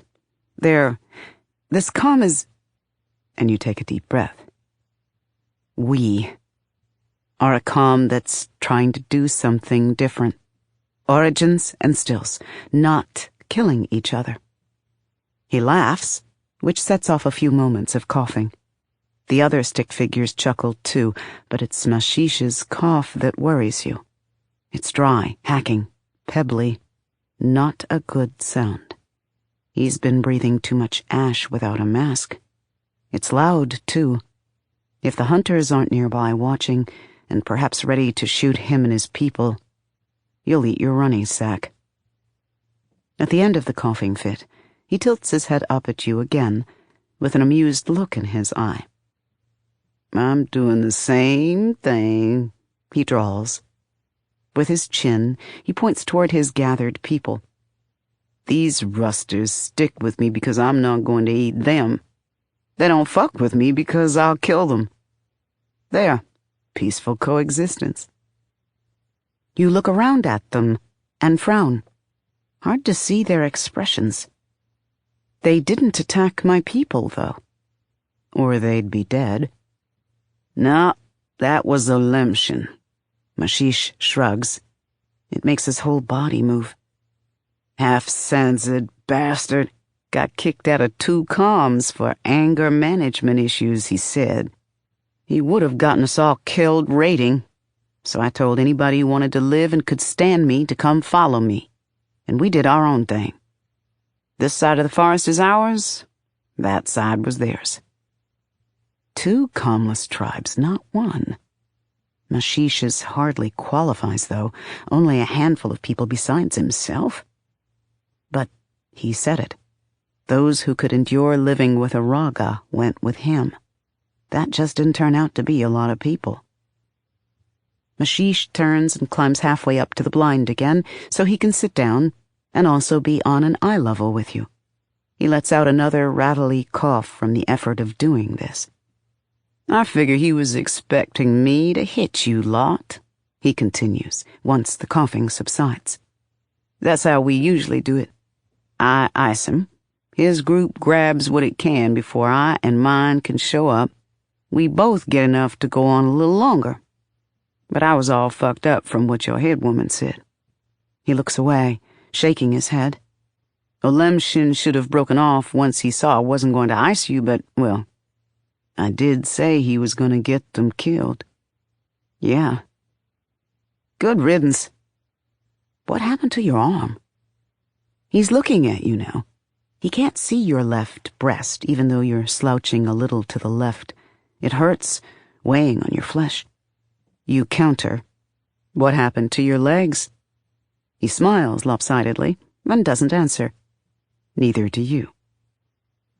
So, not killing each other. Mashish shakes his head. And that's actually working out? So far. We're trying, anyway. Won't work. Mashish shifts again and darts another look at you. How much did it cost you to join them? You don't say nothing, because that's not what he's asking anyway. You can see the bargain he's made for survival here. His skills in exchange for the raiders' limited food and dubious shelter. This stone forest, this death trap, is his doing. How many people did he kill for his raiders? How many have you killed for Castrima? Not the same. How many people were in Renanus's army? How many of them did you sentence to be steam-cooked alive by insects? How many ash mounds dot Castrima over now, each with a hand or booted foot poking out? Not the rusting same, that was them or you. Just like Mashish trying to survive, him or them. You then set your jaw to silence this internal argument. There isn't time for this. We can't. You attempt, then shift. There are other ways besides killing. We don't just have to be this. Yika's words, awkward and oily with hypocrisy from your mouth. And are those words even true anymore? Castrima no longer has the geode to force cooperation between Origin and Still. Maybe it'll all fall apart tomorrow. Maybe. But until then, you force yourself to finish. We don't have to be what they made us, Mashish. He shakes his head, staring at the leaf litter. You remember that name, too. You lick your lips. Yeah, I'm Esun. He frowns a little at this, perhaps because it isn't a stone-themed name. That's why you picked it. He doesn't question it, though. At last, he sighs. Rusting, look at me, Esun. Listen to the rocks in my chest. Even if your head woman will take half a raga, I'm not going to last much longer. Also, because he's sitting, he can use his hands. He gestures around at the other scarecrow figures. No calm will let us in, says one of the smaller figures. You think that's a woman's voice, but it's so hoarse and weary you can't tell. Don't even play that game. You shift, uncomfortable. The woman is right. Yika might be willing to take in a calmless raga, but not the rest. Then again, you can never figure out quite what Yika will do. I can ask. Chuckles all around, jaded and thin and tired. A few more rattly coughs in addition to Mashish's. These people are starved nearly to death, and half of them are sick. This is pointless. Still, to Mashish you say, if you don't come with us, you'll die here. Olemshin's people had most of the supplies. We'll go take 'em. That sentence ends on a pause, the opening bid in a bargain. And it's all of us, or none of us. Up to the head woman, you say, refusing to commit. But you know haggling when you hear it. His fulcrum-trained orogeny in exchange for calm membership for him and his handful, with the deal sweetened by the raiders' supplies. And he's fully prepared to walk away if Yika can't meet his opening price. It bothers you. I'll also put in a good word for your character, or at least your character 30 years ago. He smiles a little, hard not to see that smile as patronizing. Look at you, trying to make this something more than it is. You're probably projecting. I also know a little about the area. Might be useful, since you're obviously going somewhere. He jerks his chin toward firelight, reflecting off the crags closer to the road. You are going someplace. Renanus. Assholes. Which means the Renanus army must have come through the area on its way south. You let yourself smile. Dead assholes? Huh. He squints his good eye. They've been smashing comms all over the area. That's why we've had such a hard time. No trade caravans to raid once the Rennies were done. I did sense something weird in the direction they went, though. He falls silent, watching you, because of course he knows. Any Raga with rings should have sensed the activity of the obelisk gate when you ended the Rananis-Castrima war so decisively. They might not have known what they were sensing, and unless they were magic, they wouldn't have perceived the totality of it, even if they'd known. But they would have at least picked up the backwash. That was me, you say. It's surprisingly hard to admit. Rusting earth, Esun, how? You take a deep breath, extend a hand to him. So much of your past keeps coming back to haunt you. You can never forget where you came from, because it won't rusting let you. But because Yika's got the right of it, you can reject these dregs of your old self and pretend that nothing and no one else matters. Or you can embrace them, reclaim them for what they're worth, and grow stronger as a whole. Let's go talk to Yika, you say. If she adopts you, and your people, I know, I'll tell you everything. And if he's not careful, you'll end up teaching him how to do it too. He's a six-ringer after all. If you fail, someone else will have to take up the mantle. To your surprise, he regards your hand with something akin to wariness. Not sure I want to know everything. It makes you smile. You really don't. He smiles lopsidedly. You don't want to know everything that's happened to me, either.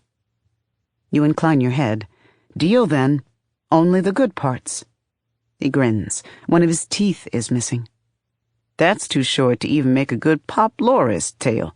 Nobody would buy a story like that. But then he shifts his weight and lifts his right hand. The skin is thick as horn, beyond calloused and filthy. You wipe your hand on your pants without thinking after. His people chuckle at this. Then you lead him back toward Castrima, into the light. 2470. Antarctics. Massive sinkhole began to open beneath city of Bendine. Calm died shortly after. Karst soils, not seismic, but the sinking of the city generated waves that Antarctic fulcrum origins detected. From the fulcrum, somehow shifted whole city to more stable position, saving most of population.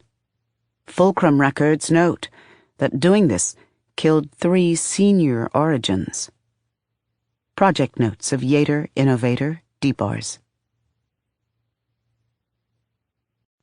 6. Nasun makes her fate. The month-long journey to Steele's Deadsive ruin is uneventful by the standards of mid-season travel. Nasun and Shafa have or forage sufficient food to sustain themselves, though both of them begin to lose weight. Nasun's shoulder heals without trouble, though she is feverish and weak for a couple of days at one point. And on those days, Shafa calls a halt for rest sooner than she thinks he normally would have. On the 3rd day, the fever is gone, the wound is beginning to scab, and they resume. They encounter almost no one else on the road, though that is unsurprising a year and a half into the season. Anyone still calmless at this point has joined a raider band, and there won't be many of those left, just the most vicious, or the ones with some kind of edge beyond savagery and cannibalism. Most of those will have gone north into the Somidlats, where there are more comms to prey upon. Not even raiders like the Antarctics. In many ways, the near solitude suits Nasun fine. No other guardians to tiptoe around, no calm folk whose irrational fears must always be planned for. Not even other origin children. Nasun misses the others, misses their chatter and the comradeship that she enjoyed with them for so brief a time. But at the end of the day, she resented how much time and attention Shafa had to give them. She's old enough to know that it's childish for her to be jealous of such a thing. Her parents doted on Uche too, but it is horrifyingly obvious now that getting more attention isn't necessarily favoritism. Doesn't mean she isn't glad and greedy for the chance to have Shafa all to herself. Their time together is companionable and largely silent by day. At night, they sleep curled together against the deepening cold, secure because Nasun has reliably demonstrated that the slightest shift in the ambient or footstep upon the nearby ground is enough to wake her. Sometimes Shafa does not sleep. He tries, but instead lies shuddering minutely, catching his breath now and again with half-suppressed muscle twitches, trying not to disturb her in his quiet agonies. When he does sleep, it is fitful and shallow.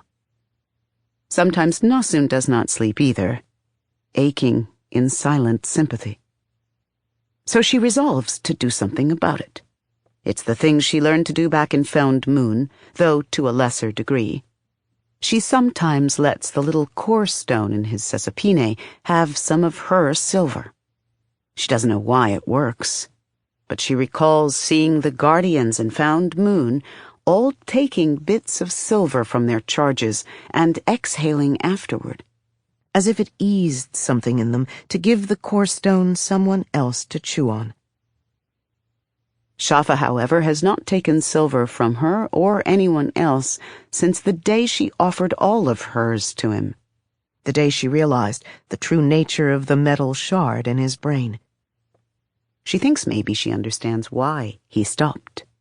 Something changed between them that day, and he can no longer bring himself to feed on her like some sort of parasite.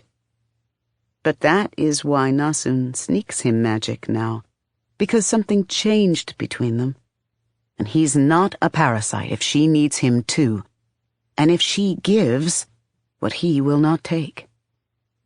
One day soon she will learn the word symbiosis and nod, pleased to have a name for it at last. But long before that, she will have already decided that family will do. When Nasun gives Shafa her silver, though he is asleep, his body swallows it so quickly that she must snatch her hand away to avoid losing too much. She can spare only dribbles. Any more and she will be the tired one and unable to travel the next day. Even that tiny amount is enough to let him sleep, however. And as the days pass, Nasun finds herself gradually making more silver somehow. It's a welcome change. Now she can ease his pain better without wearying herself. Every time she sees Shafa settle into a deep, peaceful sleep, she feels proud and good, even though she knows she isn't. Doesn't matter. She is determined to be a better daughter to Shafa than she was to Jija. Everything will be better until the end. Shafa sometimes tells stories in the evenings while dinner cooks. In them, the humanness of the past is a place both wondrous and strange, as alien as the bottom of the sea. It is always the humanness of the past. Recent humanness is lost to him, along with his memories of the Shafa he used to be. Even the idea of humanness is hard for Nasun to comprehend. Millions of people, none of them farmers or miners or anything that fits within the range of her experience, many of them obsessed with strange fads and politics and alignments far more complex than those of caste or race. Leaders, but also the elite humaness in leadership families, strong backs of the union and those without, varying by their connections and financial security. Innovators from generations-old families who competed to be sent off to the 7th university, and innovators who merely built and repaired trinkets out of the city's shanty towns. It is strange to realize that much of humanness's strangeness was simply because it lasted so long. It had old families, books in its libraries that were older than Tarimo, organizations that remembered and avenged slights from 3 or 4 seasons back. Shafa also tells her about the fulcrum, although not much. There is another memory hole here, deep and fathomless as an obelisk, though Nasun finds herself unable to resist probing its edges. It is a space that her mother once inhabited, after all. And in spite of everything, this fascinates her. Shafa remembers Esun poorly, however, even when Nasun works up the courage to ask direct questions about the matter. He tries to answer Nasun, but his speech is halting when he does, and the look that crosses his face is pained, troubled, paler than usual. She therefore forces herself to ask these questions slowly, hours or days apart, to give him time to recover in between. What she learns is little more than she has already guessed about her mother and the fulcrum, and life before the season. It helps to hear it, nevertheless.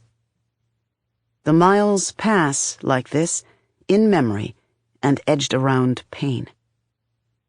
Conditions in the Antarctics grow worse by the day. The ashfall is no longer intermittent, and the landscape has begun to turn into a still life of hills and ridges and dying plants chiseled in gray-white. Nasun starts to miss the sight of the sun. One night they hear the squeals of what must be a large kirkuza romp out hunting, though fortunately the sound is distant.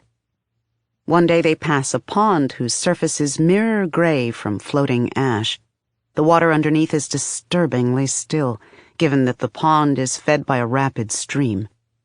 Although their canteens are low, Nasun looks at Shafa, and Shafa nods in silent, wary agreement.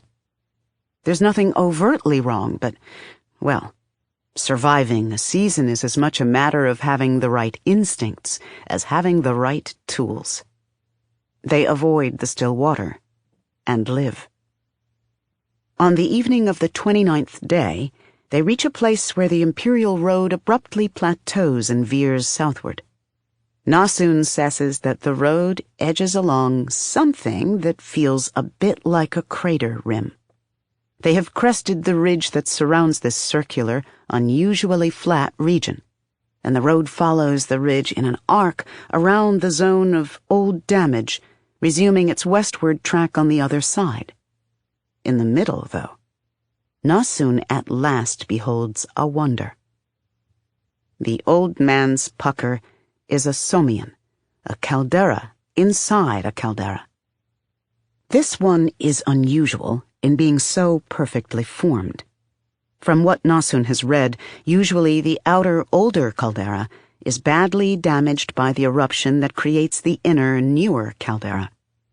In this case, the outer one is an intact, nearly perfect circle, though heavily eroded by time and forested over. Nasun can't really see it under the greenery, though she can sense it clearly. The inner caldera is a little more oblong, and it gleams so brightly from a distance that Nasun can guess what happened without even sensing it.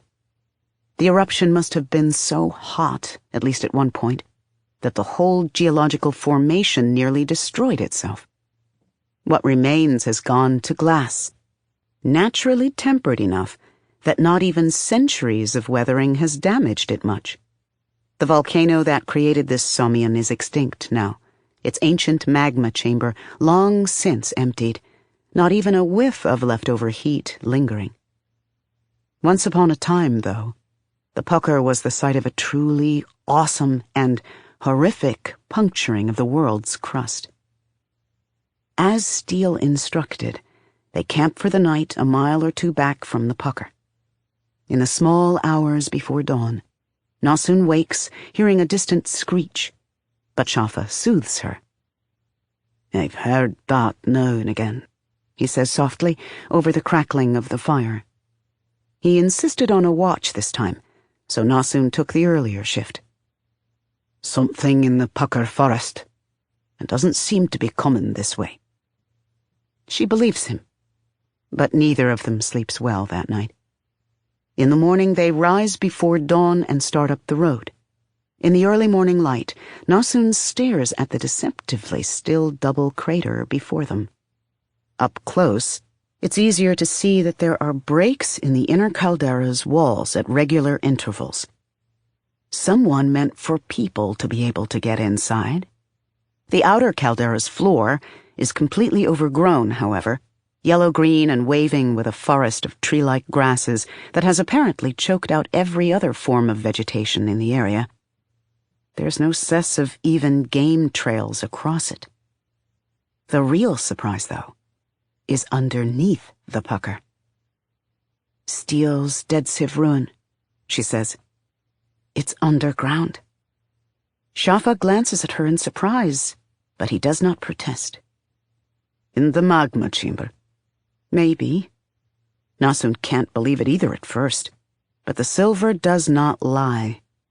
She notices something else strange as she expands her seasonal awareness of the area. The silver mirrors the perturbations of topography and the forest here, the same way it does everywhere. Yet the silver here is brighter somehow, and it seems to flow more readily from plant to plant and rock to rock. These blend to become larger, dazzling flows that all run together like streams until the ruin sits within a pool of glimmering, churning light. She can't make out the details, there's so much of it. Just empty space and an impression of buildings. It's huge, this ruin. A city, like no city Nasun has ever sessed.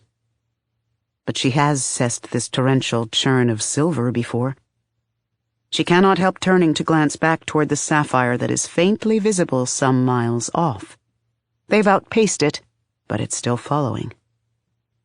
Yes, Shafa says. He's been watching her and missing nothing as she makes the connections. I don't remember this city, but I know of others like it. The obelisks were made in such places. She shakes her head, trying to fathom it all. What happened to this city? There must have been a lot of people here once. The shattering. She inhales. She's heard of it, of course, and believed in it the way children believe most stories. She remembers seeing an artist's line rendering of the event in one of her creche books. Lightning and rocks falling from the sky, fire erupting from the ground, tiny human figures running and doomed. So that's what it was like? A big volcano? The shattering was like this here. Shafa gazes out over the waving forest. Elsewhere, it was different. The shattering was 100 different seasons, Nasun, all over the world, all striking at once. It's a marvel that anything of humanity survived. The way he's talking, it seems impossible, but Nasun bites her lip. Were you? Do you remember it? He glances at Nasun, surprised, and then smiles in a way that is equal parts weary and wry. I don't. I suspect that I was born sometime after, though I have no proof of that. Even if I could remember the shattering, though, I feel fairly certain that I wouldn't want to. He sighs, then shakes his head. The sun is up. Let's face the future at least, and leave the past to itself. Nasun nods, and they step off the trail into the trees. The trees are strange things, with long, thin leaves, like elongated grass blades, and narrow, flexible trunks that grow no more than a couple of feet apart. In some places, Shafa has to stop and push apart 2 or 3 trees so that they can wriggle through. This makes for hard going, though, and before long Nasun is out of breath. She stops, dripping sweat, but Shafa pushes on. Shafa, she says, about to ask for a break. No, he says, pushing over another tree with a grunt. Remember the Stone Eater's warning, little one. We must reach the center of this forest by dusk. It's now clear we will need every moment of that time. He's right. Nasun swallows, starts taking deeper breaths so that she can work better, and then resumes pushing through the forest with him. She develops a rhythm working with him, She's good at finding the quickest paths that don't require pushing through, and when she does, he follows her. When these paths end, however, he shoves and kicks and breaks trees until the way is clear, while she follows. She can catch her breath during these brief lulls, but it's never quite enough. A stitch develops in her side. She starts having trouble seeing because the tree leaves keep pulling some of her hair loose from its twin buns, and sweat has made the curls lengthen and dangle into her eyes. She wants desperately to rest for an hour or so, drink some water, eat something. The clouds overhead get grayer as the hours pass, however, and it becomes increasingly hard to tell how much daylight is left. I can, Nasun tries at one point, while trying to think of how she can use orogeny or the silver or something to clear the way. No, Shafa says, somehow intuiting what she would have said. He's produced a black glass poniard from somewhere. It's not a useful knife for this situation, although somehow he has made it so, by stabbing each of the grass tree trunks before kicking them down. That helps them break more easily. Freezing these plants would only make them more difficult to get through, and a shake could cause the magma chamber below us to collapse. The silver, then? No. He stops for only a moment, and turns to fix a hard gaze on her. He's not breathing harder, she notes with great chagrin, although a faint sheen of sweat does glisten on his forehead. His iron shard punishes him, but still grudgingly grants him greater strength. Other guardians may be near, Nasun. It's unlikely at this point, but still a possibility. All Nasun can do is grope for another question, because this momentary pause is giving her time to catch her breath. Other guardians? Ah, but then he has said that they'll all go somewhere during a season, and that this station that Steele told them about is the means by which they do it. Do you remember something? Nothing more, sadly. He smiles a little knowingly, as if he can tell what she's doing. Only that this is how we get there. Get where? His smile fades, expression settling into that familiar, disturbing blankness for the briefest of instants. Warrant. She remembers, belatedly, that his full name is Shafa Guardian Warrant. It has never occurred to her to wonder where the calm of Warrant is. But what does it mean that the way to Warrant is through a buried dead city? Why? He shakes his head then, expression hardening. Stop stalling. In this low light, not every nocturnal hunter will wait for night. He glances up at the sky with a look that is only mildly annoyed, as if it does not threaten their lives. It's pointless to complain that she is ready to drop. It's the season. If she drops, she dies. So she forces herself through the gap he has broken and starts questioning again for the best route.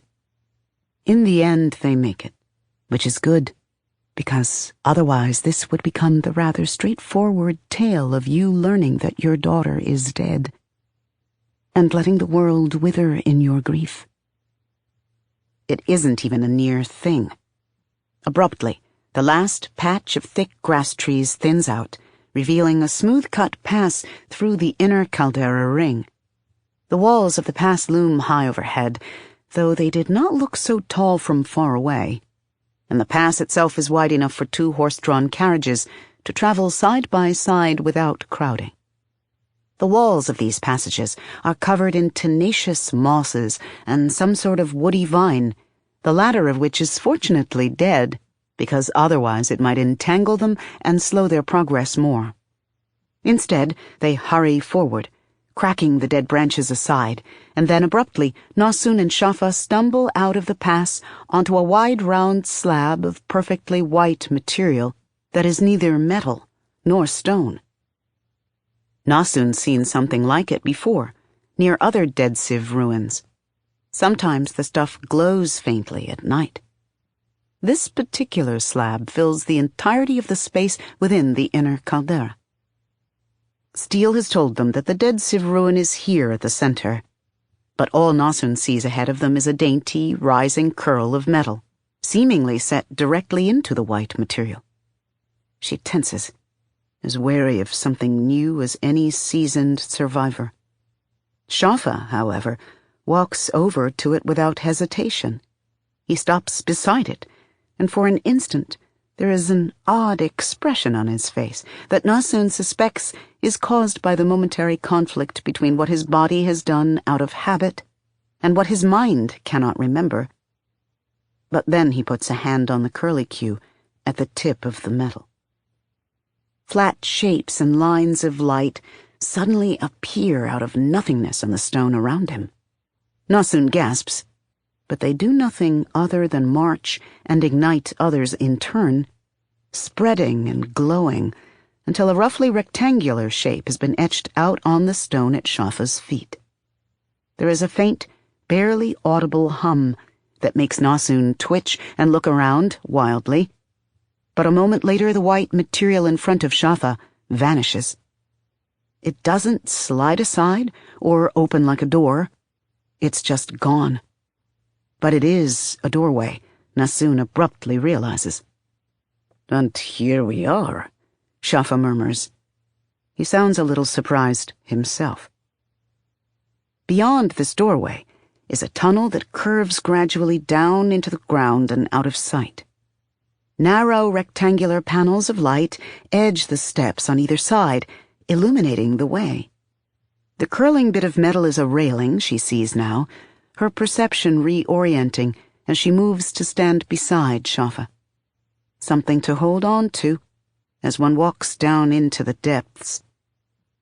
In a distant part of the grass forest that they just traversed, there is a high-pitched grating noise that Nosun immediately identifies as animal. Chitinous, maybe. A closer, louder version of the screeches they heard the night before. Nosun flinches and looks at Shafa. "Some sort of grasshopper, I believe," he says, his jaws tight as he gazes back at the pass they just traversed, though nothing moves there, yet. "Or cicadas, perhaps. Inside now. I've seen something like this mechanism before. It should close after we pass through." He gestures for her to go first so that he can guard the rear. Nosun takes a deep breath and reminds herself that this is what is necessary to make a world that will hurt no one else. Then she trots down the stairs. The light panels ignite 5 or 6 steps ahead as she progresses and fade 3 steps behind. Once they're a few feet down, just as Shafa predicted, the white material that covered the stairwell reappears, cutting off further screeches from the forest. Then there is nothing but the light and the stairs and the long-forgotten city somewhere below. 2699. 2 fulcrum blackjackets summoned to Dijna-Kam, Uer Cortent, western coastals, near Kiosh Traps, when Mount Immer showed eruption signs. Blackjackets informed Kam officials that eruption was imminent, and that it would likely touch off the whole Kiosh cluster, including Madness, local name for the supervolcano that triggered the Madness season. Immer sits on the same hotspot. Upon determining that Immer was beyond their ability to quell, the Blackjackets, one 3-ringer, the other supposedly 7, although did not wear rings for some reason, made the attempt anyway, due to insufficient time to send for higher-ringed Imperial origins. They successfully stilled the eruption long enough for a 9-ring senior Imperial origin to arrive and push it back into dormancy. 3-ringer and 7-ringer found holding hands, charred, frozen.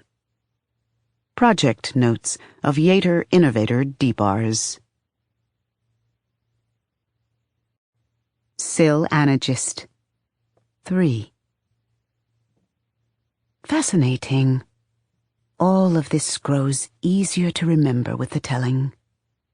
Or perhaps I am still human, after all. At first, our field excursion is simply the act of walking through the city. We have spent the brief years since our initial decanting immersed in Sessuna, the sense of energy in all its forms. A walk outside forces us to pay attention to our other, lesser senses, and this is initially overwhelming. We flinch at the springiness of pressed fiber sidewalks under our shoes, so unlike the hard lacquer wood of our quarters. We sneeze, trying to breathe air thick with smells of bruised vegetation and chemical byproduct, and thousands of exhaled breaths. Their first sneeze frightens Dashwa into tears. We clap hands over our ears to try and fail, to screen out many voices talking, and walls groaning, and leaves rustling and machinery whining in the distance. Bimni Hua tries to yell over it all, and Kalen Li must stop and soothe her before she will try speaking normally again. I duck and yelp in fear of the birds that sit in a nearby bush, and I am the calmest of us. What settles us at last is finally having the chance to gaze upon the full beauty of the amethyst plutonic fragment.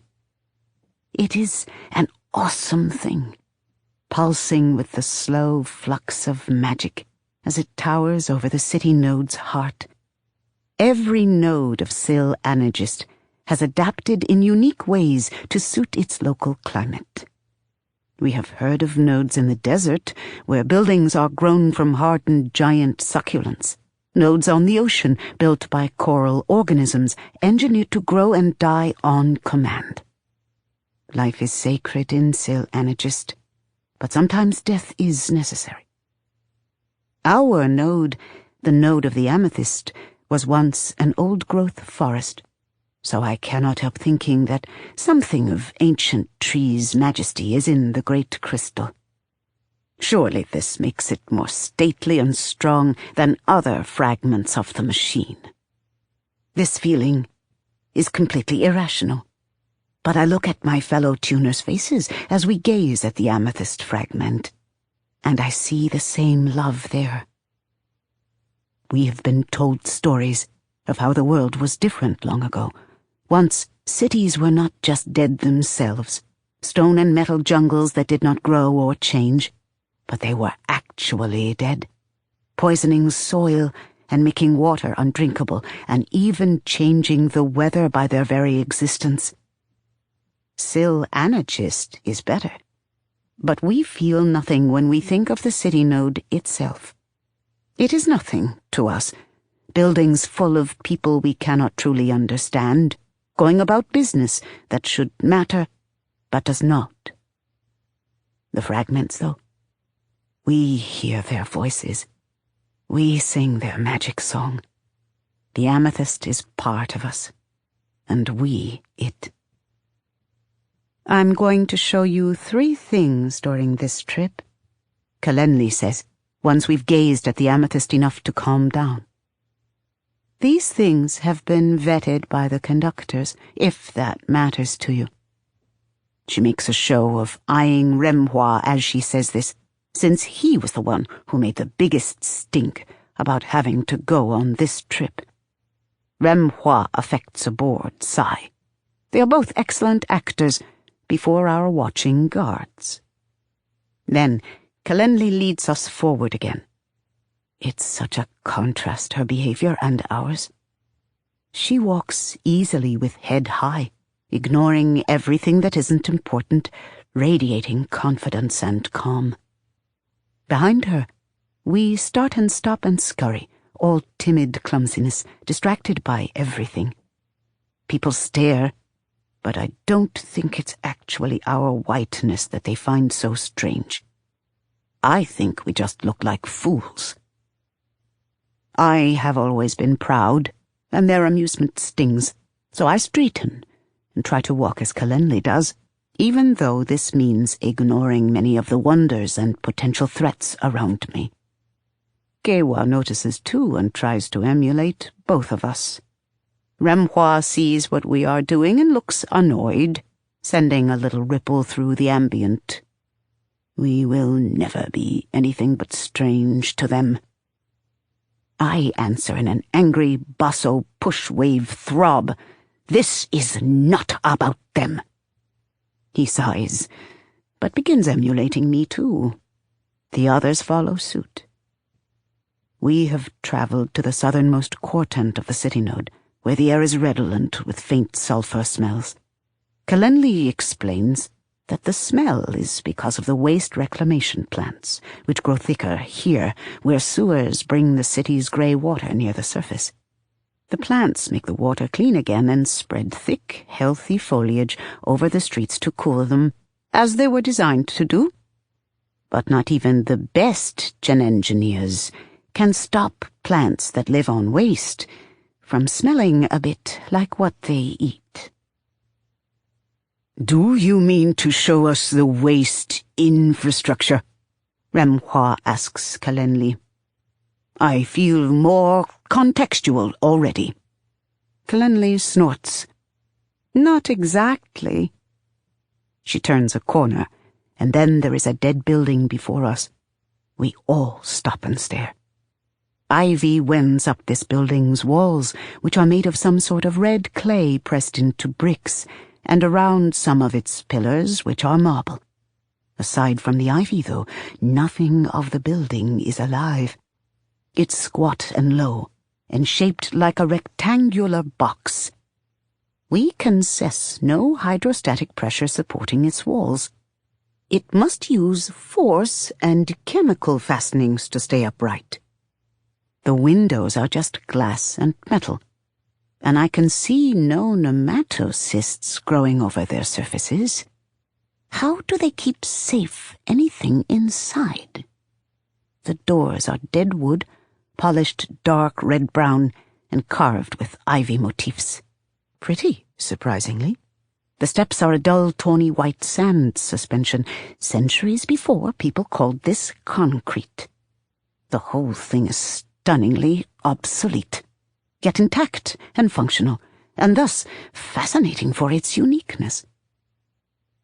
It's so symmetrical, says Bimnihua, curling her lip a little. Yes, says Kalenli. She's stopped before this building to let us take it in. Once, though, people thought this sort of thing was beautiful. Let's go. She starts forward. Remhua stares after her. What? Inside? Is that thing structurally sound? Yes. And yes, we're going inside. Kalenli pauses and looks back at him, perhaps surprised to realize that at least some of his reticence wasn't an act. Through the ambient, I feel her touch him, reassure him. Remhua is more of an ass when he is afraid or angry, so her comfort helps. The spiky jitter of his nerves begins to ease. She still has to play the game, however, for our many observers. Though I suppose you could stay outside, if you wanted. She glances at her two guards, the brown man and woman who stay near her. They have not kept back from our group, unlike the other guards of whom we catch glimpses now and again, skirting our periphery. Woman guard scowls back at her. You know better. It was a thought. Kalenli shrugs then, and gestures with her head toward the building, speaking to Remhua now. Sounds like you don't actually have a choice. But I promise you, the building won't collapse on your head. We move to follow. Remhua walks a little slower, but eventually he comes along too. A hollow sign writes itself in the air before us as we cross the threshold. We have not been taught to read, and the letters of this sign look strange in any case. But then a booming voice sounds over the building's audio system.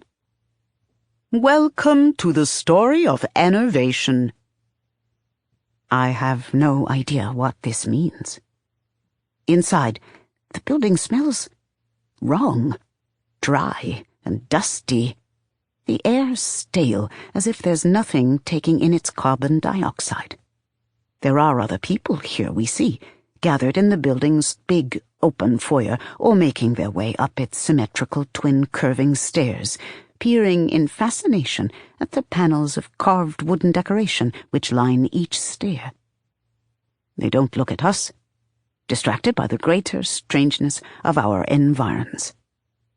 But then Remhua says, "What is that?" His unease, prickling along our network, makes us all look at him. He stands frowning, tilting his head from one side to the other. "What is—" I start to ask, but then I hear, "Says it too." "I'll show you," says Kalenni. She leads us deeper into the boxy building. We walk past display crystals, each holding preserved within itself a piece of incomprehensible but obviously old equipment. I make out a book, a coil of wire, and a bust of a person's head. Placards near each item explain its importance, I think, but I cannot fathom any explanation sufficient to make sense of it all. Then Kalenni leads us on to a wide balcony with an old-fashioned ornate wood railing. This is especially horrifying. We are to rely on a rail made from a dead tree, unconnected to the city alarm grid or anything for safety. Why not just grow a vine that would catch us if we fell? Ancient times were horrible. And there we stand above a huge open chamber, gazing down at something that belongs in this dead place as much as we do. Which is to say, not at all.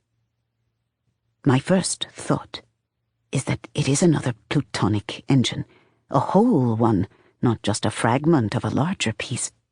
Yes, there is the tall, imposing central crystal. There is the socket from which it grows. This engine has even been activated. Much of its structure hovers, humming just a little, a few feet above the floor. But this is the only part of the engine that makes sense to me. All around the central crystal float longer, inward-curving structures. The whole of the design is somehow floral, a stylized chrysanthemum. The central crystal glows a pale gold, and the supporting crystals fade from green bases to white at the tips. Lovely, if altogether strange. Yet when I look at this engine with more than my eyes, and touch it with nerves attuned to the perturbations of the earth, I gasp. Evil death. The lattice of magics created by this structure is magnificent. Dozens of silvery thread-like lines supporting one another. Energies across spectra and forms, all interlinked and state-changing in what seems to be a chaotic yet utterly controlled order.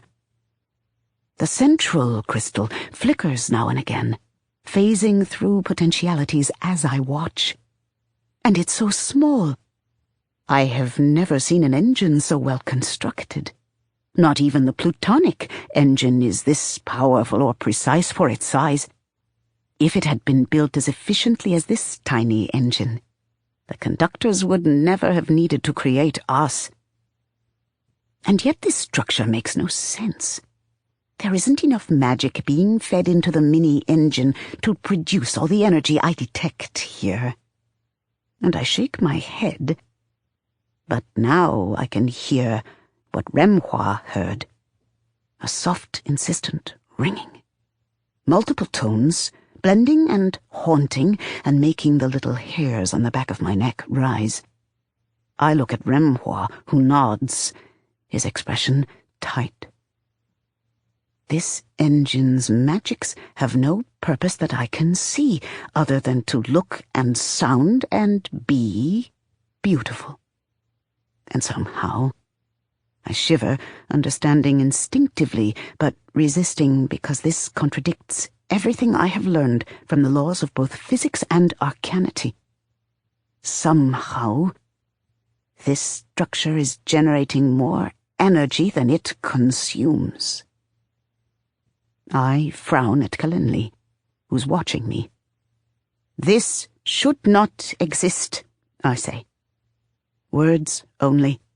I don't know how else to articulate what I'm feeling. Shock, disbelief, fear for some reason. The plutonic engine is the most advanced creation of geomagistry ever built. That is what the conductors have told us over and over again for all the years since we were decanted. And yet, this tiny, bizarre engine, sitting half-forgotten in a dusty museum, is more advanced. And it seems to have been built for no purpose other than beauty. Why does this realization frighten me? But it does exist, Kalenli says. She leans back against the railing, looking lazily amused.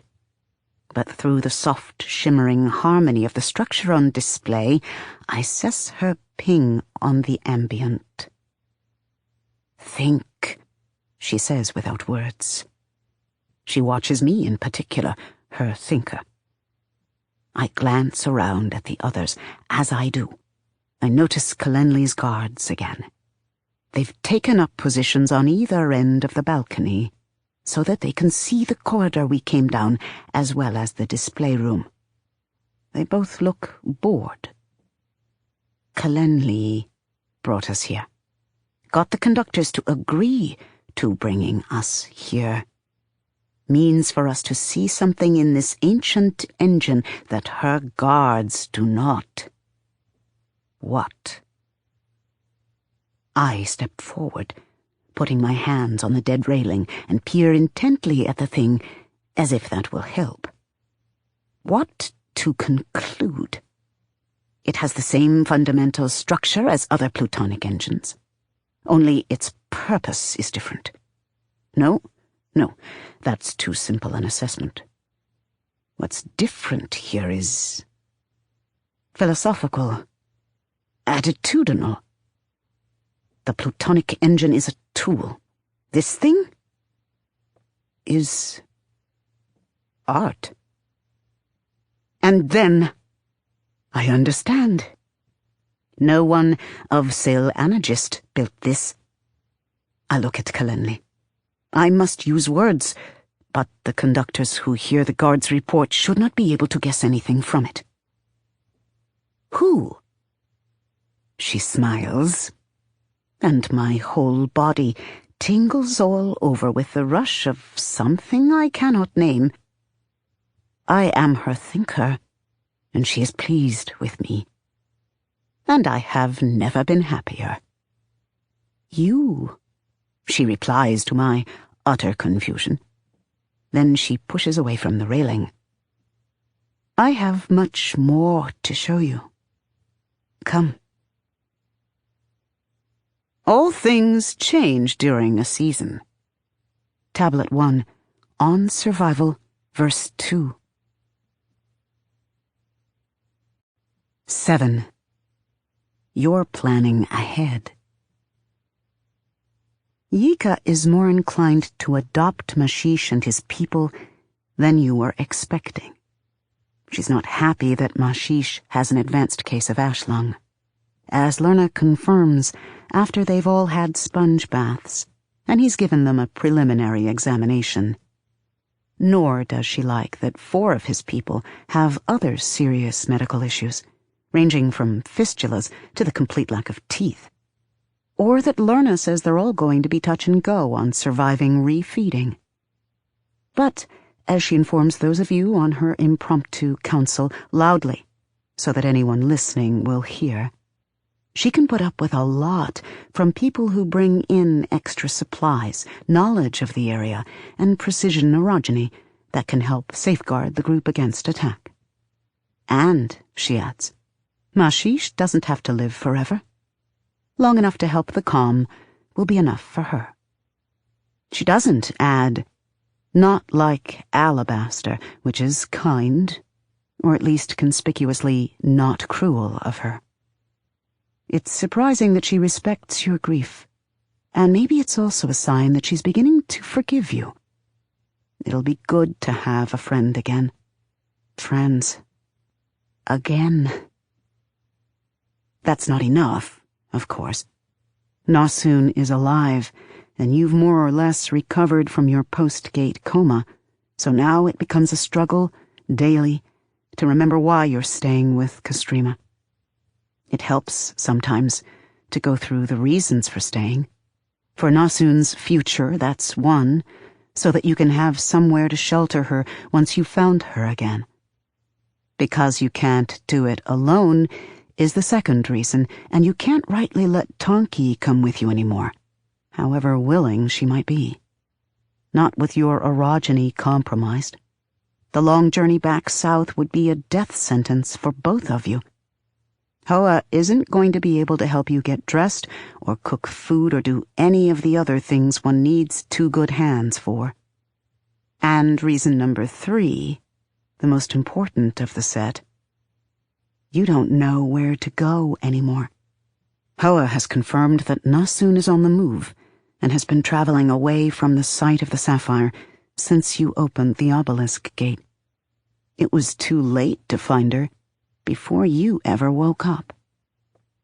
But there is hope. In the small hours of one morning after Hoa has taken the stone burden of your left breast from you, he says quietly, "I think I know where she's going. If I'm right, she'll stop soon." He sounds uncertain. No, not uncertain. Troubled.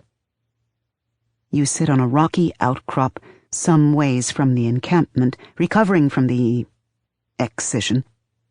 It wasn't as uncomfortable as you thought it would be. You pulled off your clothing layers to bare the stoned breast. He put a hand on it, and it came away from your body cleanly into his palm. You asked why he didn't do that for your arm, and he said, "I do what's most comfortable for you." Then he lifted your breast to his lips, and you decided to become fascinated by the flat, slightly roughened cautery of stone over the space where your breast was. It aches a little, but you're not sure whether this is the pain of amputation or something more existential. 3 bites it takes him to eat the breast that Nasun liked best. You're perversely proud to feed someone else with it. As you awkwardly pull undershirts and shirts back on with one arm, stuffing one side of your bra with the lightest undershirt so it won't slip off, you probe after that hint of unease that you heard in Hoa's voice earlier. You know something. Hoa doesn't answer at first.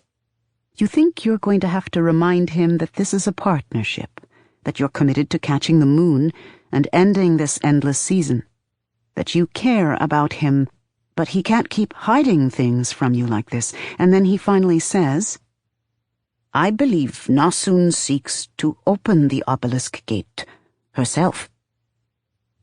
Your reaction is visceral and immediate, pure fear. It probably isn't what you should feel. Logic would dictate disbelief that a 10-year-old girl can manage a feat that you barely accomplished.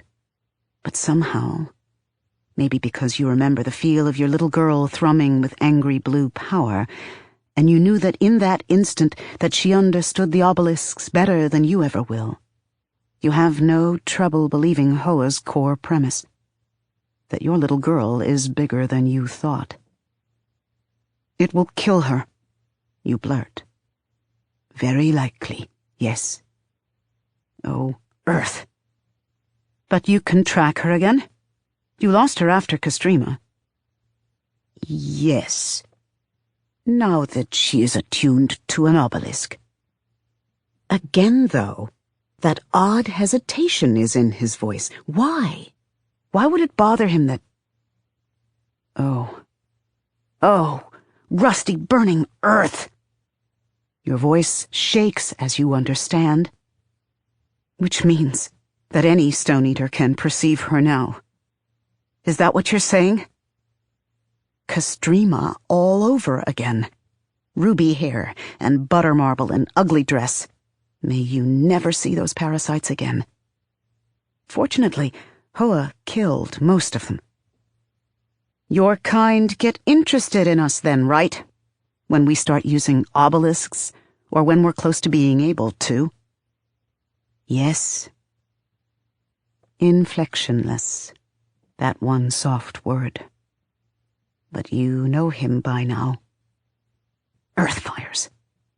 One of you is after her. You didn't think stone eaters were capable of sighing, but sure enough the sound emerges from Hoa's chest.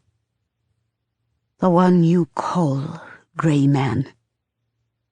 Cold runs through you, but yes, you'd guessed already, really.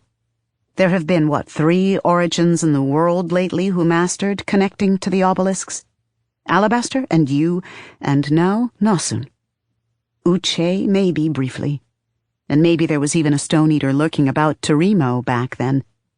Rusting bastard must be terribly disappointed that Uche died by filicide rather than stoning. Your jaw tightens as your mouth tastes of bile. He's manipulating her to activate the gate and transform herself into stone so that she can be eaten. That's what he tried to do at Castrima.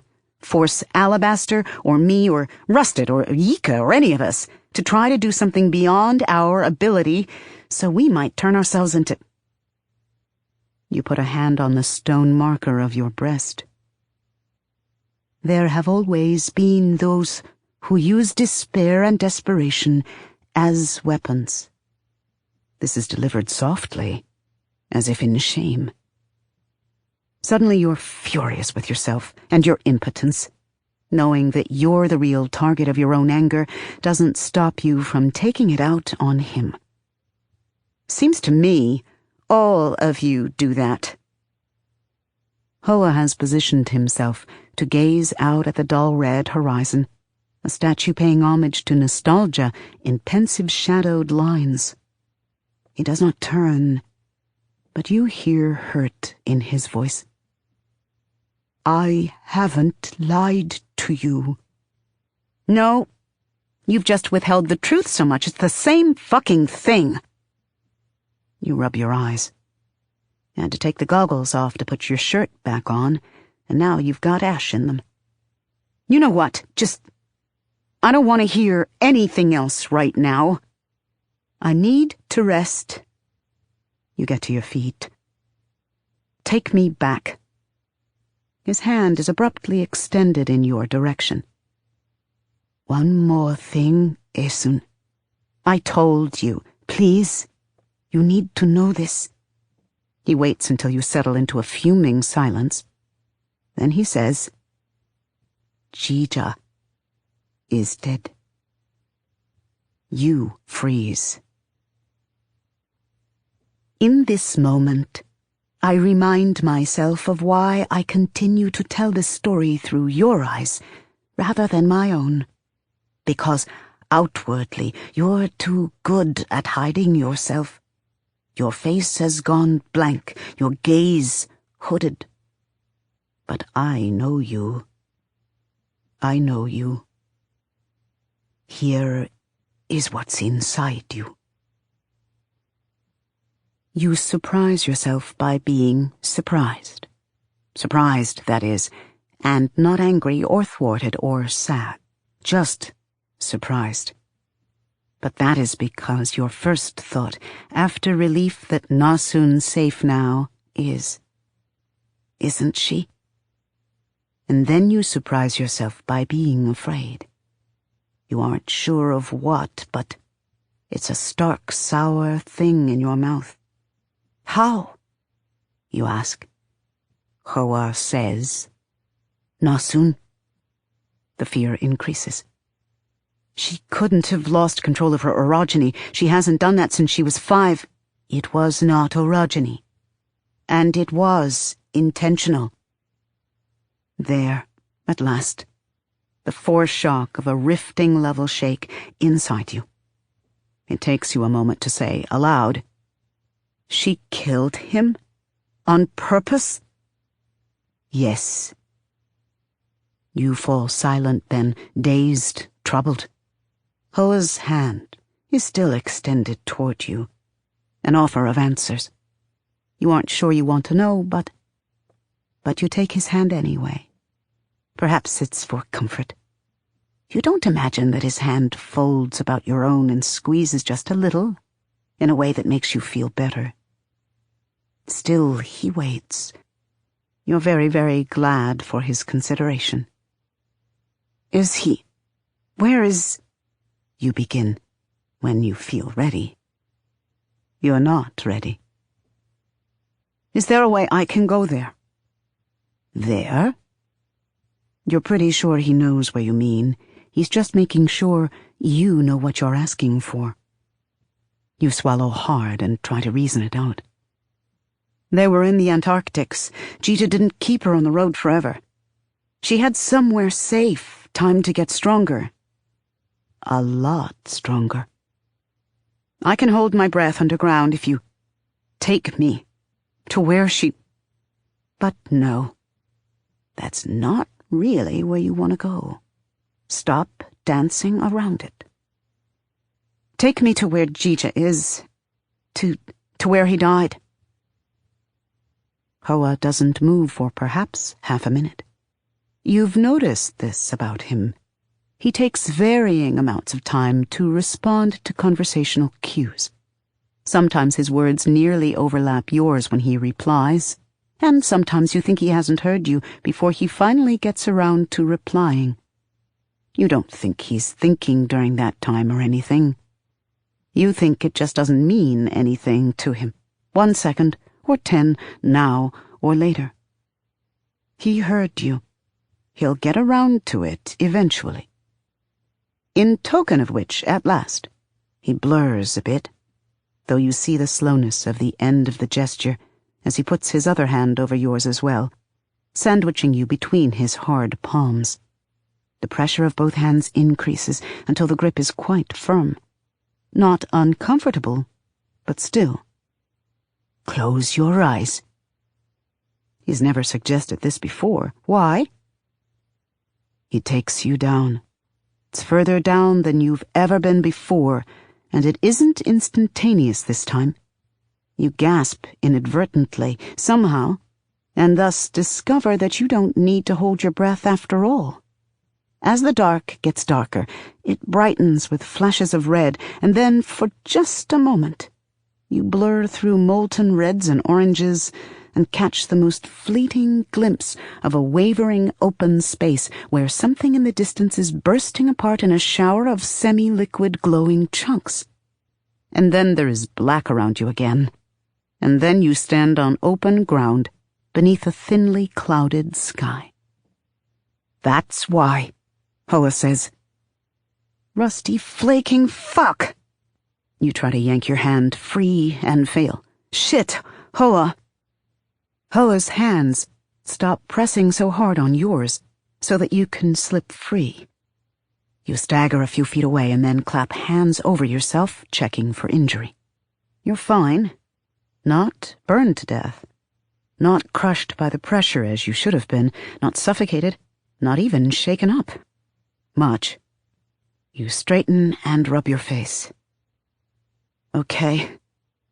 I'm really going to have to remember that stone eaters don't say anything without reason. Never wanted to actually see the fire under earth. But you're here now, standing atop a hill that is itself on some kind of plateau. The sky is your place marker. It's later in the morning here than it was where you were, a little after dawn, instead of pre-dawn. The sun is actually visible, though thin through the scrim of ash clouds overhead. You surprise yourself by feeling an ache of longing at the sight. But the fact that you can see it means that you're much farther from the rifting than you were a few moments ago. You glance to the west, and the faint shimmer of a dark blue obelisk in the distance confirms your guess. This is where a month or so ago, when you opened the obelisk gate, you felt Nasun. That way. She's gone that way. But that way lies thousands of square miles of the stillness. You turn to find that you're standing amid a small cluster of wooden buildings positioned at the top of the hill, including one store shack on stilts, a few lean-tos, and what look like dormitories or classroom buildings. All of it is surrounded, however, by a neat, precisely level fence of columnar basalt. That an origin has made this, harnessing the slow explosion of the great volcano beneath your feet, is as plain to you as the sun in the sky. But equally obvious is the fact that the compound is empty.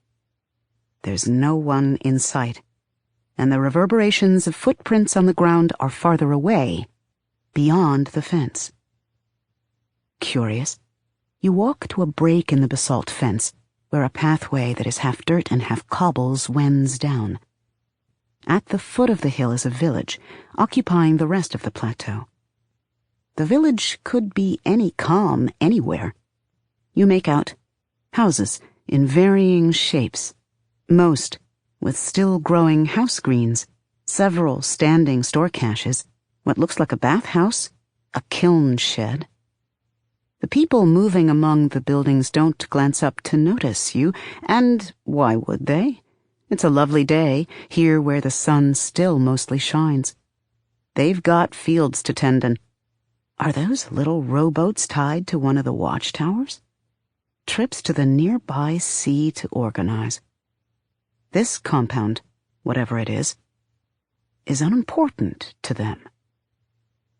You turn away from the village, and that's when you spot the crucible. It's near the edge of the compound, elevated a little above the rest of it, though visible from where you are.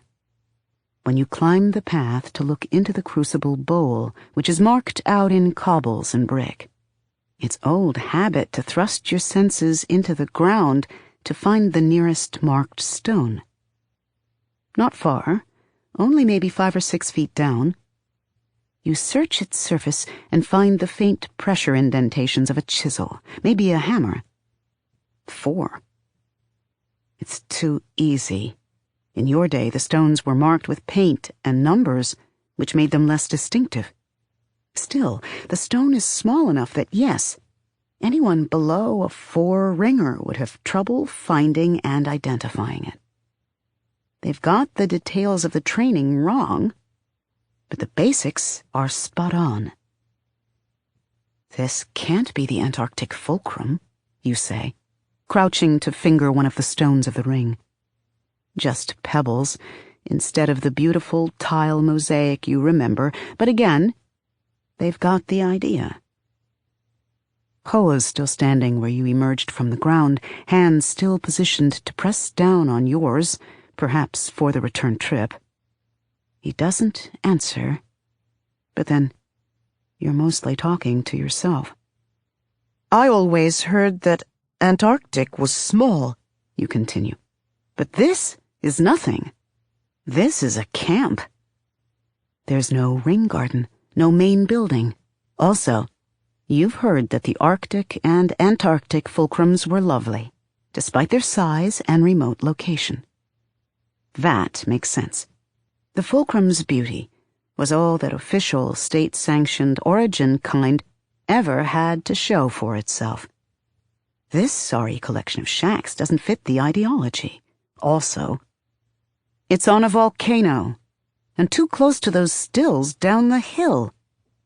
That village isn't humanous, surrounded on all sides by node maintainers, and with the added protection of the most powerful senior origins. One overwrought grits tantrum could turn this whole region into a crater. It isn't the Antarctic fulcrum, Hoa says. His voice is usually soft, but he's turned away now, and that makes him softer. That's farther to the west, and it has been purged.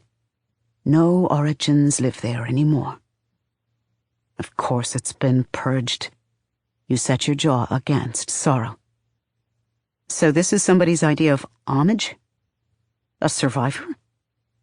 Inadvertently, you find another marker underground, a small, round pebble maybe 50 feet down. 9 is written on it, in ink. You have no trouble reading it. Shaking your head, you rise and turn to explore the compound further. Then you stop, tensing, as a man limps out of one of the dormitory-looking buildings. He stops too, staring at you in surprise. "Who the rust are you?" he asks, in a noticeable Antarctic drawl. Your awareness plummets into the earth, and then you wrench it back up. Stupid, because remember, orogeny will kill you. Also, the man isn't even armed. He's fairly young, probably only in his 20s despite an already receding hairline. The limp is an easy thing, and one of his shoes is built higher than the other. Ah, the village handyman, probably. Come to do some basic caretaking on buildings that might again be needed someday. Hi, you stammer. Then you fall silent, not sure what to say from there. Hi. The man sees Hoa and flinches, then stares with the open shock of someone who's only heard of stone-eaters in lorist tales, and maybe didn't quite believe them. Only belatedly does he seem to remember you, frowning a little at the ash on your hair and clothing. But it's clear you're not as impressive a sight. "Tell me that's a statue," he says to you. Then he laughs a little, nervously. "Except it wasn't here when I came up the hill." "Oh. Hi, I guess." Hoa doesn't bother replying, though you see his eyes have shifted to watch the man instead of you. You steel yourself and step forward. "Sorry to alarm you," you say. "You from this comm?" The man finally focuses on you. Yeah, and you're not." Instead of showing unease, however, he blinks. "You another guardian?" Your skin prickles all over. For an instant, you want to shout, "No," and then, sense reasserts itself. You smile. They always smile. "Another?" The young man's looking you up and down now, maybe suspicious. You don't care, as long as he answers your questions and doesn't attack you. "Yeah," he says after a moment. "We found the 2 dead ones after the children left on that training trip." His lip curls just a little.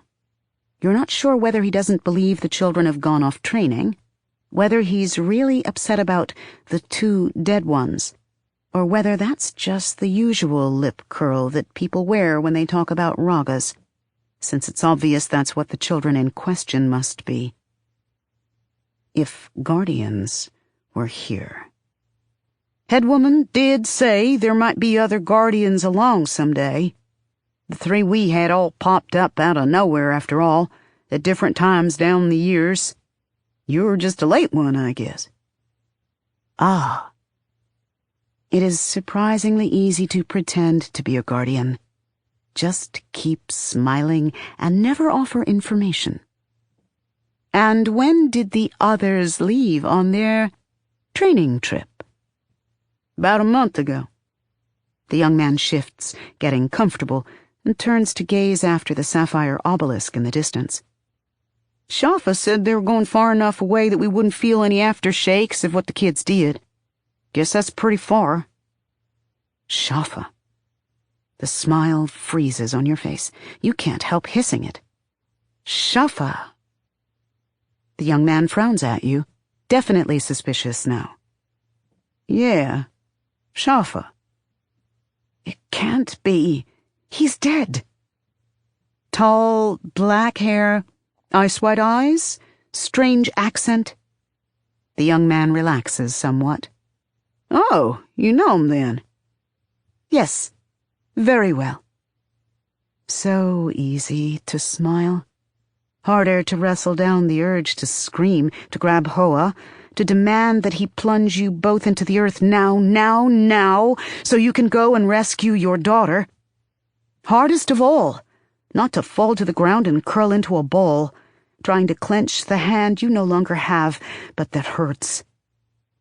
Evil Earth. It aches like it's broken all over again, phantom pain so real your eyes prickle with pain tears. Imperial origins do not lose control. You haven't been a black jacket for going on 20 years, and you lose control all the rusting time.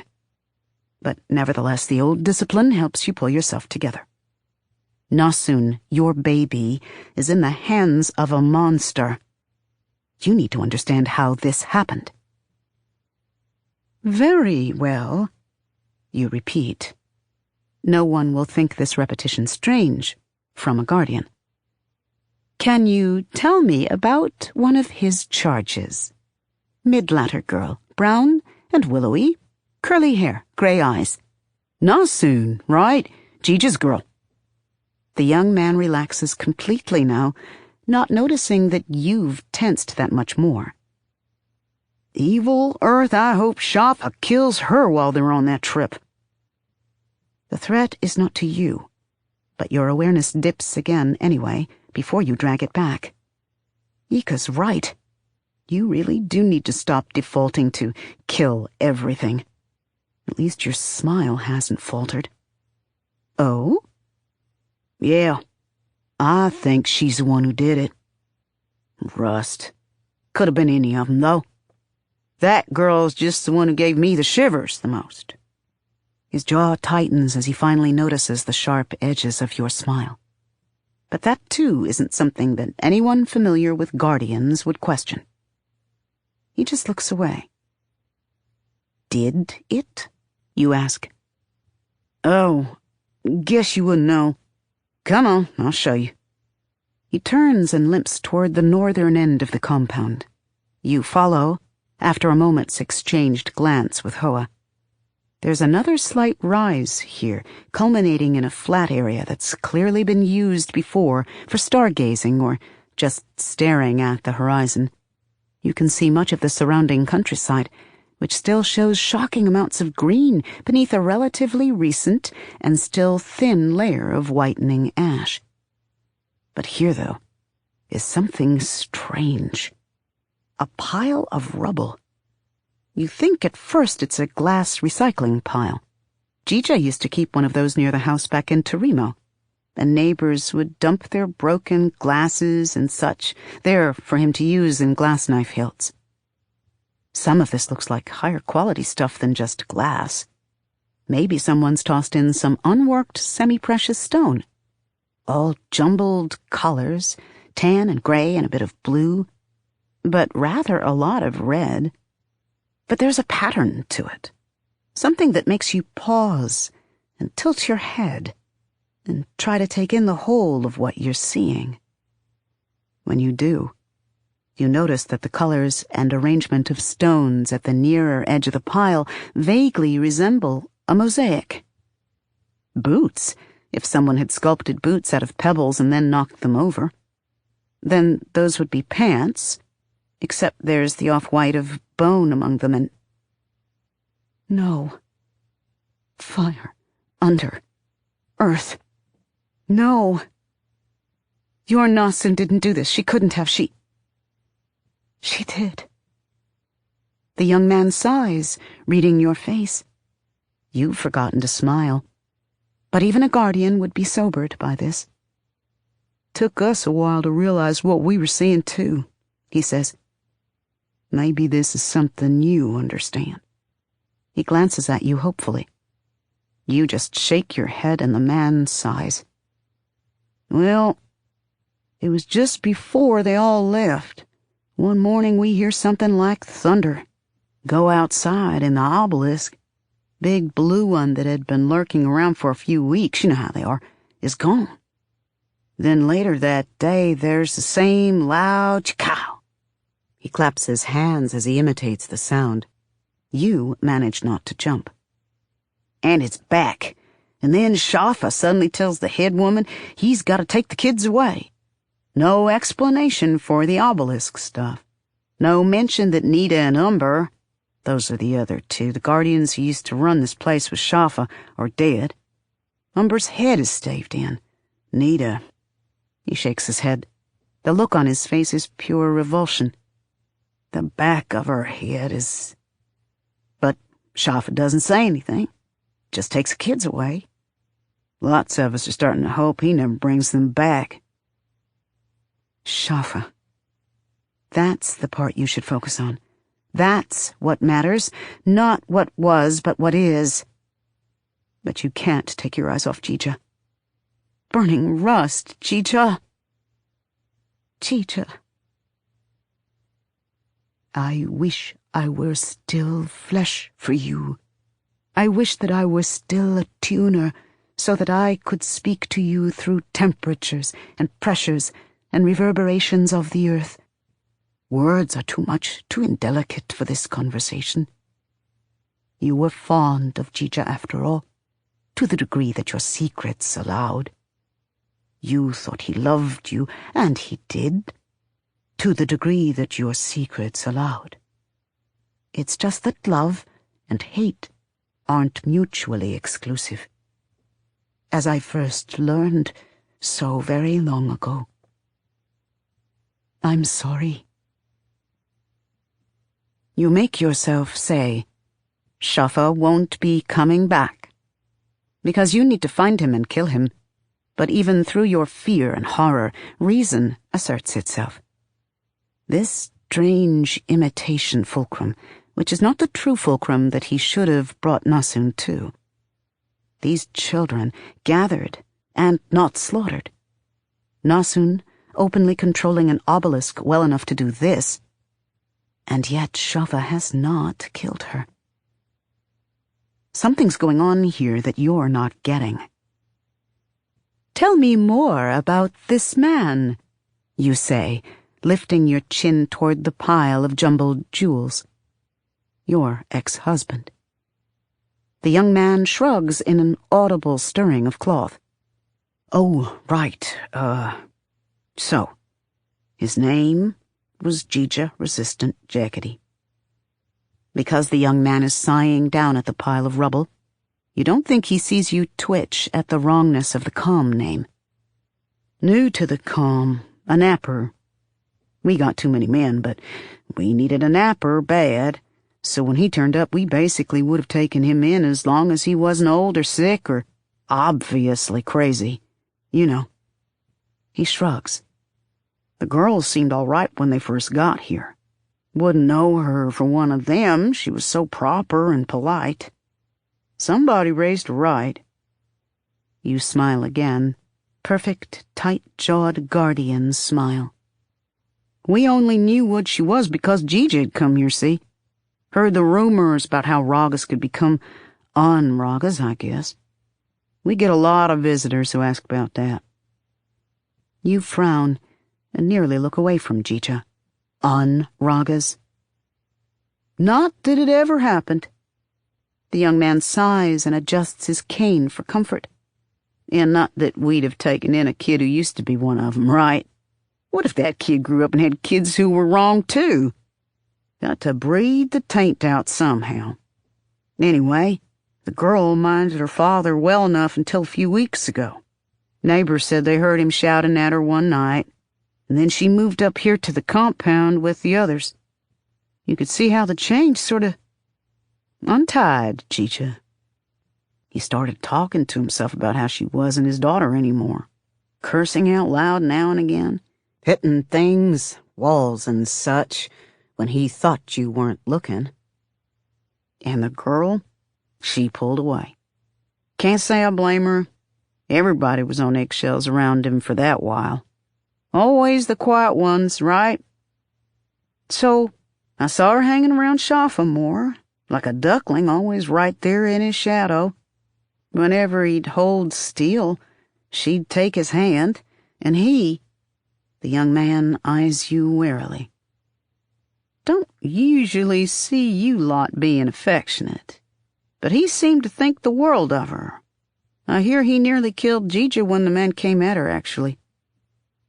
The hand that you don't have twinges again, but it is more tentative this time, and not the throb of before. Because he wouldn't have had to break Nasun's hand, would he? No, you did that to her yourself.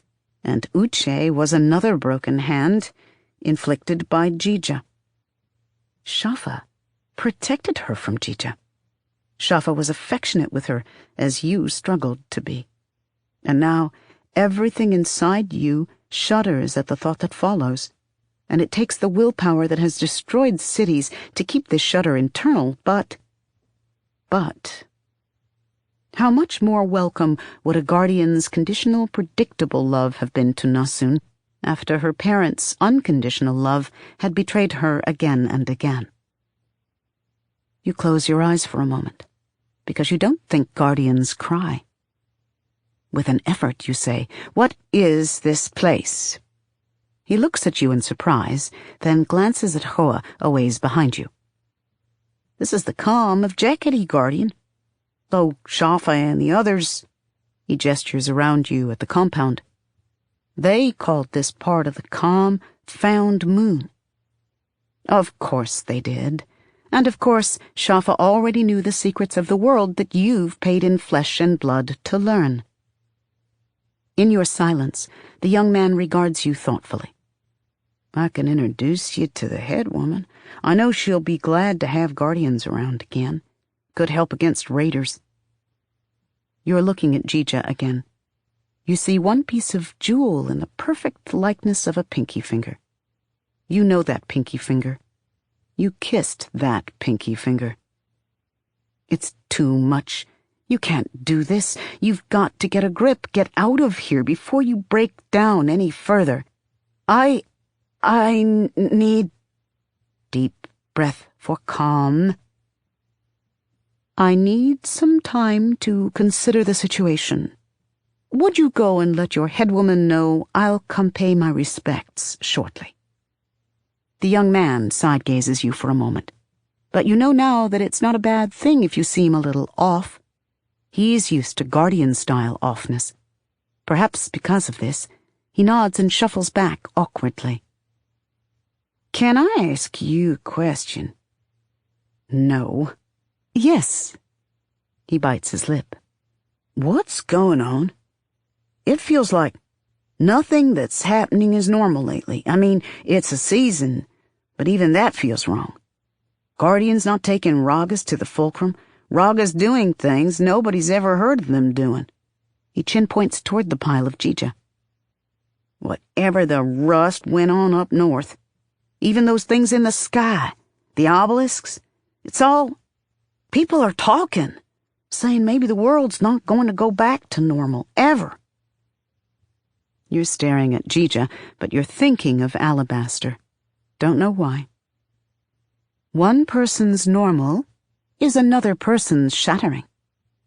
Your face aches from smiling. There is an art to smiling in a way that others will believe, and you're terrible at it.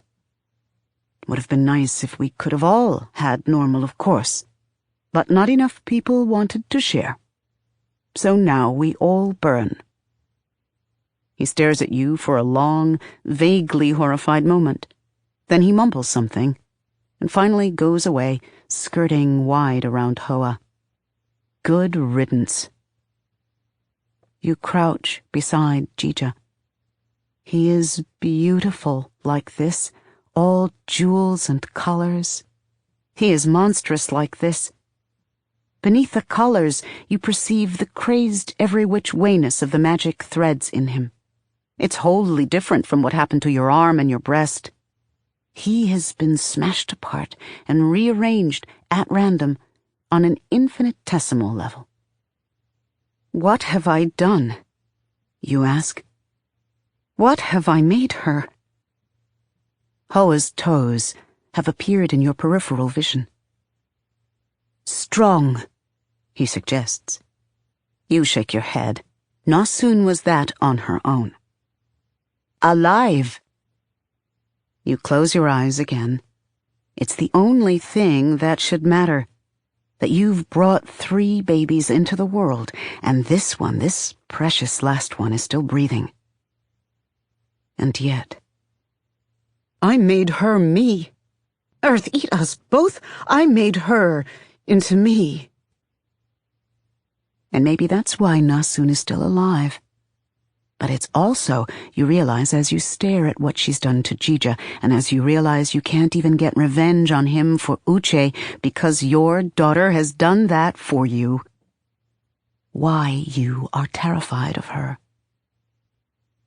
And there it is. The thing you haven't faced in all this time. The kukuza with ash and blood on its muzzle. Jija owed you a debt of pain for your son. But you owe Nasun in turn. You didn't save her from Jija. You haven't been there when she's needed you, here at the literal end of the world. How dare you presume to protect her? Grey Man and Shafa. She has found her own, better protectors. She has found the strength to protect herself. You are so very proud of her. And you don't dare go anywhere near her ever again. Hoa's heavy, hard hand presses down on your good shoulder. It isn't wise for us to stay here. You shake your head. Let the people of this calm come. Let them realize you aren't a guardian. Let one of them finally notice how alike you and Nasun look. Let them bring their crossbows and slingshots and... Hoa's hand curves to grip your shoulder, vice tight. You know it's coming, and still you don't bother to brace yourself as he drags you into the earth, back north. You keep your eyes open on purpose this time, and the sight doesn't bother you. The fires within the earth are nothing to what you're feeling right now. Failed mother that you are.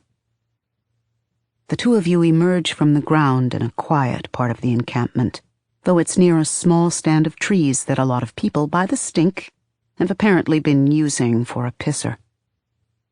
When Hoa lets you go, you start to walk away and then stop again. Your thoughts have gone blank. I don't know what to do. Silence from Hoa. Stone eaters don't bother with unnecessary movement or words, and Hoa has already made his intentions clear. You imagine Nasun talking with Grey Man, and you laugh softly because he seems more animate and talkative than most of his kind. Good. He's a good stone eater. For her. I don't know where to go, you say. You've been sleeping in Lerna's tent lately, but that isn't what you mean. Inside you, there's a clump of emptiness, a raw hole. I don't have anything left now. Hoa says, you have calm and kin. You'll have a home once you reach Renanis. You have your life. Do you really have those things? The dead have no wishes, says Stonelore. You think of Terimo, where you didn't want to wait for death to come to you, and so you killed the calm. Death is always with you. Death is you. Hoa says to your slumped back, I can't die. You frown, jarred out of melancholy by this apparent non sequitur. Then you understand. He's saying you won't ever lose him. He will not crumble away like alabaster. You can't ever be surprised by the pain of Hoa's loss, the way you were with Corundum, or Innan, or Alabaster, or Uche, or now Jija. You can't hurt Hoa in any way that matters. It's safe to love you, you murmur, in startled realization. Yes. Surprisingly, this eases the knot of silence in your chest. Not much, but it helps. How do you do it? You ask. It's hard to imagine, not being able to die even when you want to, even as everything you know and care about falters and fails. Having to go on, no matter what, no matter how tired you are. Move forward, Hoa says. What? Move forward. And then he is gone, into the earth, Nearby somewhere if you need him. Right now, though. He's right. You don't. Can't think. You're thirsty and hungry and tired besides. It stinks in this part of the camp. The stump of your arm hurts. Your heart hurts more. You take a step, though, toward the camp. And then another. And another. Forward. 2490. Antarctic's near eastern coast, unnamed farming calm 20 miles from Jeketi City. Initially unknown event caused everyone in the calm to turn to glass. Is this right? Glass, not ice. Find tertiary sources. Later, Hedman's second husband found alive in Jeketi City. Discovered to be Raga. Under intensive questioning by calm militia, he admitted to somehow doing the deed. Claimed that it was the only way to stop the Jeketi volcano from erupting, though no eruption signs were observed. Reports indicate the man's hands were also stone.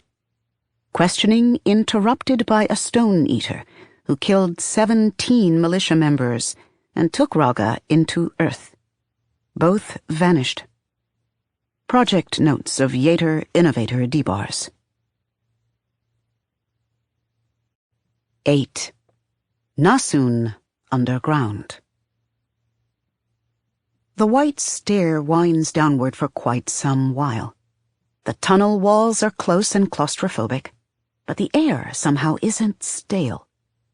Just being free of the ashfall is novelty enough, but Nasun notices that there's not much dust either. That's weird, isn't it? All of this is weird. Why isn't there dust? Nasun asks as they walk. She speaks in hushed tones at first, but gradually she relaxes, a little.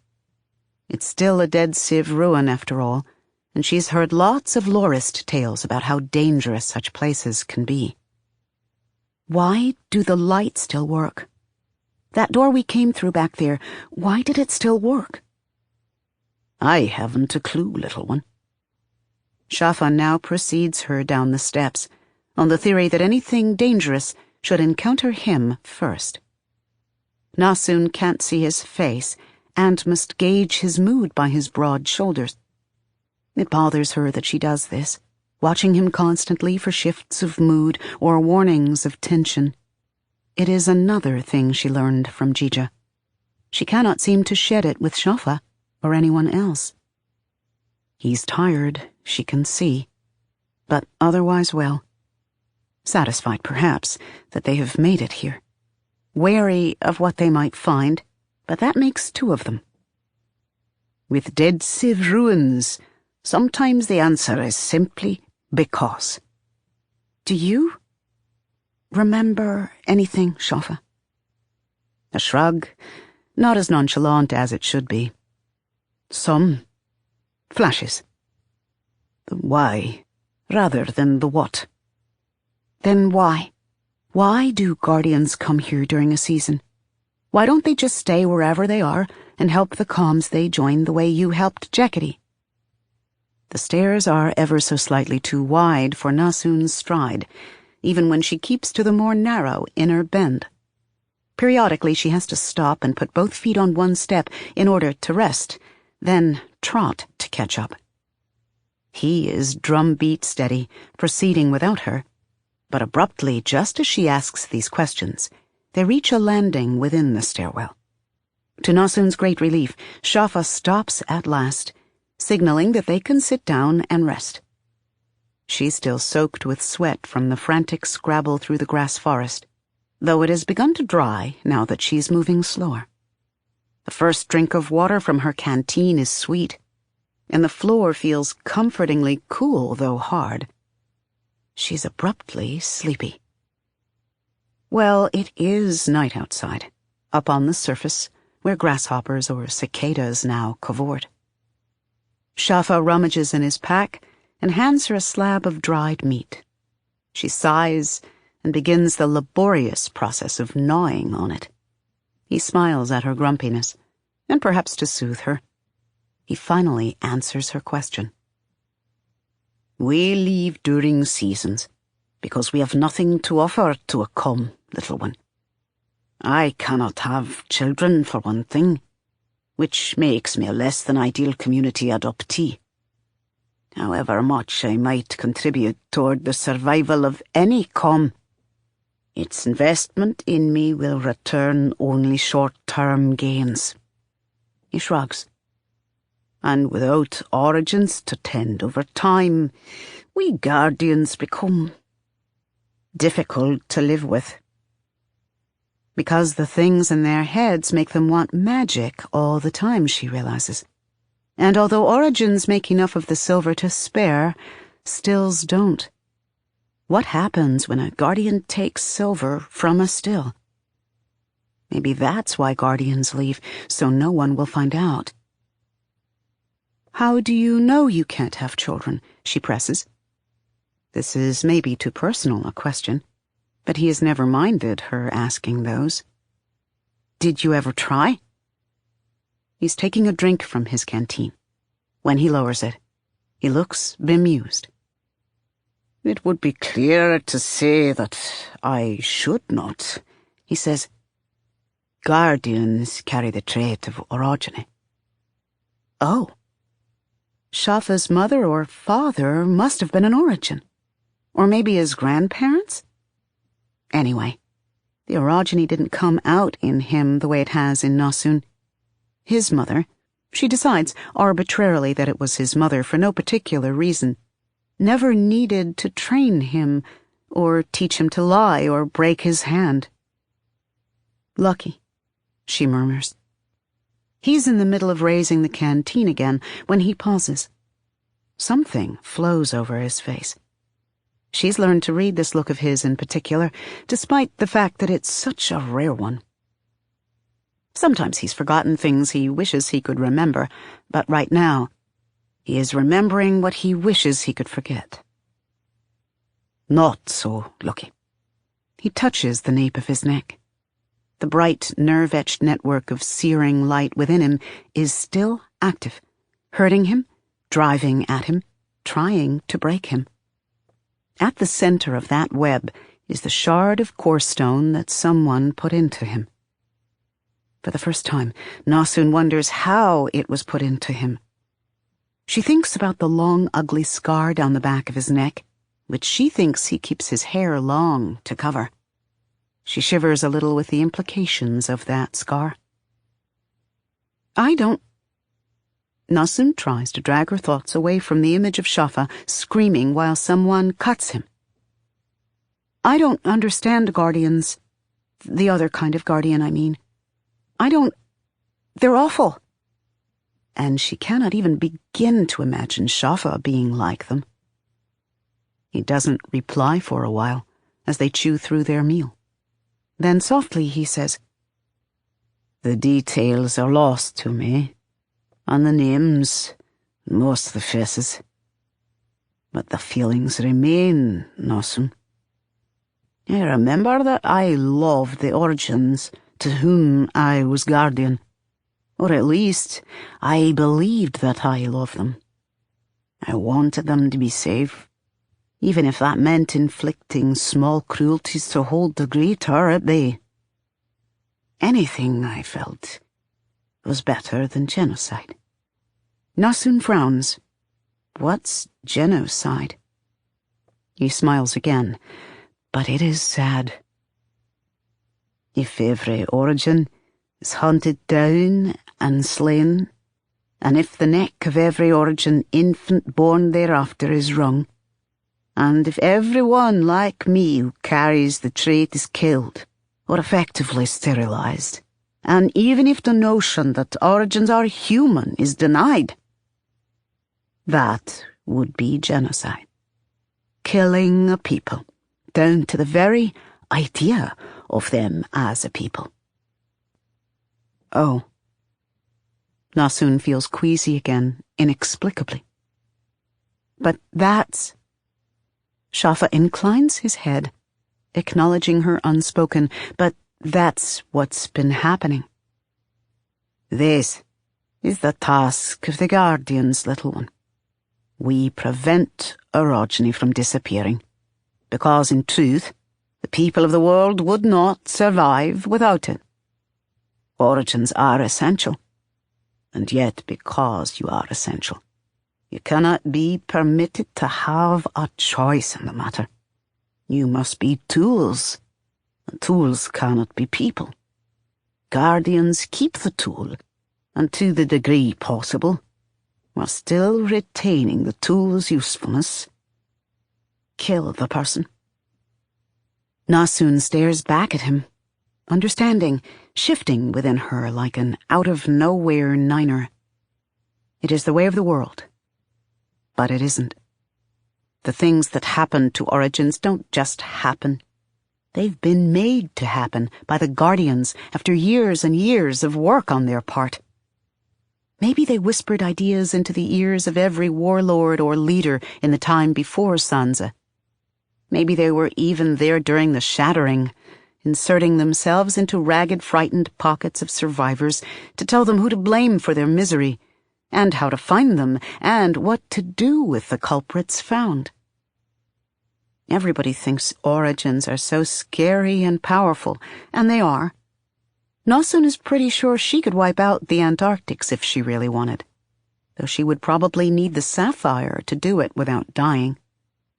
But despite all her power, she's still just a little girl. She has to eat and sleep like every other little girl, among people, if she hopes to keep eating and sleeping. People need other people to live.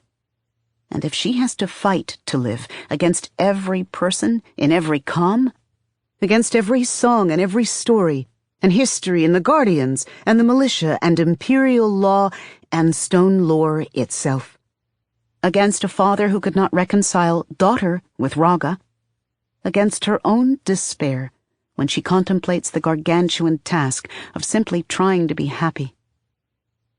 What can orogeny do against something like that?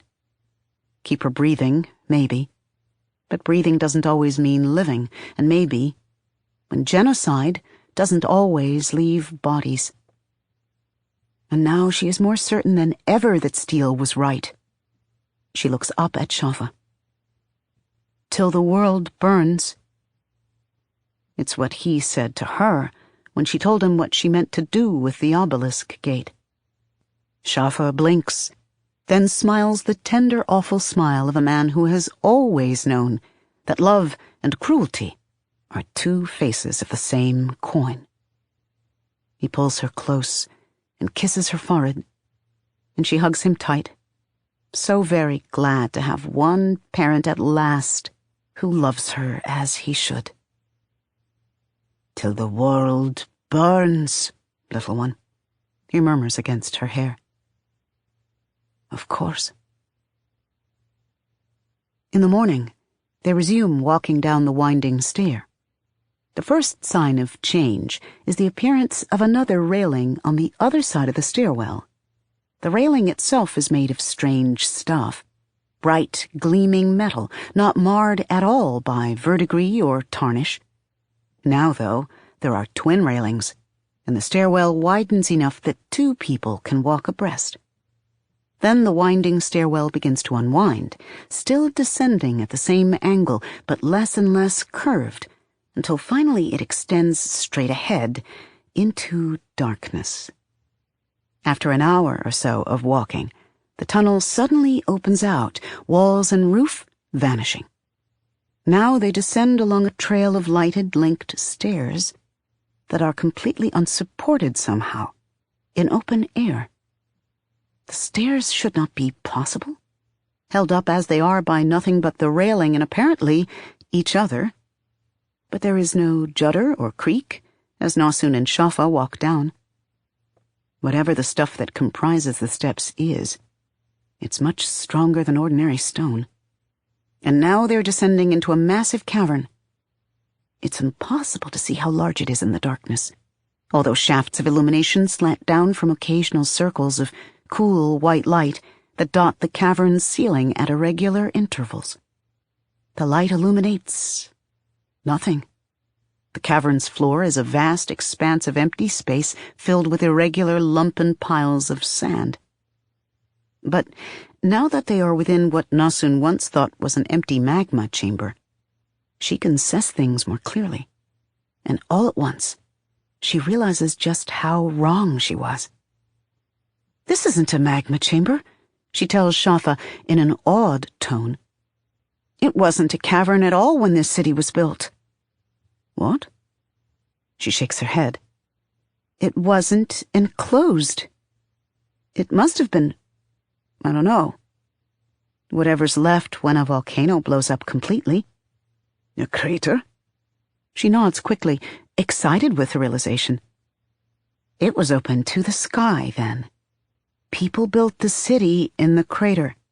But then there was another eruption right in the middle of the city. She points ahead of them into the dark. The stairwell is going right toward what she says is the epicenter of this ancient destruction. But that can't be right. Another eruption, depending on the type of lava, should simply have destroyed the city and filled the old crater. Instead, somehow, all the lava went up and over the city, spreading out like a canopy and solidifying over it to form this cavern, leaving the city within the crater more or less intact. "Impossible," Shafa says, frowning. "Not even the most viscous lava would behave that way, but—" His expression clouds. Again, he is trying to sift through memories truncated and trimmed, or perhaps simply dimmed by age. On impulse, Nasun grabs his hand to encourage him. He glances at her, smiles absently, and resumes frowning. "But I think an origin could do such a thing. It would take one of rare power, however, and probably the aid of an obelisk. A 10-ringer, at least." Nasun frowns in confusion at this. The gist of what he said fits, though. Someone did this. Nasun looks up at the ceiling of the cavern and realizes belatedly that what she thought were old stalactites are actually, she gasps, the leftover impressions of buildings that are no longer there. Yes, there is a narrowing point that must have been a spire. Here a curving arch, there a geometric strangeness of spokes and curves that looks oddly organic, like the underribs of a mushroom cap. But while these imprints fossil all over the ceiling of the cavern, the solidified lava itself stops a few hundred feet above the ground. Belatedly, Nasun realizes that the tunnel from which they emerged is also the remains of a building.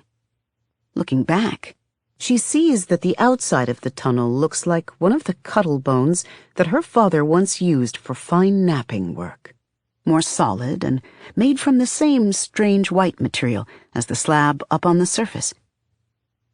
That must have been the top of the building. But a few feet below where the canopy ends, the building does too, to be replaced by this strange white stair. That must have been done sometime after the disaster. But how? And by whom? And why? Trying to understand what she's seeing, Nasun looks more closely at the cavern's floor. The sand is mostly pale, though there are mottling patches of darker gray and brown laced throughout. In a few places, twisted lengths of metal or immense broken fragments of something larger, other buildings maybe, poke through the sand like bones from a half-unearthed grave. But this is wrong too, Nasun realizes. There isn't enough material here to be the remnants of a city. She hasn't seen many dead Civ ruins, or cities for that matter, but she's read about them and heard stories.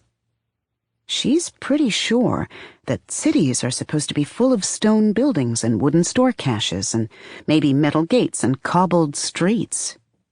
This city is nothing, relatively speaking. Just metal and sand. Nasun puts down her hands, which she's raised without thinking while her fleshless senses flicker and search. Inadvertently she glances down, which makes the distance between the stair she stands on and that sandy cavern floor yawn and seem to stretch. This makes her step back closer to Shafa, who puts a reassuring hand on her shoulder. "This city," Shafa says. She glances at him in surprise. He looks thoughtful. "There is a word in my mind, but I don't know what it is. A name? Something that holds meaning in another language." He shakes his head. "But if this is the city I think it is, I've heard tales of its grandeur. Once, they say, this city held billions of people." That seems impossible. In one city? How big was Humanus? "A few million." He smiles at her open-mouthed gape, then sobers somewhat. "And now there can't be many more people than that altogether, across the whole of the Stillness. When we lost the Equatorials, we lost the bulk of humanity. Still, once the world was even bigger." It can't be. The volcanic crater is only so vast, and yet... Delicately, Nasun sesses below the sand and debris, searching for evidence of the impossible. The sand is much deeper than she thought. Far beneath its surface, though, she finds pressed pathways in long straight lines. Roads? Foundations, too, though they are in oblong and round and other odd shapes. Hourglass loops and fat S-curves and bowl-shaped dips. Not a single square. She puzzles over the odd composition of these foundations, and then abruptly realizes that it all has the cess of something mineralized. Alkaline. Oh, it's petrifying. Which means that originally... Nasun gasps. "It's wood," she blurts aloud. A building foundation of wood? No, it's something like wood, but also a bit like the polymer stuff that her father used to make, and a little like the strange knot stone of the stair they're standing on.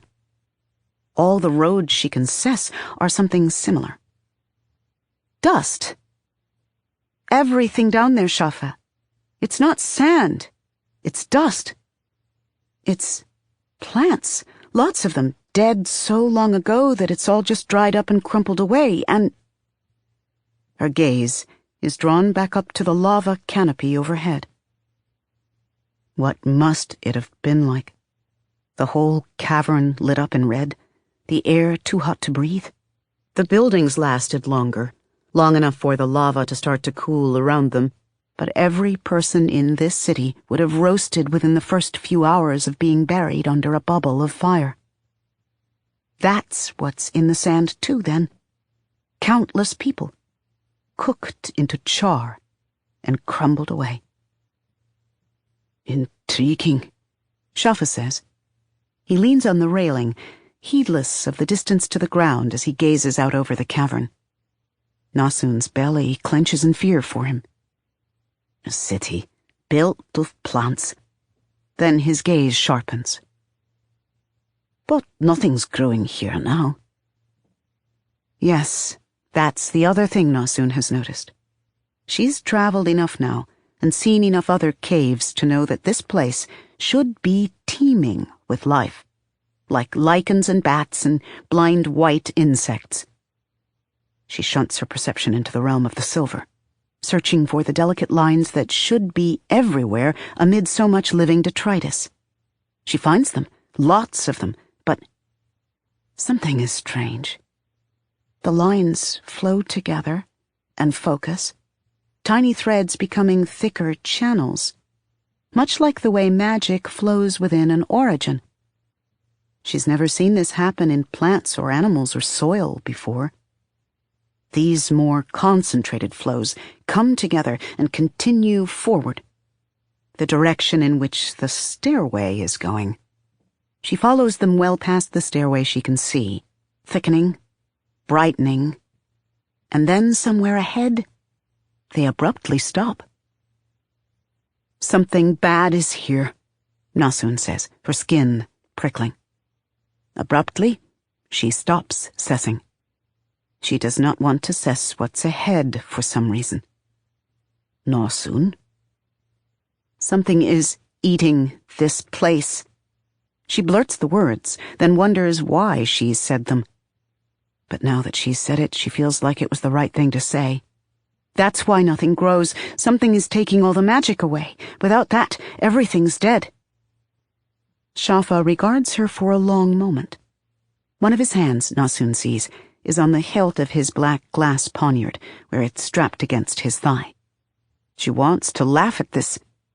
What's ahead isn't something he can stab.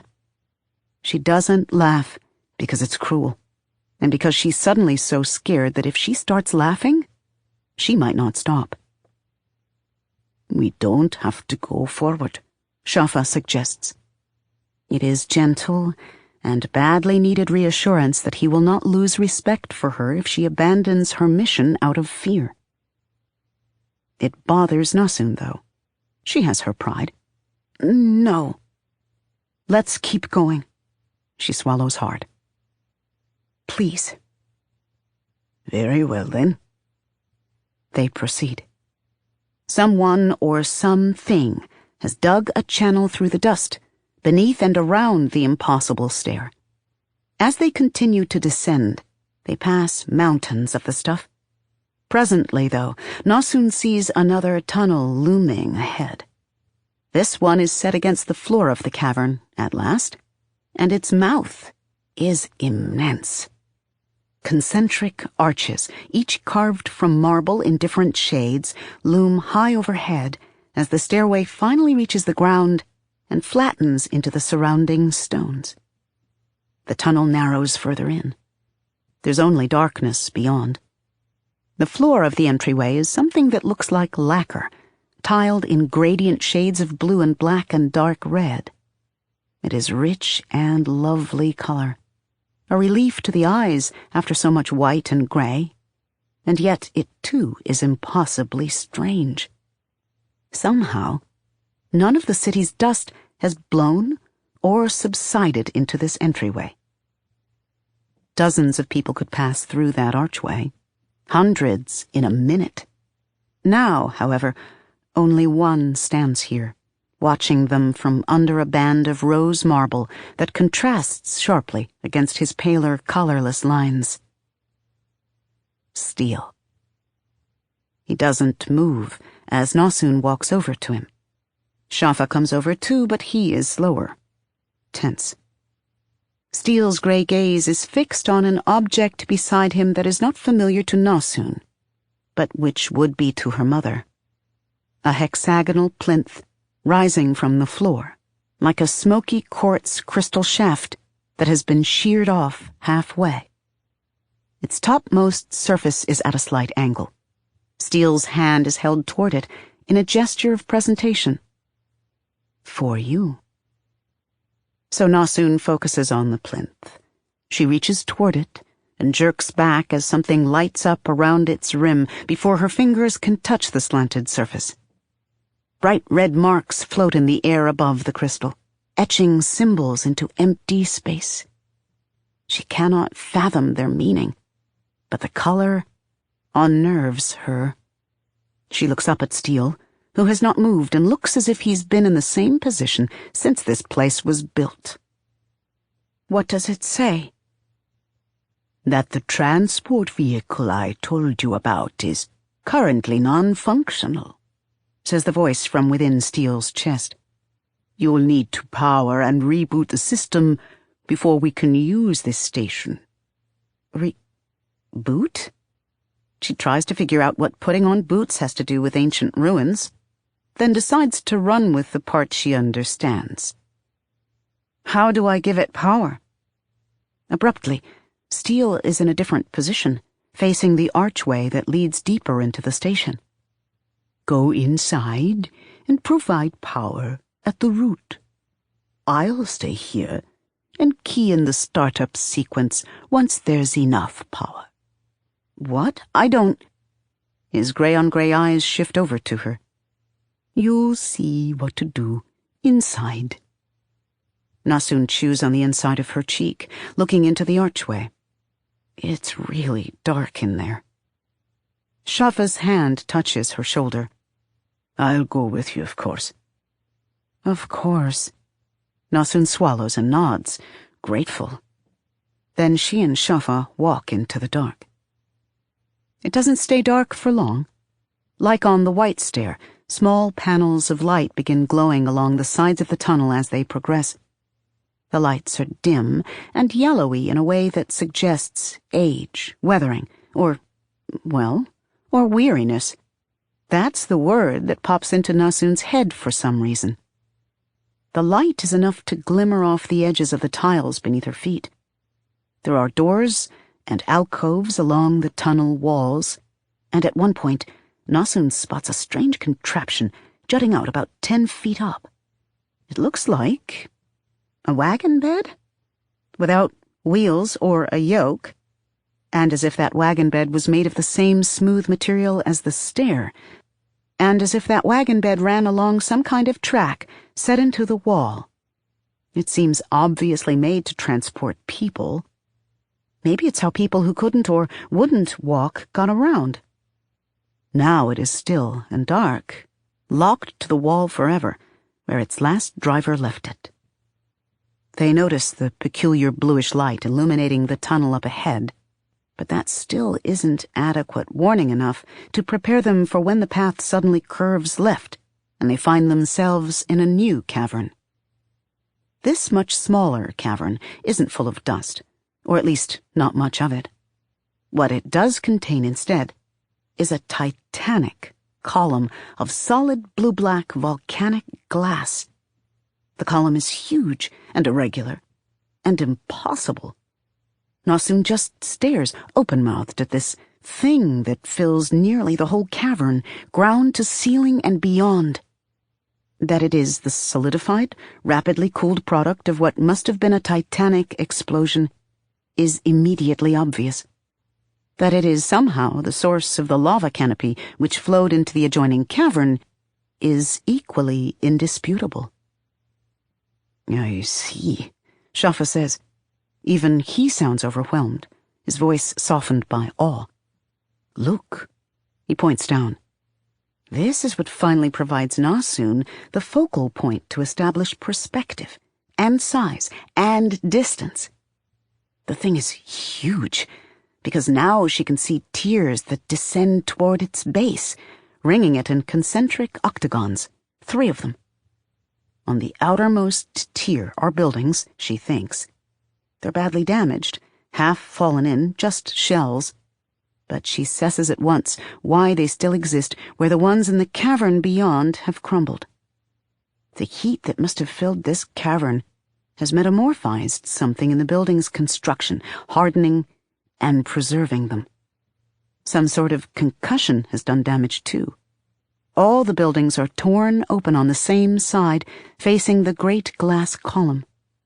Looking from what she guesses is a 3-story building to the glass column, she guesstimates that the column is not as far away as it looks. It's just much bigger than she initially guessed, the size of... Oh, an obelisk, she whispers. And then she can assess and guess what happened, as clearly as if she were there. Long ago, an obelisk sat here, at the bottom of this cavern, one of its points jammed into the ground, like some kind of bizarre plant. At some point, the obelisk lifted free of the pit, to float and shimmer like its fellows above the strange immensity of the city. And then, something went very, very wrong. The obelisk fell. Whether it struck the earth, Nasun imagines she can hear the echo of the concussion. It did not merely fall, it drove its way in, punching through and churning down and down and down, powered by all the force of concentrated silver within its core. Nasun can't track its path for more than a mile or so down, but there's no reason to think it didn't just keep going. To where? She cannot guess. And in its wake, channeled straight up from the most molten part of the earth, came a literal fountain of earth fire to bury this city. There's still nothing around that looks like a way to supply power to the station. Nasun notices, though, that the cavern's illumination comes from enormous pylons of blue light near the base of the glass column. These make up the lower and innermost tier of the chamber. Something is making that light. Shafa, too, has come to the same conclusion. "The tunnel ends here," he says, gesturing toward the blue pylons and the column's base. "There's nowhere else to go but to the foot of this monstrosity. But are you certain you want to follow in the footsteps of whoever did this?" Nasun bites her bottom lip. She does not. Here is the wrongness that she sessed from the stare, though she cannot tell its source yet, still. "Steele wants me to see whatever is down there." "Are you certain you want to do what he wishes, Nasun?" She isn't. Steele cannot be trusted. But she's already committed herself to the path of destroying the world. Whatever Steele wants cannot be worse than this.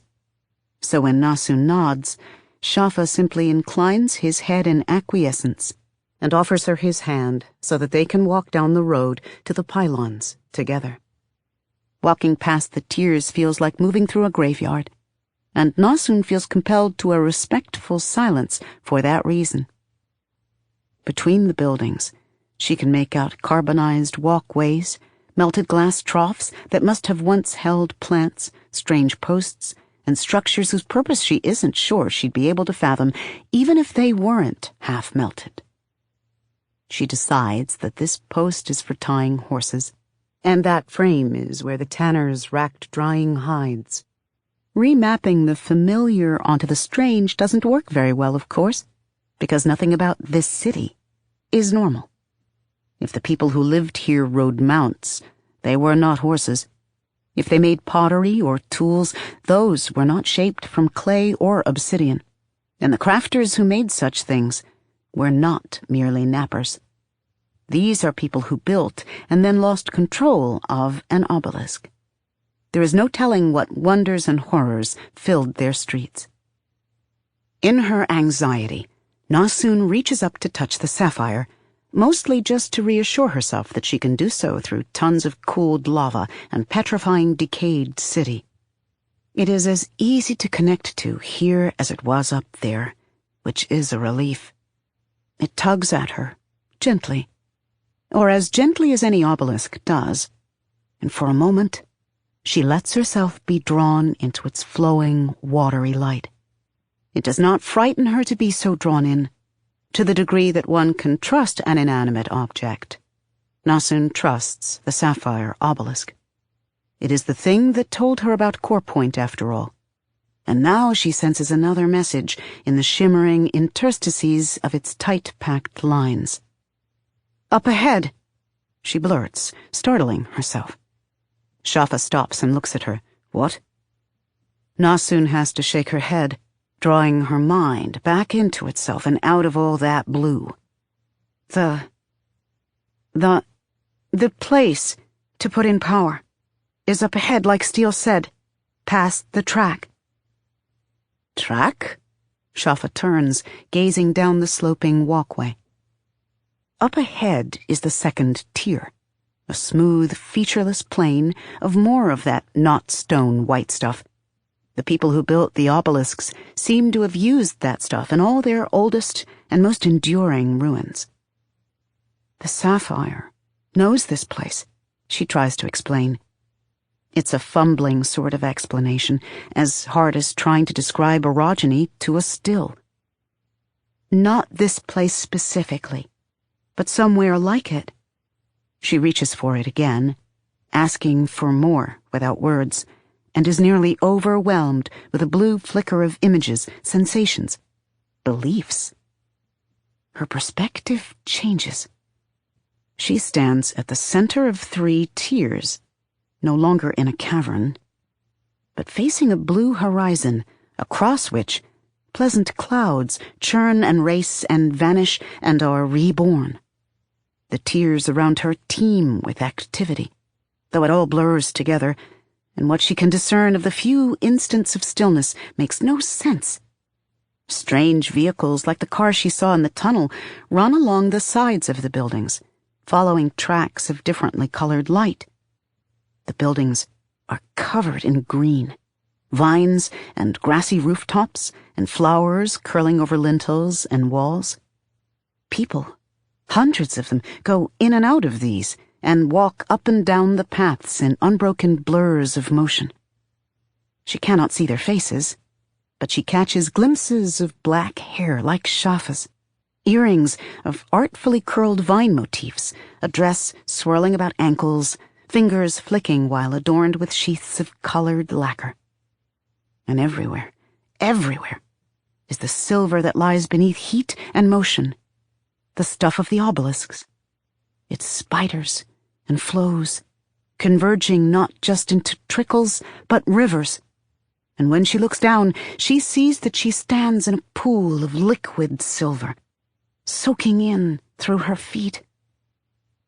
Nasun staggers a little as she comes back this time, and Shafa's hand lays firmly on her shoulder to steady her. "Nasun?" "I'm all right," she says.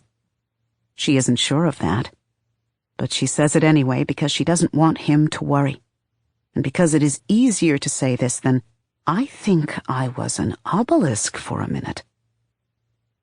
Shafa moves around to crouch in front of her, gripping her shoulders.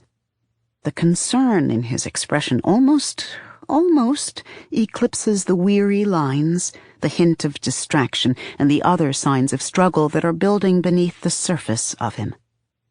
His pain is worse, here underground. He hasn't said that it is, and Nasun doesn't know why it's getting worse, but she can tell. But "Don't trust the obelisks, little one," he says. This does not seem nearly as strange or wrong a thing for him to say as it should. On impulse, Nasun hugs Shafa. He holds her tight, rubbing comfort into her back. "We allowed a few to progress," he murmurs in her ear.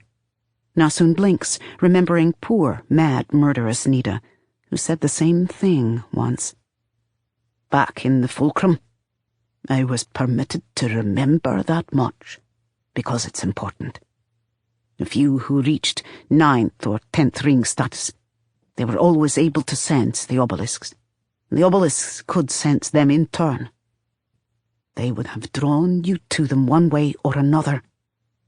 They're missing something, incomplete somehow, and that's what they need an origin to provide. But the obelisks killed them, my Nasun." He presses his face into her hair. She's filthy and hasn't truly washed since Jeketi, but his words strip away such mundane thoughts. "The obelisks. I remember. They will change you, remake you, if they can. That's what that rusting stone-eater wants." His arms tighten for an instant, with a hint of his old strength, and it is the most beautiful feeling in the world. She knows in this moment that he will never falter, never not be there when she needs him, never devolve into a mere fallible human being. And she loves him more than life for his strength. "Yes, Shafa," she promises. "I'll be careful. I won't let them win." Him, she thinks, and she knows he thinks it too. She won't let Steel win, at least not without getting what she wants first. So they are resolved. When Nasun pulls back, Shafa nods before getting to his feet. They go forward again. The innermost tier sits in the glass column's blue, gloomy shadow. The pylons are bigger than they looked from afar, perhaps twice as tall as Shafa, 3 or 4 times as wide, and humming faintly now that Nasun and Shafa are close enough to hear. They're arranged in a ring around what must have once been the resting place of an obelisk, like a buffer protecting the outer 2 tiers, like a fence, separating the bustling life of the city from this. This. At first Nasun thinks it is a thicket of thorns, The thorn vines curl and tangle along the ground and up the inner surface of the pylons, filling all the available space between them and the glass column itself. Then she sees that they aren't thorn vines. No leaves. No thorns. Just these curling, gnarling, rope-like twists of something that looks woody but smells a little like fungus. "How odd," Shafa says. "Something alive at last?" "Maybe they aren't alive?" They do look dead, though they stand out by being still recognizably plants and not crumbled bits of decay on the ground. Nasun does not like it here, amid these ugly vines and in the shadow of the glass column. Is that what the pylons are for? To cut off sight of the vine's grotesquerie from the rest of the city? And maybe they grew here after the rest. Then she blinks, noticing something new about the vine nearest her. It's different from the others around it. Those are obviously dead, withered and blackened and broken off in places. This one, however, looks as though it might be alive.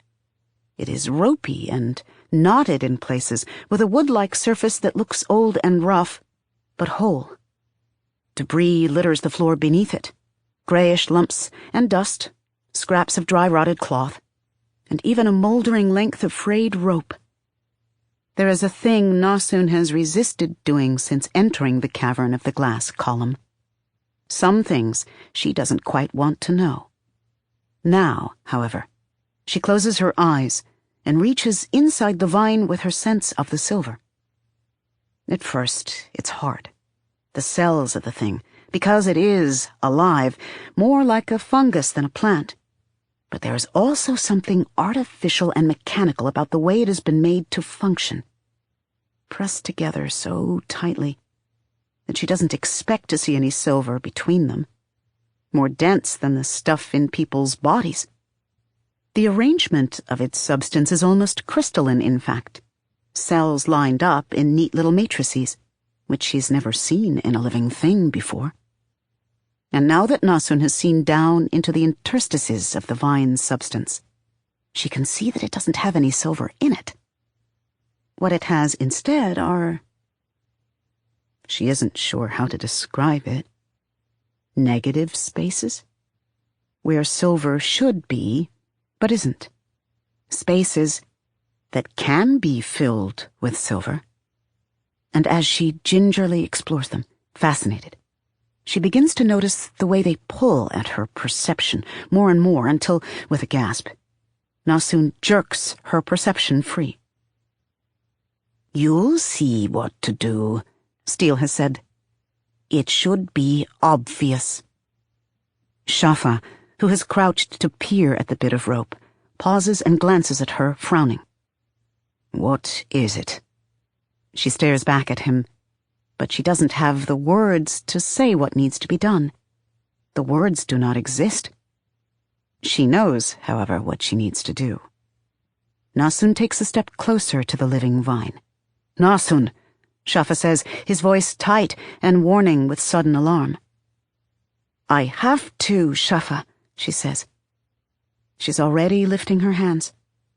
This is where all the silver of the outer cavern has been going, she realizes now. These vines have been eating it up. Why? She knows why, in the deepest and most ancient design of her flesh. "I have to, power the system." Then, before Shafa can stop her, Nasun wraps both hands around the vine. It does not hurt. That's the trap of it. The sensation that spreads throughout her body is pleasant, in fact, relaxing. If she could not perceive the silver, or the way the vine instantly starts dragging every bit of silver out of the spaces between her cells, she would think it was doing something good for her. As it is, it would kill her in moments. She has access to more silver than just her own, though. Lazily, through the languor, Nasun reaches for the sapphire, and the sapphire responds instantly, easily. Amplifiers, Alabaster called them long before Nasun was even born. Batteries is how you think of them, and how you once explained them to Yika. What Nasun understands the obelisks to be is simply engines. She's seen engines at work, the simple pump and turbine things that regulated geo and hydro back in Terimo, and occasionally more complex things like grain elevators. What she understands about engines would fill less than a thimble, but this much is clear even to a 10-year-old. To work, engines need fuel. So she flows with the blue, and the sapphire's power flows through her. The vine in her hands seems to gasp at the sudden influx, though this is just her imagination, she's sure. Then it hums in her hands, and she sees how the empty yawning spaces of its matrices fill and flow with glimmering silver light, and something immediately shunts that light away to somewhere else. A loud clack echoes through the cavern. This is followed by other, fainter clacks, ramping up to a rhythm and then a rising low hum. The cavern brightens suddenly as the blue pylons turn white and blaze brighter, as do the tired yellow lights that they followed down the mosaic tunnel. Nasun flinches even in the depths of the sapphire, and in half a breath Shafa has grabbed her away from the vine. His hands shake as he holds her close. But he doesn't say anything, his relief palpable as he lets Nasun flop against him. She's suddenly so drained that only his grip holds her up. And in the meantime, something is coming along the track. It is a ghostly thing, iridescent beetle green, graceful and sleek and nearly silent, as it emerges from somewhere behind the glass column. Nothing of it makes sense to Nasun's eyes. The bulk of it is roughly teardrop-shaped, though its narrower, pointy end is asymmetrical, the tip curving high off the ground, in a way that makes her think of a crow's beak. It's huge, easily the size of a house, and yet it floats a few inches above the track, unsupported. The substance of it is impossible to guess, though it seems to have skin? Yes. Up close, Nasun can see that the surface of the thing has the same finely wrinkled texture as thick, well-worked leather. Here and there on that skin, she glimpses odd, irregular lumps, each perhaps the size of a fist. They seem to have no visible purpose. It blurs and flickers, though, the thing, from solidity to translucence and back, just like an obelisk. "Very good," says Steele, who is suddenly in front of them, and to one side of the thing. Nasun is too drained to flinch, though she's recovering. Shafa's hands tighten on her shoulders in reflex, then relax. Steele ignores them both. One of the Stone Eater's hands is upraised toward the strange floating thing, like a proud artist displaying his latest creation. He says, "You gave the system rather more power than absolutely necessary. The overflow has gone into lighting, as you can see, and other systems such as environmental controls. Pointless. But I suppose it does no harm. They'll run down again in a few months without any source to provide additional power." Shafa's voice is very soft and cold. "This could have killed her." Steele is still smiling. Nasun finally begins to suspect that this is Steele's attempt to mock a guardian's frequent smiles. "Yes, if she hadn't used the obelisk." There is nothing of apology in his tone. "Death is what usually happens when someone charges the system. Origins capable of channeling magic can survive it, however, as can guardians, who usually can draw upon an outside source." Magic? Nasun thinks in fleeting confusion. But Shafa stiffens. Nasun is confused by his fury at first, And then she realizes. Ordinary guardians, the uncontaminated kind, draw silver from the earth and put it into the vines. Guardians like Umber and Nida can probably do the same, though they would try only if it served Father Earth's interests. But Shafa, despite his core stone, cannot rely on the earth's silver, and cannot draw more of it at will. If Nasun was in danger from the vine, that was because of Shafa's inadequacy. Or so Steel means to suggest. Nasun stares at him incredulously, then turns back to Shafa. She's getting some of her strength back already. "I knew I could do it," she says. Shafa is still glaring at Steel. Nasun balls up her fists in his shirt and tugs to make him look at her. He blinks and does so, in surprise. "I knew!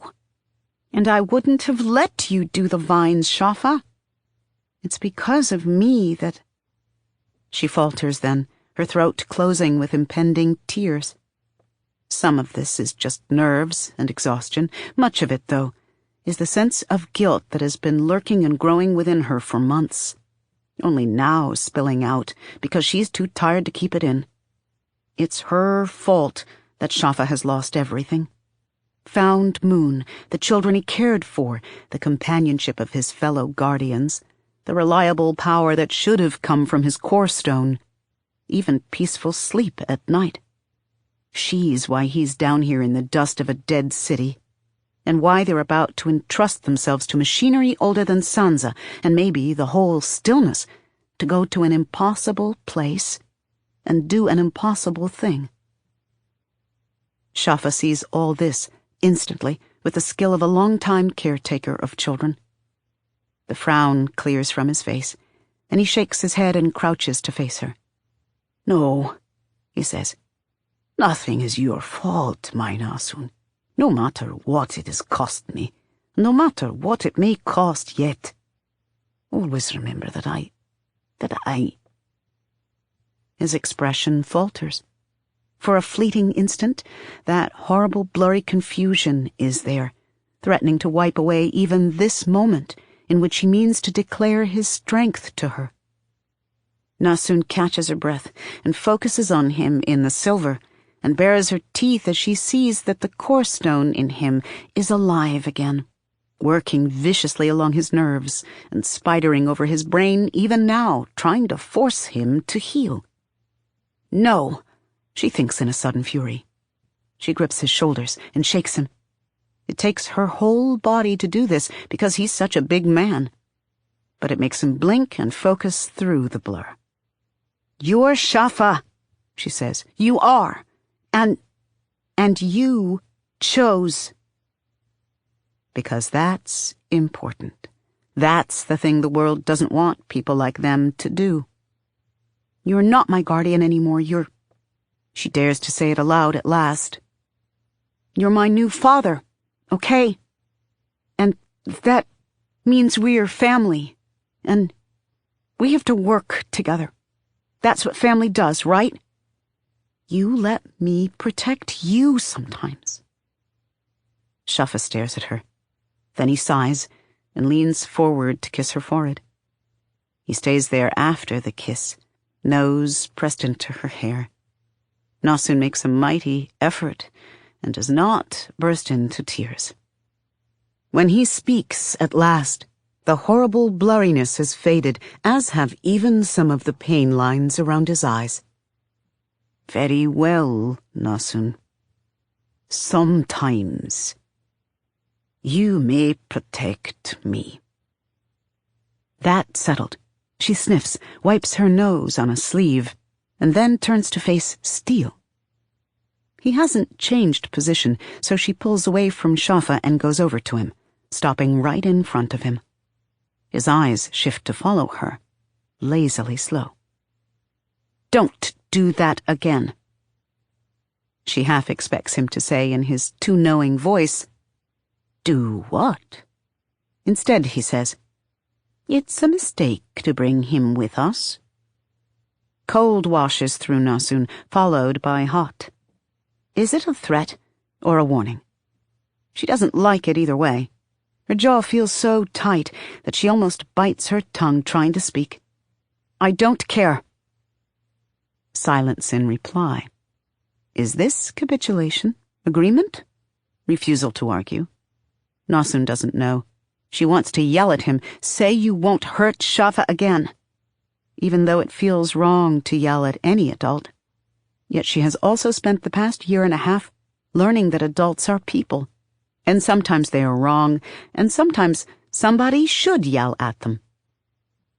But Nasun is tired. So instead she retreats to Shafa, taking his hand tightly and glaring back at Steel, daring him to say anything else. He doesn't, though. Good. The huge green thing sort of ripples then, and they all turn to face it. Something is... Nasun shudders, both revolted and fascinated. Something is growing from the weird nodules all over the thing's surface. Each is several feet long, narrow, feather-like, attenuating near the tips. In a moment, there are dozens of them, curling and waving gently in an unfelt breeze. Cilia, Nasun thinks suddenly, remembering a picture in an old biomestry crash book. Of course. Why wouldn't people who made buildings out of plants also make carriages that looked like germs? Some of the feathers are flickering faster than others, clustering together for a moment at a point along the thing's side. Then the feathers all peel back, flattening against the mother-of-pearl surface, to reveal a soft rectangle of a door. Beyond, Nasun can see gentle light and surprisingly comfortable-looking chairs in rows. They will ride in style to the other side of the world. Nasun looks up at Shafa. He nods back at her with jaw tight. She does not look at Steel, who hasn't moved and makes no attempt to join them. Then they climb aboard, and the feathers weave the door shut behind them. As they sit down, the great vehicle utters a low, resonant tone and begins to move. Wealth has no value when the ash falls. Tablet 3, Structures, verse 10. Syl Anagist, 2. It's a magnificent house, compact, but elegantly designed and full of beautiful furnishings. We stare at its arches and bookcases and wooden banisters. There are only a few plants growing from the cellulose walls, so the air is dry and a little stale. It feels like a museum. We cluster together in the big room at the front of the house, afraid to move, afraid to touch anything. "Do you live here?" one of the others asks Kalenli. "Occasionally," she says. Her face is expressionless, but there is something in her voice that troubles me. "Follow me." She leads us through the house, a den of stunning comfort, every surface soft and sittable, even the floor. What strikes me is that nothing is white. The walls are green, and in some places painted a deep, rich burgundy. In the next room, the beds are covered in blue and gold fabric in contrasting textures. Nothing is hard and nothing is bare, and I have never thought before that the chamber I live in is a prison cell. But now, for the first time, I do. I have thought many new things this day, especially during our journey to this house. We walked the whole way, our feet aching with the unaccustomed use, and the whole way people stared. Some whispered. One reached out to stroke my hair in passing, then giggled when I belatedly twitched away. At one point a man followed us. He was older, with short grey hair almost the same texture as ours, and he began to say angry things. Some of the words I did not know. Knees spread, and fork tongue, for example. Some I knew, but did not understand. Mistakes, and We should have wiped you out, which makes no sense, because we were very carefully and intentionally made. He accused us of lying, though none of us spoke to him, and of only pretending to be gone somewhere. He said that his parents and his parents' parents taught him the true horror, the true enemy. Monsters like us were the enemy of all good people, and he was going to make sure we didn't hurt anyone else.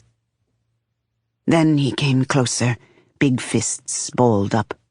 As we stumbled along, gawping, so confused that we did not even realize we were in danger, some of our unobtrusive guards abruptly became more obtrusive and pulled the man into a building alcove where they held him while he shouted and struggled to get at us. Kalenli kept walking forward the whole time, her head high, not looking at the man. We followed, knowing nothing else to do, and after a while the man fell behind us, his words lost to the sounds of the city. Later, Gewa, shaking a little, asked Kalenli what was wrong with the angry man. Kalenli laughed softly and said, "He's Syl Anagist." Gewa subsided into confusion. We all sent her quick pulses of reassurance that we are equally mystified. The problem was not her. This is normal life in Syl Anagist, we understand, as we walk through it. Normal people on the normal streets, normal touches that make us cringe or stiffen or back up quickly. Normal houses with normal furnishings, normal gazes that avert to a frown or ogle. With every glimpse of normalcy, the city teaches us just how abnormal we are. I have never minded before that we were merely constructs, gen-engineered by master geomagists and developed in capsids of nutrient slush, decanted fully grown so that we would need no nurturing. I have been proud, until now, of what I am. I have been content. But now I see the way these normal people look at us, and my heart aches. I don't understand why. Perhaps all the walking has damaged me. Now Kalenli leads us through the fancy house. We pass through a doorway, however, and find an enormous sprawling garden behind the house. Down the steps and around the dirt path, there are flower beds everywhere, their fragrance summoning us closer. These aren't like the precisely cultivated, gen-engineered flower beds of the compound, with their color-coordinated winking flowers. What grows here is wild, and perhaps inferior, their stems haphazardly short or long, and their petals frequently less than perfect. And yet, I like them. The carpet of lichens that covers the path invites closer study, so we confer in rapid pulse waves as we crouch and try to understand why it feels so springy and pleasant beneath our feet. A pair of scissors dangling from a stake invites curiosity. I resist the urge to claim some of the pretty purple flowers for myself, though Gewa tries the scissors, and then clutches some flowers in her hand, tightly, fiercely. We have never been allowed possessions of our own. I watch Kalenli surreptitiously, compulsively, while she watches us play. The strength of my interest confuses and frightens me a little, though I seem unable to resist it. We've always known that the conductors failed to make us emotionless, but I thought us above such intensity of feeling. That's what I get for being arrogant. Now here we are, lost in sensation and reaction. Gewa huddles in a corner with the scissors, ready to defend her flowers to the death. Dashwa spins in circles, laughing deliriously. I'm not sure exactly at what. Bimnihua has cornered one of our guards and is peppering him with questions about what we saw during the walk here. The guard has a hunted look, and seems to be hoping for rescue. Salehua and Remhua are in an intense discussion as they crouch beside a little pool, trying to figure out whether the creatures moving in the water are fish or frogs. Their conversation is entirely auditory, no earth talk at all. And I, fool that I am, watch Kalenli. I want to understand what she means us to learn, either from that art thing at the museum or our afternoon garden idol. Her face and Sesapine reveal nothing, but that's all right. I also want to simply look at her face and bask in that deep, powerful, orogenic presence of hers. It's nonsensical, probably disturbing to her, though she ignores me if so. I want her to look at me. I want to speak to her. I want to be her. I decide that what I'm feeling is love.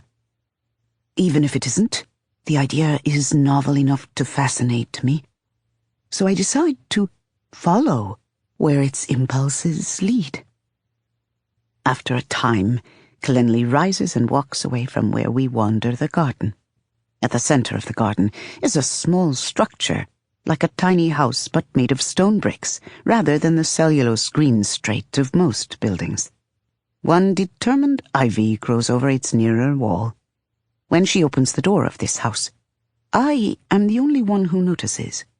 By the time she stepped inside, all the others have stopped whatever they were doing and stood to watch her too.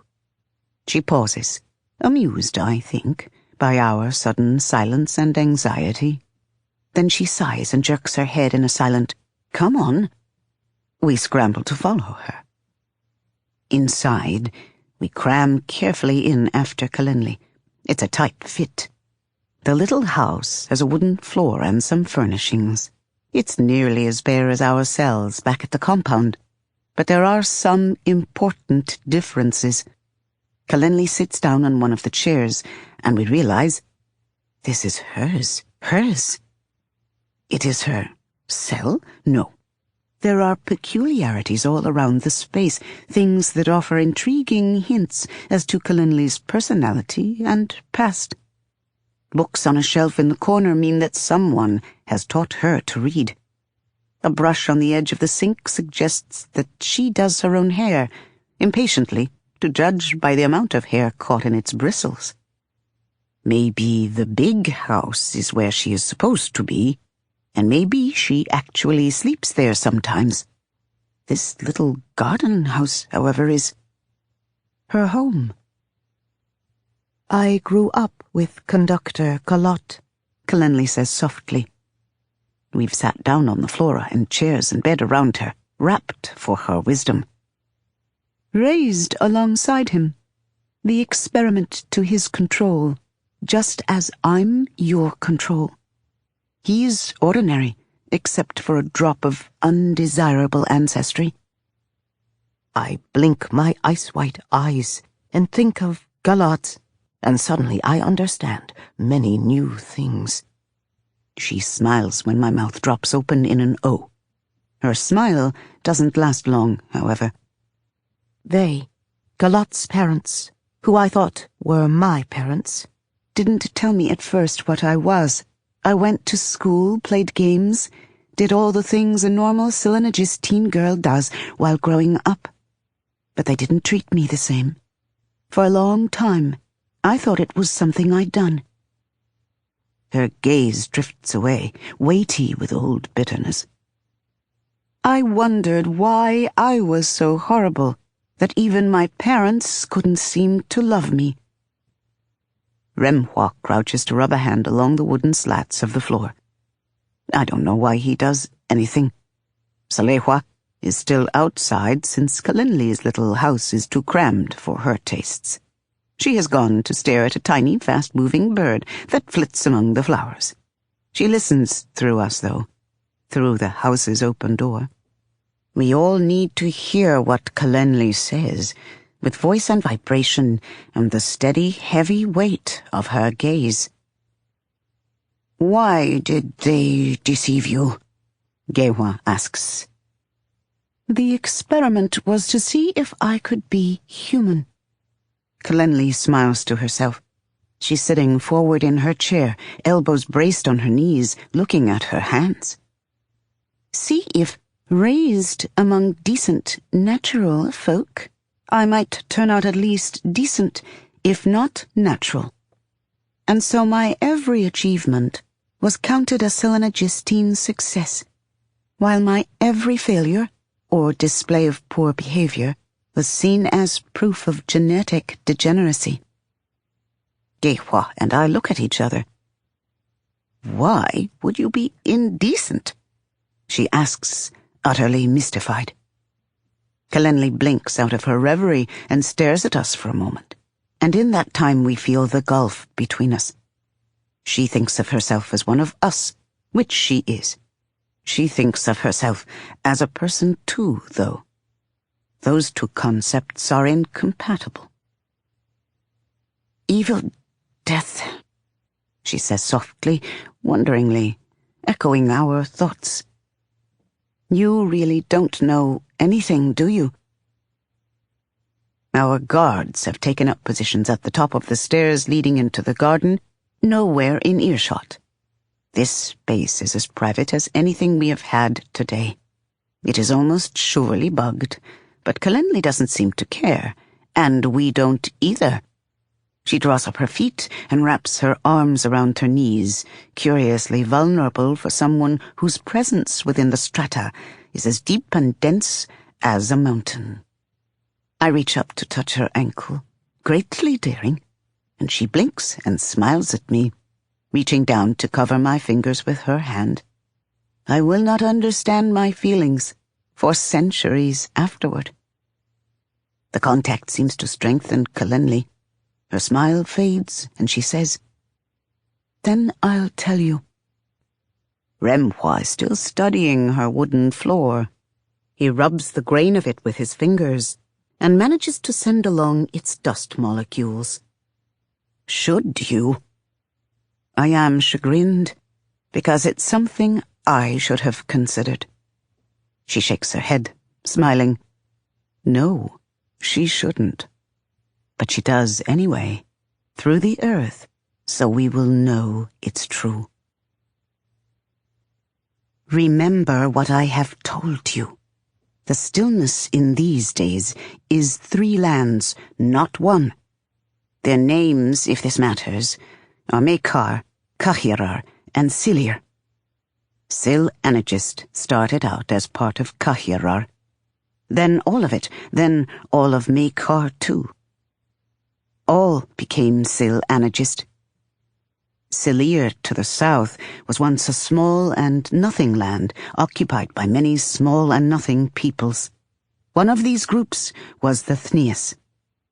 It was hard to say their name with the proper pronunciation, so Syl Anagistines called them Nias. The 2 words did not mean the same thing, but the latter is what caught on. The Syl Anagistines took their land. The Nias fought, but then responded like any living thing under threat, with diaspora, sending whatever was left of themselves flying forth to take root and perhaps survive where it could. The descendants of these Nias became part of every land, every people, blending in among the rest and adapting to local customs. They managed to keep hold of who they were, though, continuing to speak their own language, even as they grew fluent in other tongues. They maintained some of their old ways, too, like splitting their tongues with salt acid for reasons known only to them. And while they lost much of the distinctive look that came of isolation within their small land, many retained enough of it that to this day, ice-white eyes and ash-blow hair carry a certain stigma. Yes, you see now. But the thing that made the Nias truly different was their magic. Magic is everywhere in the world. Everyone sees it, feels it, flows with it. In Syl Anagist, magic is cultivated in every flower bed and tree line and grapevine-draped wall. Each household or business must produce its share, which is then funneled away in gen-engineered vines and pumps to become the power source for a global civilization. It is illegal to kill in Syl Anagist because life is a valuable resource. The Neas did not believe this. Magic could not be owned, they insisted, any more than life could be. And thus they wasted both by building, among other things, plutonic engines that did nothing. They were just pretty, or thought-provoking, or crafted for the sheer joy of crafting. And yet this art ran more efficiently and powerfully than anything the Syl Anagistine had ever managed. How did it begin? You must understand that fear is at the root of such things. Neas people looked different, behaved differently, were different. But every group is different from others. Differences alone are never enough to cause problems. Syl Anagist's assimilation of the world had been over for a century before I was ever made. All cities were Syl Anagist. All languages had become Syl Anagistine. But there are none so frightened or so strange in their fear as conquerors. They conjure phantoms endlessly, terrified that their victims will someday do back what was done to them, even if in truth their victims couldn't care less about such pettiness and have moved on. Conquerors live in dread of the day when they are shown to be not superior, but simply lucky. So when Neas magic proved more efficient than Syl Anagistine, even though the Neas did not use it as a weapon. This is what Kalenli told us. Perhaps it began with whispers that white Neas irises gave them poor eyesight and perverse inclinations, and that split Neas tongues could not speak truth. That sort of sneering happens, cultural bullying. But things got worse. It became easy for scholars to build reputations and careers around the notion that Neas Sesapine were fundamentally different somehow. More sensitive, more active, less controlled, less civilized, and that this was the source of their magical peculiarity. This is what made them not the same kind of human as everyone else. Eventually, not as human as everyone else. Finally, not human at all. Once the Neas were gone, of course, it became clear that the fabled Neas Sesapine did not exist. Syl Anagistine scholars and biomagisters had plenty of prisoners to study, but try as they might, no discernible variants from ordinary people could be found. This was intolerable, more than intolerable. After all, if the Neas were just ordinary human beings, then on what basis had military appropriations, pedagogical reinterpretation, and entire disciplines of study been formed?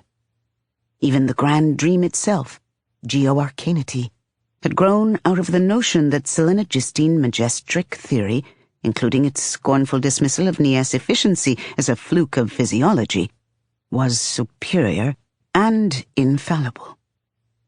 If the Neas were merely human, the world built on their inhumanity would fall apart.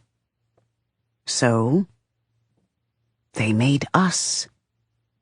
We, the carefully engineered and denatured remnants of the Neas, have Sesapine far more complex than those of ordinary people.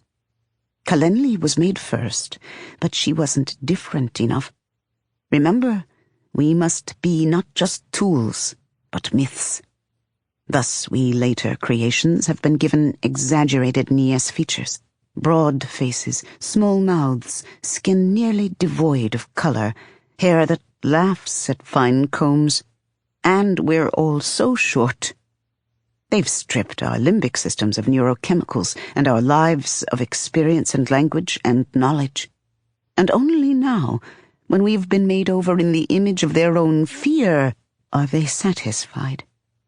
They tell themselves that in us, They've captured the quintessence and power of who the Nies really were, and they congratulate themselves on having made their old enemies useful at last. But we are not the Nies.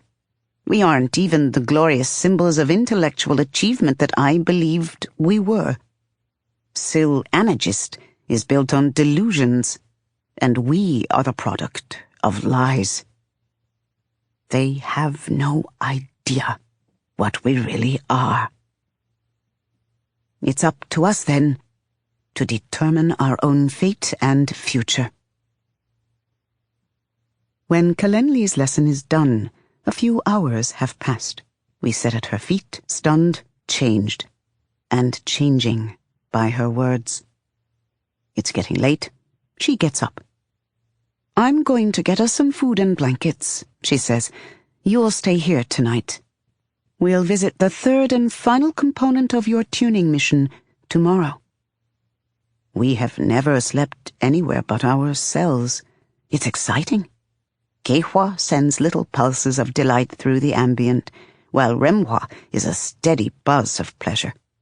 Dashwa and Bimnihwa spike now and again with anxiety. Will we be all right, doing this thing that human beings have done throughout history, sleeping in a different place? The two of them curl together for security, though this actually increases their anxiety for a time. We are not often allowed to touch. They stroke one another, though, and this gradually calms them both. Kalenli is amused by their fear. "You'll be all right, though I suppose you'll figure that out for yourselves in the morning," she says. Then she heads for the door to go. I am standing at the door, looking through its window at the newly risen moon. She touches me because I'm in her way. I don't move at once, though. Because of the direction that the window in my cell faces, I don't get to see the moon often. I want to savor its beauty while I can. "Why have you brought us here?" I ask Kalenli, while still staring at it. "Why tell us these things?" She doesn't answer at once. I think she's looking at the moon too. Then she says, in a thoughtful reverberation of the earth, "I've studied what I could of the Nies and their culture. There isn't much left, and I have to sift the truth from all the lies. But there was a practice among them, a vocation, people whose job it was to see that the truth got told." I frown in confusion. "So? What? You've decided to carry on the traditions of a dead people?" Words. I'm stubborn. She shrugs. "Why not?" I shake my head. I'm tired and overwhelmed and perhaps a little angry. This day has upended my sense of self. I've spent my whole life knowing I was a tool. Yes, not a person, but at least a symbol of power and brilliance and pride.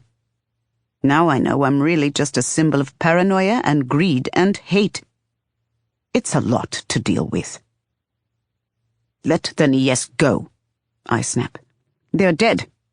I don't see the sense in trying to remember them." I want her to get angry, but she merely shrugs. "That's your choice to make, once you know enough to make an informed choice." Maybe I didn't want to be informed. I lean against the glass of the door, which is cool and does not sting my fingers. "You wanted to be strong enough to hold the onyx." I blurt a soft laugh, too tired to remember I should pretend to feel nothing. Hopefully our observers won't notice. I shift to earth talk and speak in an acid, pressurized boil of bitterness and contempt and humiliation and heartbreak.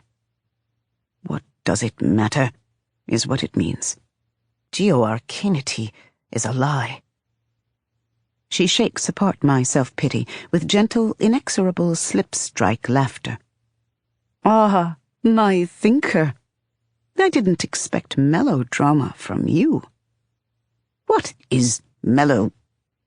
I shake my head and fall silent, tired of not knowing things.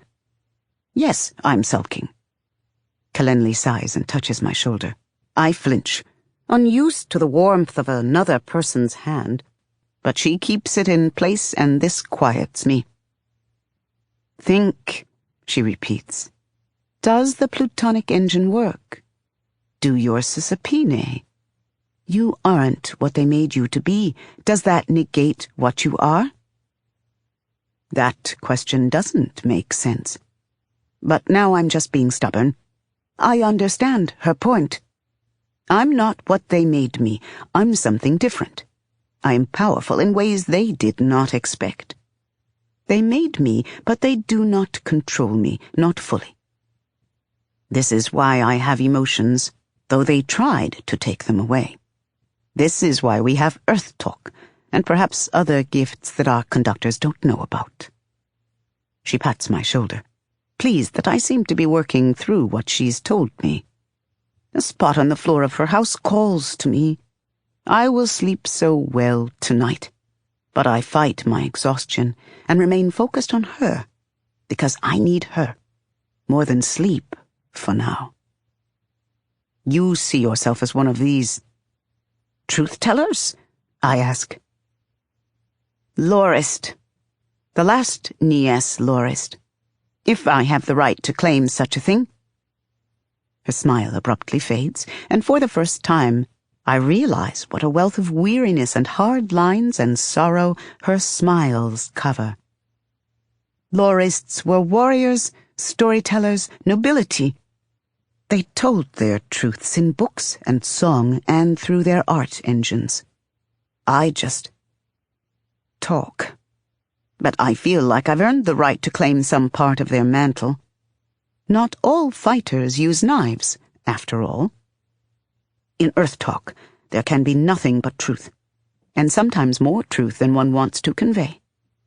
I sense something in her sorrow. Grim endurance. A flutter of fear like the lick of salt acid. Determination to protect something. It's gone, a fading vibration before I can identify more. She takes a deep breath and smiles again. So few of them are real, her smiles.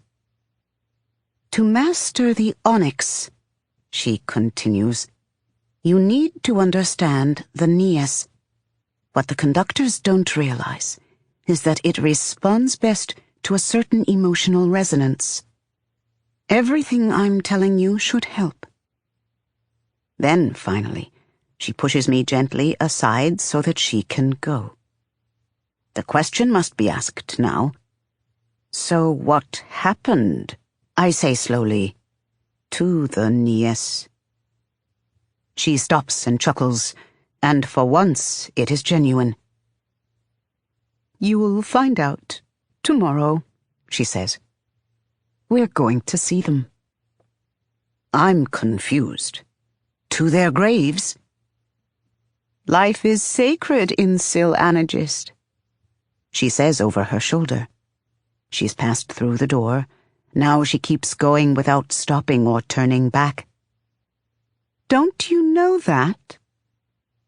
And then she is gone. It is an answer that I feel I should understand. But in my own way, I am still innocent. Kalenli is kind. She lets me keep that innocence for the rest of the night. 2. Alma Innovator Dibars. From Yater Innovator Dibars. Alma, the committee can't pull my funding. Look, this is just the dates of the incidents I've gathered. Just look at the last 10. 2729, 2714 through 2719, choking. 2699, 2613, 2583, 2562, 2530, 2501, 2490, 2470, 2400, 2322 through 2329, acid. Is Seventh even interested in the fact that our popular conception of the frequency of season-level events is completely wrong? These things aren't happening every 200 or 300 years. It's more like every 30 or 40. If not for Ragas, we'd be 1,000 times dead. And with these dates and the others I've compiled, I'm trying to put together a predictive model for the more intensive seasons. There's a cycle here, a rhythm. Don't we need to know in advance if the next season is going to be longer or worse somehow? How can we prepare for the future if we won't acknowledge the past? 9.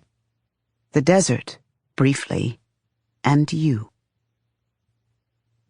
Deserts are worse than most places during seasons. Tonki lets Yika know that water will be easy. Kastrima's innovators have already assembled a number of contraptions they're calling dew catchers. The sun won't be an issue either, thanks to the ash clouds that you never thought you'd have cause to thank. It will be chilly, in fact, though less so by day. You might even get a bit of snow. No, the danger of deserts during a season is simply that nearly all animals and insects there hibernate, deep under the sand where it's still warm. There are those who claim to have figured out a surefire method of digging up sleeping lizards and such, but those are usually scams. The few calms that edge the desert guard such secrets jealously. The surface plants will have already shriveled away or been eaten by creatures preparing for hibernation, leaving nothing above ground but sand and ash. Stone Lore's advice on entering deserts during seasons is simply, don't. Unless you mean to starve. The calm spends 2 days camped at the edge of the Mers preparing, though the truth is, as Yika has confided in you while you sat with her sharing your last mellow, there's really no amount of preparation that will make the journey any easier. People are going to die. You won't be one of them. It's a curious feeling knowing that Hoa can whisk you away to Core Point if there's any real danger. It's cheating, maybe. Except it's not. Except you're going to help as much as you can. And because you won't die, you're going to watch a lot of other people suffer. That's the least you can do, now that you've committed to the cause of Kastrima. Bear witness and fight like earthfires to keep death from claiming more than its share. In the meantime, the folks on cook-fire duty pull double shifts roasting insects, drying tubers, baking the last of the grain stores into cakes, salting meat. After they were fed enough to have some strength, Mashish's surviving people turned out to be especially helpful with foraging, since several are locals and remember where there might be abandoned farms or debris from the rifting shake that hasn't been too picked over. Speed will be of the essence. Survival means winning the race between the Mers's with and Kastrima's supplies. Because of this, Tonki, who is increasingly becoming a spokesperson for the innovators, much to her own disgruntlement, oversees a quick and dirty breakdown and rebuilding of the storage wagons to a new, lighter, more shock-resistant design that should pull more easily over desert sand. The resistance and breeders redistribute the remaining supplies to make sure the loss of any one wagon, if it must be abandoned, won't cause some kind of critical shortage. The night before the desert, you're hunkered down beside one of the cook fires, still awkwardly navigating how to feed yourself with one arm, when someone sits down beside you. It startles you a little, and you jerk enough to knock your cornbread off the plate. The hand that reaches into your view to retrieve it is broad and bronze and nicked with combat scars, and there's a bit of yellow watered silk, filthy and ragged now, but still recognizable as such, looped around the wrist. Daniel. Thanks, you say, hoping she won't use the opportunity to strike up a conversation. They say you were fulcrum once, she says, handing the cornbread back to you. No such luck, then. It really shouldn't surprise you that the people of Kostrima have been gossiping. You decide not to care, using the cornbread to sop up another mouthful of stew. It's especially good today, thickened with corn flour and rich with the tender, salty meat that's been plentiful since the stone forest. Everybody needs as much fat on them as they can pack away to prepare for the desert. You don't think about the meat. I was, you say, in what you hope sounds like a tone of warning. How many rings? You grimace in distaste, consider trying to explain the unofficial rings that Alabaster gave you. Consider how far you've come beyond even those, consider being humble, and then finally you settle for accuracy. 10. Esun Tenring, the fulcrum would call you now, if the seniors would bother to acknowledge your current name, and if the fulcrum still existed, for what it's worth. Daniel whistles appreciatively. So strange to encounter someone who knows and cares about such things. They say, she continues, that you can do things with the obelisks. That's how you beat us at Kostrima. I had no idea you'd be able to rile up the bugs that way, or trap so many of the Stone Eaters. You pretend not to care, and concentrate on the cornbread. It's just a little sweet. The Cookfire Squad is trying to use up the sugar to make room for edibles with more nutritional value. It's delicious. They say, Daniel continues watching you sidelong, that a 10-ring Raga broke the world up in the Equatorials. Okay, no. Origin. What? Origin. It's petty, maybe. Because of Yika's insistence on making Raga a use-cast name, all the stills are tossing the word around like it doesn't mean anything. It's not petty. It means something. Not Raga. You don't get to say Raga. You haven't earned that. Silence for a few breaths. All right, Daniel says then, with no hint of either apology or humoring you. She just accepts the new rule. She also doesn't insinuate again that you're the person who caused the rifting. Point stands, though. You can do things most origins can't, yeah? Yeah. You blow a stray ash flake off the baked potato.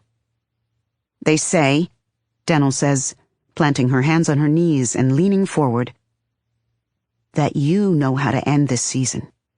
That you're going to be leaving soon to go somewhere and actually try.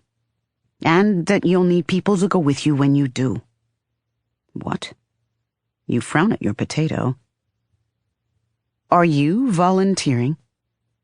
Maybe. You stare at her. You just got accepted into the Strongbacks. Daniel regards you for a moment longer, expression unreadably still. You don't realize she's wavering, trying to decide whether to reveal something about herself to you, until she sighs and does it. I'm Lorist cast, actually. Daniel Lorist Renonis once. Daniel Strongback Kostrima's never gonna sound right. You must look skeptical as you try to visualize her with black lips. She rolls her eyes and looks away. Renanis didn't need Lorists, the headman said.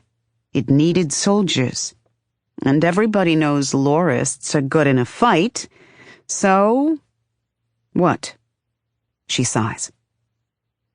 Equatorial Lorists, I mean. Those of us who come out of the old Lorist families train in hand-to-hand, the arts of war and so forth. It makes us more useful during seasons, and in the task of defending knowledge. You had no idea, but... Defending knowledge? A muscle flexes in Daniel's jaw. Soldiers might get a calm through a season, but storytellers are what kept Sansa going through 7 of them. Oh, right.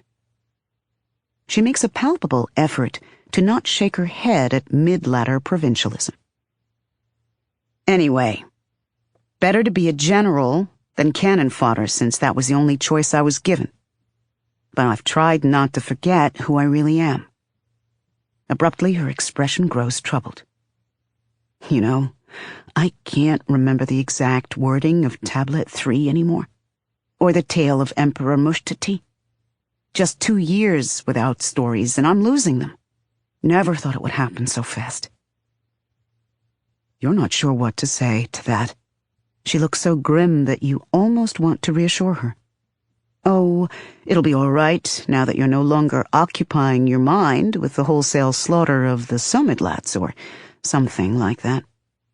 You don't think you could pull that off without sounding a little snide, though. Daniel's jaw tightens in a determined sort of way anyway, and she looks sharply at you. I know when I see new stories being written, though. I don't know anything about that. She shrugs. The hero of the story never does. Hero? You laugh a little, and it's got an edge. Can't help thinking of Alia and Tarimo and Mayov and Renonis and Kastrima. Heroes don't summon swarms of nightmare bugs to eat their enemies. Heroes aren't monsters to their daughters. I won't forget what I am, Daniel continues. She's braced one hand on her knee and is leaning forward, insistent. Somewhere in the last few days, she's gotten her hands on a knife and used it to shave the sides of her scalp. It gives her a naturally lean, hungry look. If I'm possibly the last equatorial Loris left, then it's my duty to go with you, to write the tale of what happens, and if I survive, to make sure the world hears it. This is ridiculous. You stare at her. You don't even know where we're going. Figured we'd settle the issue of whether I'm going first, but we can skip to the details if you want. I don't trust you, you say, mostly in exasperation. I don't trust you either, but we don't have to like each other to work together. Her own plate is empty. She picks it up and waves to one of the kids on cleanup duty to come take it. It's not like I have a reason to kill you, anyway. This time. And it's worse that Daniel has said this, that she remembers sicking a shirtless guardian on you and is unapologetic about it. Yes, it was war, and yes, you later slaughtered her army, but people like you don't need a reason. I don't think you have any real idea who or what people like me are. She's not angry. Her statement was matter of fact. But if you need more reasons, here's another. Renonis is shit. Sure, there's food, water, and shelter. Your head woman's right to lead you there if it's true that the city is empty now. Better than calmlessness, or rebuilding somewhere where there's no store caches. But shit otherwise. I'd rather stay on the move. Bullshit, you say, frowning. No calm is that bad. Daniel just lets out a single bitter snort. It makes you uneasy. Just think about it, she says finally, and gets up to leave. I agree that Daniel should come with us, Lerna says, later that night when you tell him about the conversation. She's a good fighter, knows the road, and she's right. She has no reason to betray us. You're half asleep because of the sex. It's an anticlimactic thing now that it's finally happened. What you feel for Lerna will never be intense or guilt-free.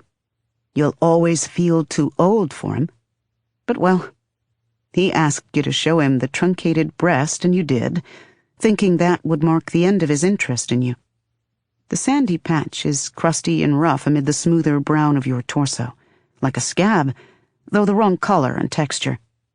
His hands were gentle as he examined the spot and pronounced it sound enough to need no further bandaging. You told him that it didn't hurt. You didn't say that you were afraid you couldn't feel anything anymore, that you were changing, hardening in more ways than one, becoming nothing but the weapon everyone keeps trying to make of you.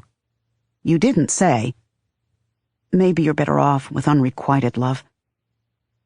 But even though you didn't say any of these things, after the examination, he looked at you and replied, "You're still beautiful." You apparently needed to hear that a lot more than you realized. And now here you are. So you process his words slowly, because he's made you feel relaxed and boneless and human again. And it's a good 10 seconds before you blurt, "Us?" He just looks at you. "Shit," you say, and drape an arm over your eyes. The next day, Castrima enters the desert. There comes a time of greater hardship for you. All seasons are hardship. Death is the fifth and master of all. But this time is different. This is personal. This is 1,000 people trying to cross a desert that is deadly even when acid rain isn't sheeting from the sky. This is a group force-marched along a high road that is shaky and full of holes big enough to drop a house through. High roads are built to withstand shakes, but there's a limit, and the rifting definitely surpassed it. Yika decided to take the risk because even a damaged high road is faster to travel than the desert sand. But this takes a toll. Every origin in the calm has to stay on alert, because anything worse than a micro-shake while you're up here could spell disaster. One day, Penty, too exhausted to pay attention to her own instincts, steps on a patch of cracked asphalt that's completely unstable. One of the other Raga kids snatches her away just as a big piece simply falls through the substructure of the road. Others are less careful and less lucky. The acid rain was unexpected. Stonelore does not discuss the ways in which seasons can impact weather, because such things are unpredictable at the best of times. What happens here is not entirely surprising, however.